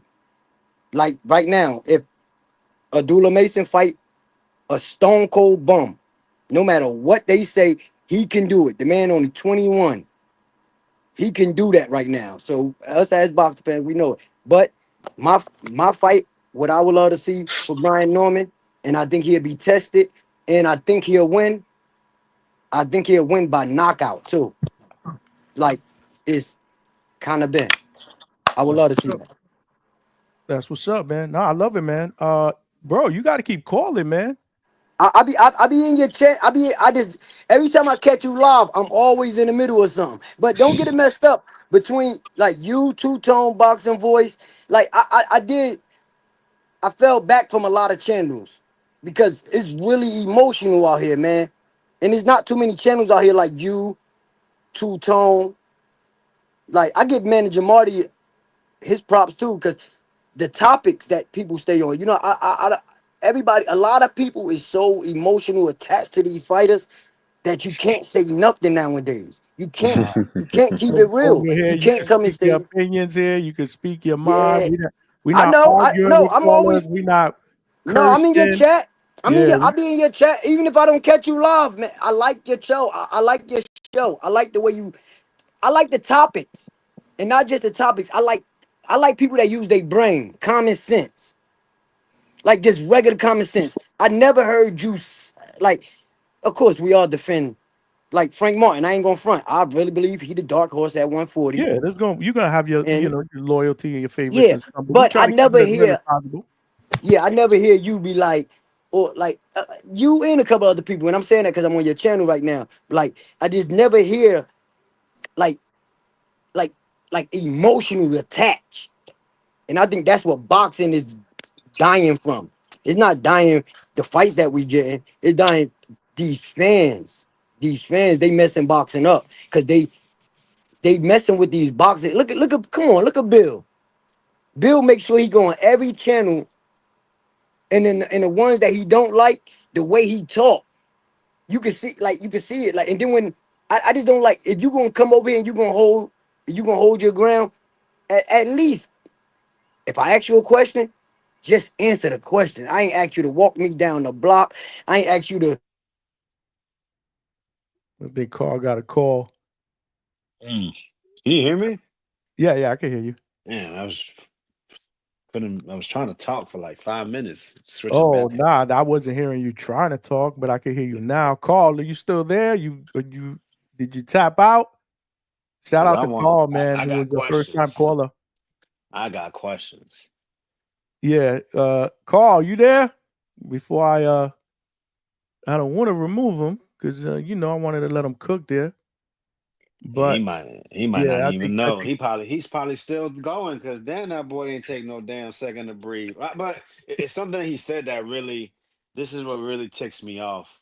Because people want to act like they have principle and they all follow it. Because in actuality, bro, we're all hypocrites in some sense of the form. I mean, form, right? We're all hypocrites in some way, right? So he was speaking about being a man of his word, right? So when it comes to boots, I mean, Brian Norman Sr., he pointed out a decent point. This is why I say don't go off their words, go off their actions. But, you know, when he had a bad performance against Corinne, it was not really a bad performance. It was, let's say it didn't meet expectations. He was like, I think it was the weight. You know, I don't know. You know, it might be time to move up. Then when he you know, beats up Stadion like a dog toy. You know, oh, I made weight. I made weight comfortably. You know, it wasn't a task. But in actuality, we all know the man's been at the weight for a long time. We all know we could see him all week looking like like Devin Haney making 135. You know, so we have eyes. We understand how. Oh, hey man, hey, calm down, Cujo. But but yeah, so And then you have Norman.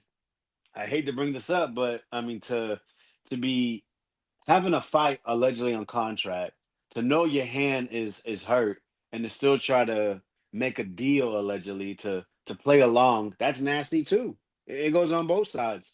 Then it seemed like he was a supporter of Tank.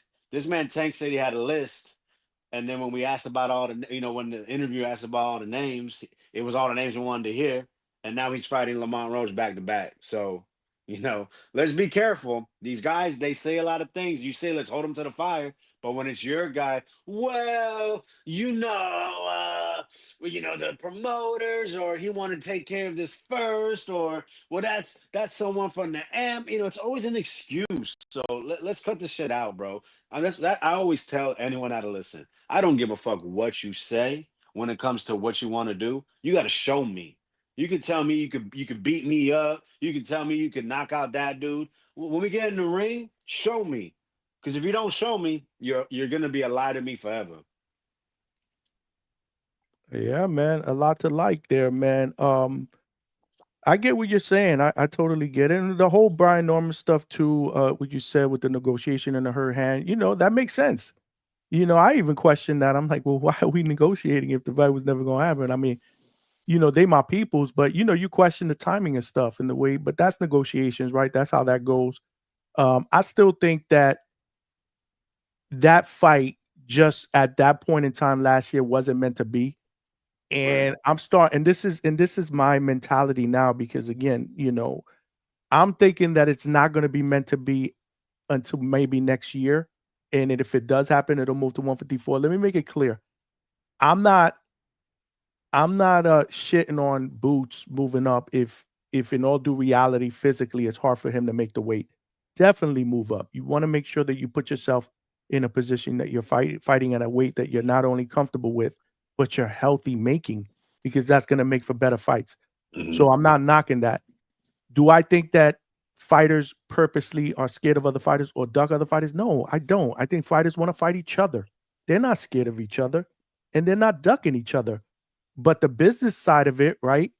They're trying to maneuver fighters in a certain type of way. And with the whole thing with Boots and Brian Norman, it's all about what it all boils down to is public perception.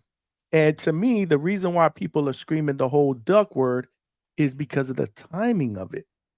That's what I think is kind of drawing that on. And the fact that there's really, really not a lot of dialogue from the Boots side, but there's more dialogue from the Norman side to try to make the fight happen. So when you put all of that together, right? And I'm just saying, we live in a world of perception.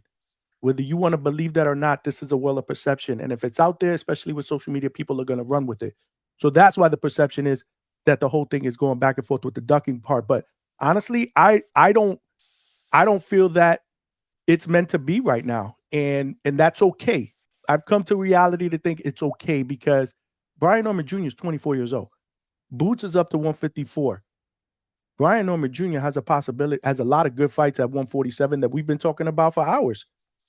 He has the ability, based on this performance, to continue to build on that and possibly be the man at 147. Do that. If it's there at your age, 24, do that shit. You don't need to go and chase this dude to another division or whatnot. Let that shit come when it comes. Let it happen organically instead of trying to push it to happen. You feel me? I'm not sitting there saying that they should wait 5 years, and let it. No, I'm not saying that either. But let's let it come. There's other options. You know what I'm saying? So that's my biggest piece on it. It looks like Carl Brown is back. I want to let you finish your call, man, because like I said, Yeah, I got a phone call. Yeah, you're a new caller. I appreciate you calling in, bro. Yeah. A lot of interesting things.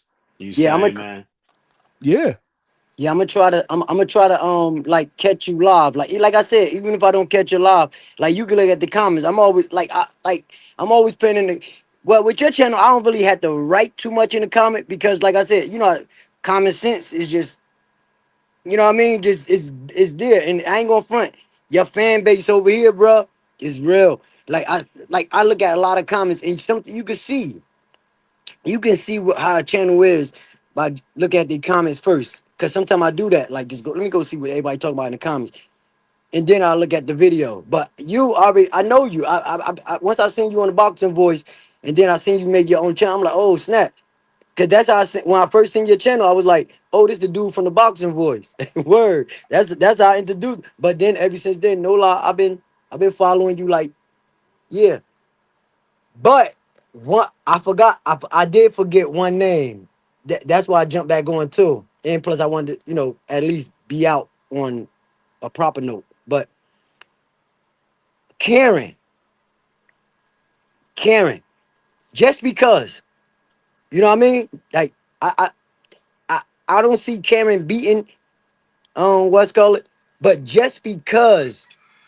The just style because, difference, style difference. More. yeah, Okay. just because, just like I don't got no reason.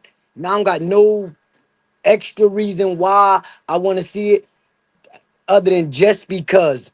Like, cause I got a funny feeling we might not just get Boots and Brian Norman. And I was listening to you, like that would be okay.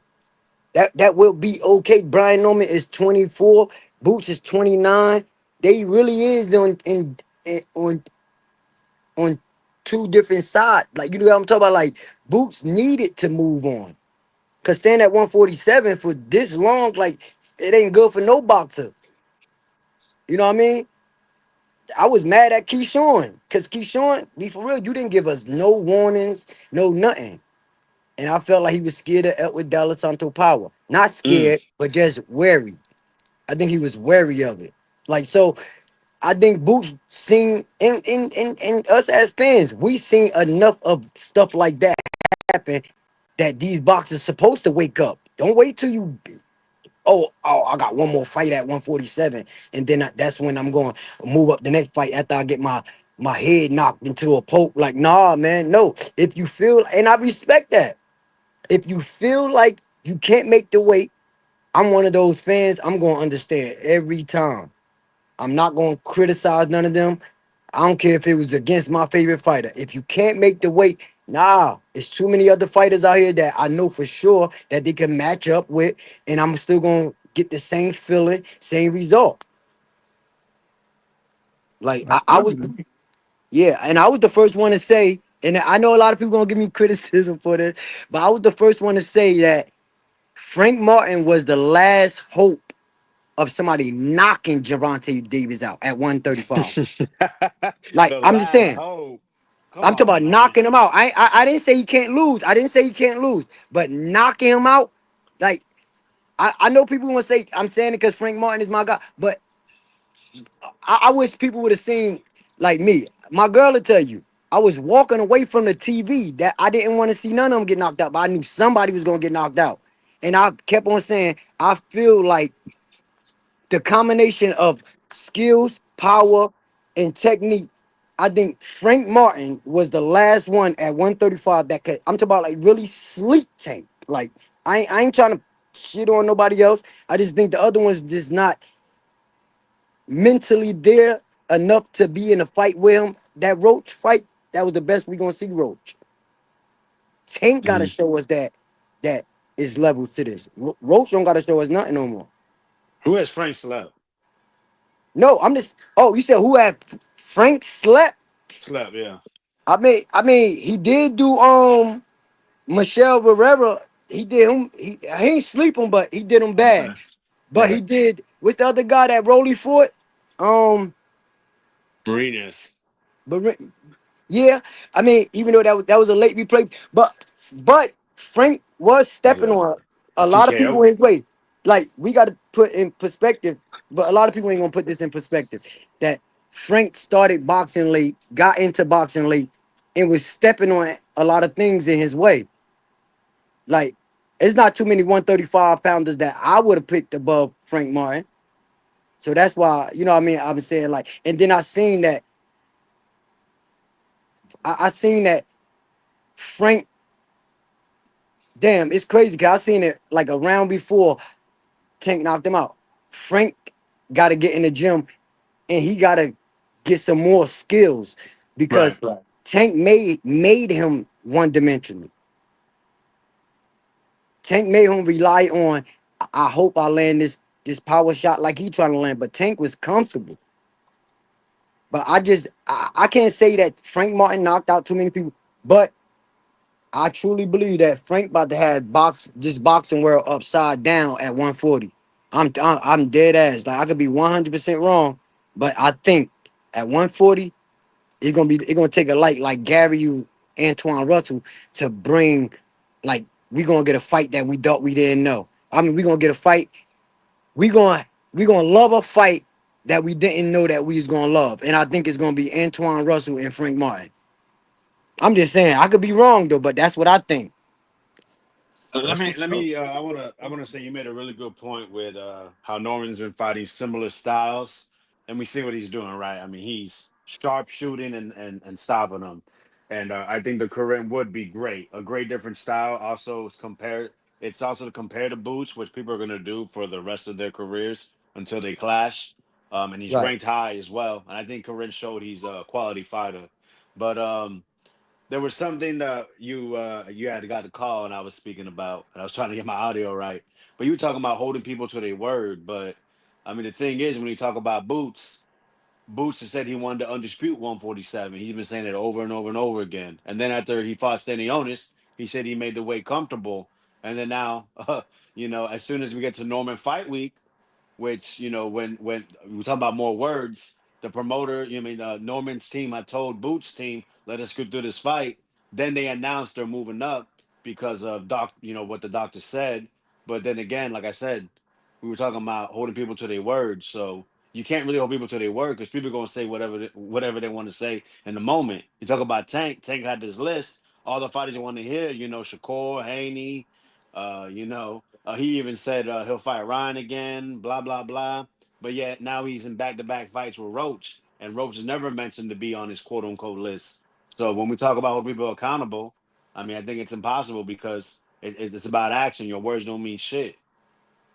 No, I think I think I said some people try to hold fighters to their words, and we go like we can't like we human. We just they can a fighter going to tell you everything. If you a fan, hey Johnny, you bring your favorite fighter up here right now. You have a conversation with him. You think he going to tell you anything bad? Like you think he going to tell you like, yo, like I'm struggling to make this weight right now, this division I'm in. No, he never going to tell you that. They going to make it seem like it's because you got to think about they don't want and they ops is everybody they fighting. They don't want nobody to have an upper hand on them. And even just the thought of, oh, he's struggling. Oh, so that's a upper hand. That's why I'm just so. I mean, I get what you're saying about. I get what you said. It just me as a human being. I don't think I can go that deep in. Like all I can say is that what half of these fighters saying they truly want it. Like I think Boots really wanted to be undisputed. I like you gotta think. I think, but Boots did say something in his interview that made me understand. And when he said once the Manny Pacquiao and what's his name who Manny Pacquiao fight Barrios, Mario yeah, Barrio. yeah. Once Manny Pacquiao and Barrios fight got made, Boots said he realized, you know what, like I'm already struggling to make the weight, and I know that, and he's like, it ain't, he said Brian Norman and two, they took that, and I don't get it. I don't get it. I don't get it because if everybody at 147, I mean, I get it because if everybody at 147 is talking about undisputed, then it like, come on, these size fights, but we gotta accept them because, like I said, Brian Norman is young. He had to keep on taking steps up, so we can't just blame him. But Boots is the one that's got to be in a rush. Boots, 29. So 147, and he taller than all of them, bigger than all of them, frame. So he needed that, and I understood when he said once them fights got made, that it's like it's not real. It's not gonna happen. It's not. I don't see it because I don't. Look at Devin Haney and Bill. Look what they saying. They going to after they want to. But they saying that they want to fight Brian Norman.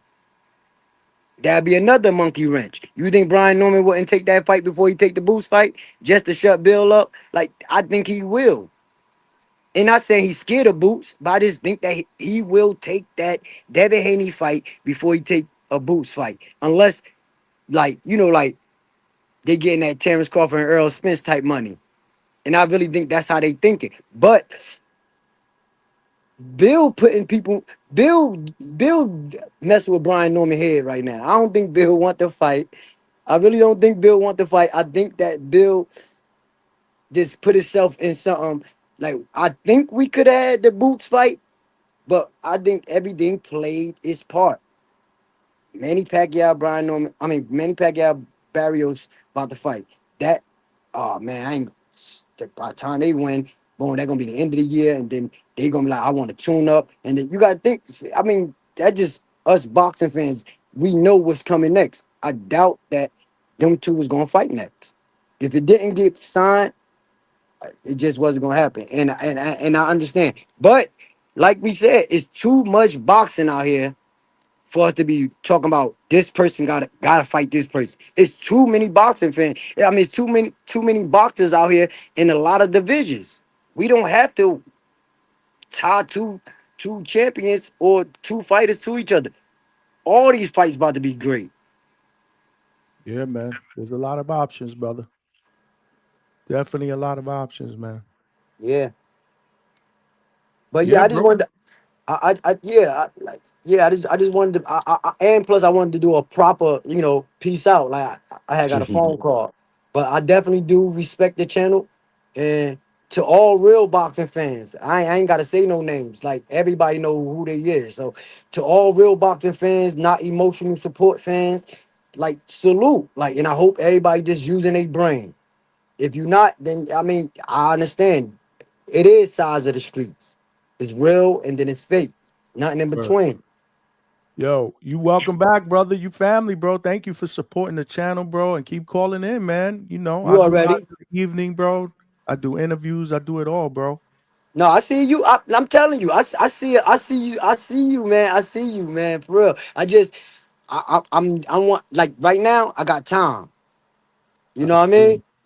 Like, but other than that, like, you know what I mean. If I don't got time, I'm always looking at your videos. I'm always like I said. I like when people use common sense. So I appreciate that. That's a great compliment. Yo, like I said, bro, you're welcome back anytime, bro. Come you check us, already. brother. All All right. right. Peace, man. Great call. Peace. Great call, man. By Carl Brown, bro. New family member. Appreciate that. Voicing their opinions. That's what it's all about, bro. Just voice your opinions, man. Some people are gonna agree, some people are not gonna agree. But one thing we won't do here is we're not shutting down people's opinions, their sides. Your side is your side. We're not gonna all see it differently. And sometimes if we do have any type of debate, it's okay to agree to disagree. That's what it's all about. Pacino Z is back. What's up? What's up, Z? What's good? What's good, man? Fans, man. Shout out to Chilling. Carl Brown, man. Shout out to real Boston fans, man. I appreciate him in his take, respect his opinion, but Word. man, this is about Norman right now. This is his moment, man. We ain't finna talk about Boots and what he got going The on, man. Norman spot, baby. Come on now. Word, bro. Knockout of the year candidate. We got up early, and it was worth it, bro. That coffee that I had was worth it. Yo, great show, man. Great show. Yeah, man. I just called back in to say this. Everybody who's shooting Boots and Bell, just make sure he fight a name and while he trying to sneak up there. Word. That's another thing too. Who you fighting?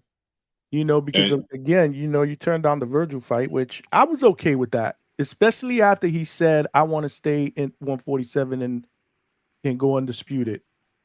It didn't work out that way, obviously, but I was okay with it. I wasn't really crapping on him. But now, who you fighting? Who you Well, I fighting? mean, you mentioned the Virgil, and look what he fought. He unified with Stanionis, undefeated guy. Right. That's what I'm Same. saying. So if you're not going to fight Virgil and you're going to go down, at least he's unified. I got to see what's next, though. I got to see what's next, man. Yeah, man, he got to get his stuff in order, man. Because I was giving him the benefit of the doubt. All right, you wanted to unify, but man, you had so much time in between to say you was gonna move up. Why you wait so long? and not just so long, man. You waited a couple days before Norman fight. Come on, man. That looked crazy. So you better be fighting Virgil. You better be fighting Bakram. You better fight somebody with a name. It's Yeah, not man. going to be Virgil. He just had Nah. surgery on his knuckle. Yeah, it won't be Virgil. Yeah. Bakram? I don't see I'm that one, but you know, hearing Boachuk is their target. Boychuk. Yeah. Who just Yeah. got ordered to fight Virgil, but Virgil's out. So Yeah. yeah, I'd love that fight. It's not my top 2 or 3, but it's quality. I just threw those names out there because they're the most popular. I do know that those guys might not be available. I'm hearing what you just said. The WBC might reorder the rematch for Boachuk and Virgil, but I'm also hearing that Bakram might be taking a voluntary defense against Josh Kelly. I keep hearing that. I've heard that multiple times. So maybe Lubin might not get the fight. Who knows, man? Oh my God, bro. That's so ridiculous. And I really don't believe Josh Kelly's gonna take that fight, man. Shout out to him if he does, but it's a cash out. Yep. Yeah. I don't know if that fight happens. But Poor Lubin. Unless Lubin's hurt and we just don't know it. I haven't heard anything about him being hurt, but exactly. But why is he not in line for that title? That fight against Audrey Holmes was supposed to be a title eliminator. Yeah, that's nasty. I mean, he's Mr. Eliminator. Like, they're gonna have to rename eliminators Lubins. Like, oh, you got that Lubin set up? Oh man, that sounds kind of man. Pop. Let me retract that. That did that sound Erickson? type Erickson? crazy, bro. That Erickson? But I know what you're saying though. Like, yo, what's up, man? Give this man his shot, bro. He's willing to step up and fight for that IBF title. Bakram, bro. Bakram against Lubin, man. That's crazy to me, man. It don't gotta be a champion, but he gotta fight a tough fight. What about Lubin against Boots at 154? I like it. I actually think Lubin would be crazy enough to take the fight. Lubin wants a title shot, man. But if he doesn't get one, he's got to get a title shot. I can't foresee him not getting a title shot at some point. I'm gonna go out on a limb and say before the year's out. What do you guys think? You don't think it happens? We on the clock, man. Bakram been in that acting for a little while. It's Good not point. looking good. I don't see it's in his favor, man. Yeah, good point. Good point. But nonetheless, it's gonna be interesting, man. Shout out to Brian Norman. I was trying to get Senior on real quick just to kind of give us his thoughts on what went down. But again, man, you know, they basking in their victory, man. You know, they at the hotel now. And they're gonna be headed back very, very soon. Like one of the things I asked them when I was out there is, you guys plan on staying out there, you know, for a few days just to chill after that? They're, hell no. Right after the fight is over, next morning we on a plane back home. They've been out there for 2 weeks. So more than likely I expect them to be back in the next the next 48 hours. I would assume they'll be back in the Man, in the States. I would have got my rush hour on and hit the massage parlor. That's what's up. But yeah, man, I was trying to see if he would jump on just for a few minutes, man, talk that shit. Cause I know you know, I saw him in the ring after that, you know, when they were talking to Brian Norman Jr., he said what he said about certain people running. You know, that was dope. That was actually dope. See, another thing too is I want to rewatch that because I really didn't hear it like that. You know what I'm saying? Like I really didn't have the volume up because I was going live. So I got to rewatch and I got to see all that. But hey, refreshing my memory again. Well, what day is the Corey Marksman interview? Oh, Z, man, we were trying to get that done for tonight, but I haven't heard back from his promoter, Anthony Arvello. So we're working on it. Hit me up in DM, man, so I could keep you looped in. But we're gonna make it happen. But I don't know if it's gonna happen tonight because I haven't heard. Now, if he reaches out to me this afternoon and he says Corey's down to jump on, then we'll do it tonight. I have no problem with that. I'll draw up a thumbnail real quick and I'll throw out a link and I'll let you know. You got me on IG, right? Yeah, I follow you on all platforms. Yeah. So I'll shoot you a DM or whatever. But if we don't get it done tonight, we will shoot for one day next week for sure. It's a done deal. It's just a matter of, you know, the deal, scheduling it and making sure that he can jump on in the evening or whatnot. But it's a done deal, bro. We getting lightweight prospect who looks sensational. I was there in Orlando, his last performance, bro. That was sensational. Man, Corey Two I Schools usually Martin. don't jump on the hype train, but 'cause that was my first time seeing him. But man, he just looked so like he look like a natural, man. I don't know if he always fight like that, but he looked real composed and under control, man. Yes, that was the best he's looked. Well, his performance, the second fight against Tony Aguilar, the first one they fought to a draw. The second one was on the undercard of the Jake Paul Mike Perry fight, which I was there for live. And he did his thing, solid performance. But this one was we were at the fights too as well, and I was sitting there with a couple of people, and we were like, man, this is the best he's looked, man. This is the best he's looked. So that was one of those performances where I'm like, yo, man, I can't wait to see him back in the ring again. So we're gonna get him on here for sure. I'll let you know, and I'll let everybody else know. Corey Marksman will be in the building at some point. And we also working on a couple other people too, man. We're working on a couple of other people. I want to get a referee on here, so we're working on Tony Weeks, trying to get him up on here. That's gonna be dope. So you know how we do it up here, bro. That's what's up, man. I ain't got too much more to say. I'm gonna drop back down, man. Nah, I appreciate you, man. We Thanks for having appreciate me, you, man. Z. Nah, bro, I appreciate Thanks you for having rocking me. out, my brother. You family, bro. Yeah, I'm about to wrap this up, man. This is God, we've been over here. We've been on for almost 4 hours. Oh, over 4 hours. 4 hours and 15 minutes. Vega, I broke my record, bro. That's what's up. Let me ask. I didn't hear because I didn't watch a lot because I kept falling asleep, bro. I woke up at the end of round one. I didn't even know the knockdowns happened to the replays. But I mean, what are like the new? What do you want for Norman next? Like, or like, what would you want? I guess. I like what you brought to the table with the homecoming. Yeah. Yeah, no, I like that. I think it's due. I think that Top Rank needs to do the right thing for him. The guy's been fighting in other people's backyards, other than the Vegas. Obviously, the Cuevas fight was in Vegas, so that was more neutral. But again, he went to Santillan's backyard in California. He just cooked in Japan. He just defended his title twice.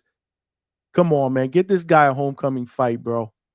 And I don't really care who it's against, to be honest with you. It doesn't have to be a big name. Like, yeah, of course. I would like Devin Haney, to be honest with you, but I just don't see that fight happening. Not now. Not now. And I'm not even saying it because of this performance today. Even when I told Bill that, I don't see that happening next because I don't know if Devin Haney wanted to would ever go in that direction even before this fight. I think they go in another direction that maybe, a second fight at 147, maybe, Norman. But so the Devin Haney fight is the fight I want, but I don't think we get that. And realistically, any fight at Atlanta homecoming is what I want, if that answers your question. No, yeah, for sure, man. Yeah, absolutely. It's like you said, it's like he's paid his dues basically. So get him that hometown fight.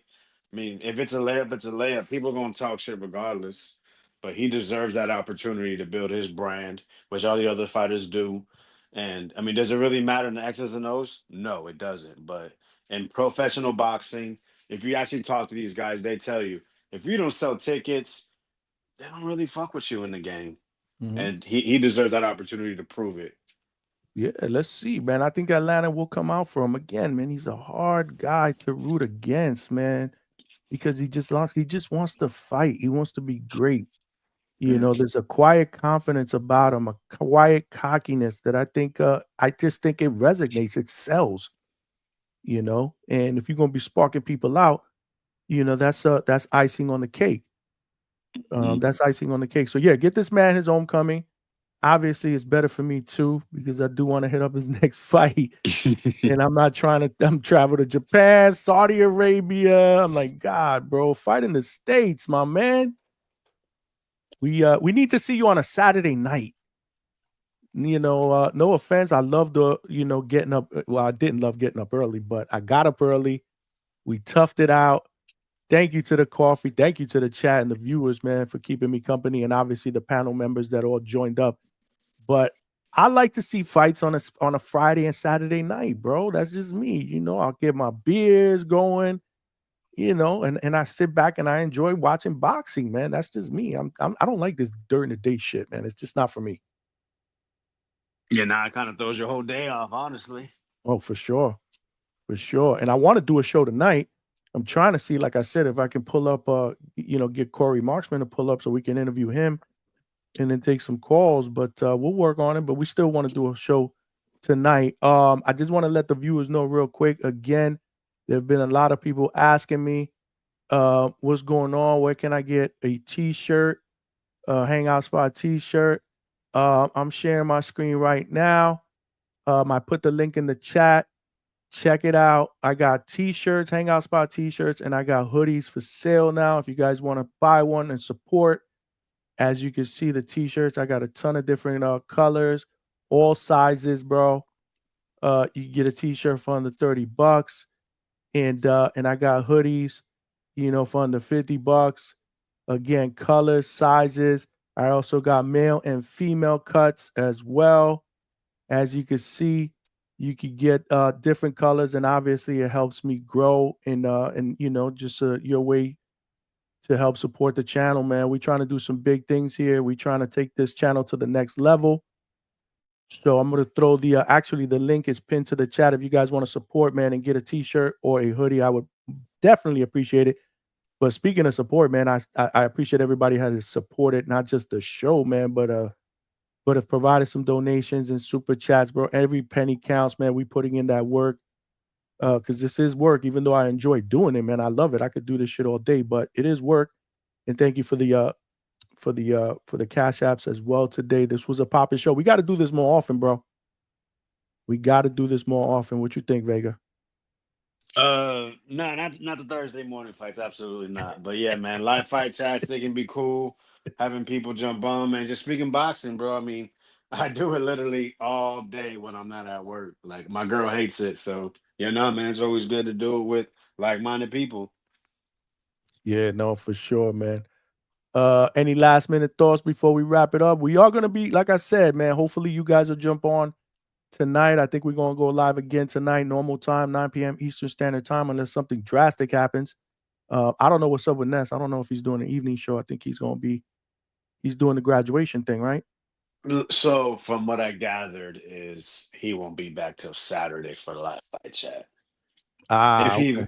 If he does one, I mean, what is it, Goliath 5? Like, not really interested. But Yeah, I wouldn't. I'm not interested in that. I'll watch it, but I don't really want to talk about it. Yeah, no. Yeah, no.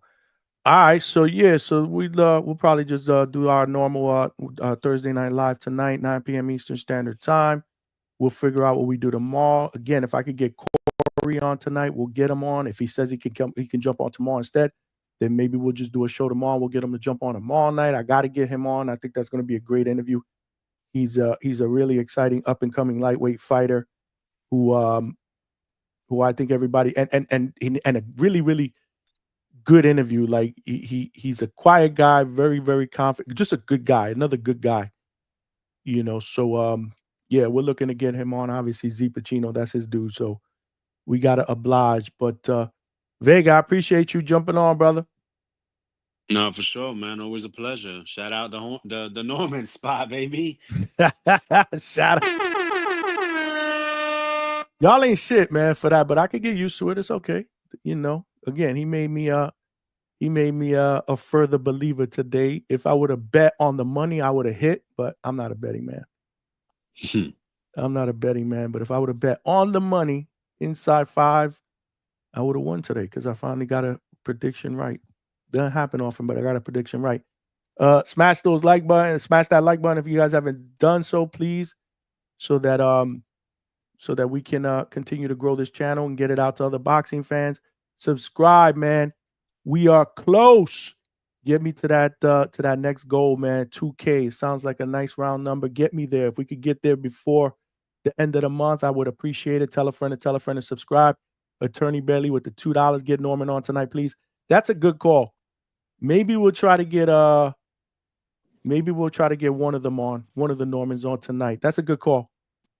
All right, we'll work on it. Stock chases, yes, more than likely that's probably going to happen in New York, July 12th. We're working on that as we speak. Hopefully I can work that fight, but we'll see. Yeah. So maybe we'll work on that. We'll try to do that. But with the time difference, I don't know. Maybe it might be difficult. Because what time will it be at 9 o'clock Eastern over there? Probably be early in the morning, right? What, in Maybe. Japan? Yeah. What are they, It's like like 13 hours ahead or something? Or 13 hours, and they said they're shit. coming home, so they're probably gonna be Yeah, out of that commission might for be like 3 hard, days. AB. I'll find out. I'll ask. It's actually, but I mean, it don't matter because I could guarantee you, at some point within the next week, we'll try to get Junior on. Obviously, we'll get Junior on so he could talk to us about not just this sensational knockout candidate of the year, but the whole experience. I'm really intrigued to hear about the whole Japan experience. You know, the 2 weeks out there training, the food, the people. I mean, again, I've been going back and forth with him on DM here and there, trying to get a a feel of what's been happening. But to get him on here to talk about it, that'd be dope. My goal is to get them both on together. I would like to get Senior and Junior on together. So we will work on that, guys. We'll get that happen. We'll make that happen. And you know why, Vega? Because this is the Norman spot. That's right. Norman's, man, this got to be your first stop, man, for sure. Big supporters, obviously. Got everyone converting. So yeah, man, I'm hoping you get them on, and yeah, get them on together, and we get all the details, man. We want to Man, know. We listen. want to know the whole experience. Yeah, we're not prideful like that. I don't have to be the first one, but I definitely want something in the next week to a week and a half. That'd be my expectation. But we'll work with them. The boxing outcome said you getting the 2K today. Hey man, I hope so. I don't know where I'm at right now, but we were close to it. We were about 23 subscribers, I believe. Short of it. Hopefully we got that today. If not, let's get it tonight. Let's get it tomorrow. Let's get this shit done, bro. Let's get it done because before I get to 10K, I gotta get to 2K, right, Vega? Is that how it works? Is my math correct? It's my math. It's early in the morning, bro. I need more coffee. I need to go get more coffee. So shout out to everybody in the chat that provided some super chats because I am gonna get in the car right now and I'm gonna get me the most expensive Starbucks on the fucking menu. Shout out to y'all. Damn, no K-cup action, huh? Nah, we ain't doing. We did that this morning. We're going to get a Starbucks. We're going to get a frat. A $20 frappuccino, bro. Diablo, man. I thought you was in Central Florida, not New York. $20. Where they do $20 frappes at? Maybe it's $15. I don't know, bro. I know I look at the menu all the time, and my daughter and my wife, they love Starbucks. I'm like, yo, what are y'all doing? Like these coffee, you get the same coffee at Dunkin' Donuts for $4. But I ain't gonna lie, I love Starbucks too. They made me a believer. They made me a believer. My dog is barking here. Get up out of here, Johnny, man. You done, man. Appreciate the work. Nah, I appreciate you, Vega. Shout out to you. I'll talk to you tonight. Hopefully you're on tonight with me, bro. Or you're in the chat or something. All right, for sure. Shout out to my brother Alex Vega, man, for co-hosting, and everybody else that was on the panel, man. Treese, Chad was on the panel. My man Z Pacino. Who else, bro? We had Malcolm on the check-in. He was on the panel. Shout out to the new caller, Carl. Carl, hopefully you are going to continue to jump on. And everybody in the chat, man, you guys are troopers, man, for rocking out with me early morning. We were here 6:45, was it? Nah, it was about 7 o'clock. I think I was late to the party. I said 6:45. I think I jumped on maybe like 6:55 or something like that. But man, we rocked out together. This was a great experience. Thank you, Attorney Bailey. I think I earned that $15 coffee, and I appreciate your donations as well. Salute to you as well, Boxing Outcome, Pound for Pound King. You are the man. Appreciate you and everybody that rocked out today. We had a great time. We got to do this again. Hopefully not at 7 o'clock in the morning, but other fight chats in the future. If you haven't subscribed, do so. If you haven't checked out my page on millions.co, make sure you check that out. And if you want to show your brother some support, check out my merch. Grab yourself a t-shirt, grab yourself a hoodie, snap a picture, put it up on IG. Let me share that. That's how we're going to continue to grow this brand, bro. We are family, and we turning this train into a locomotive so that we can continue rocking out and giving you the biggest and best interviews. But again, tonight, 9 p.m. Eastern Standard Time, we'll be back at it. But for now, I'm gonna let y'all go. I'm gonna tap out. Great show. Appreciate y'all. As always, this is your boy Johnny signing out from the Hangout Spot Live, and I'll talk to everybody later on tonight. Peace, y'all.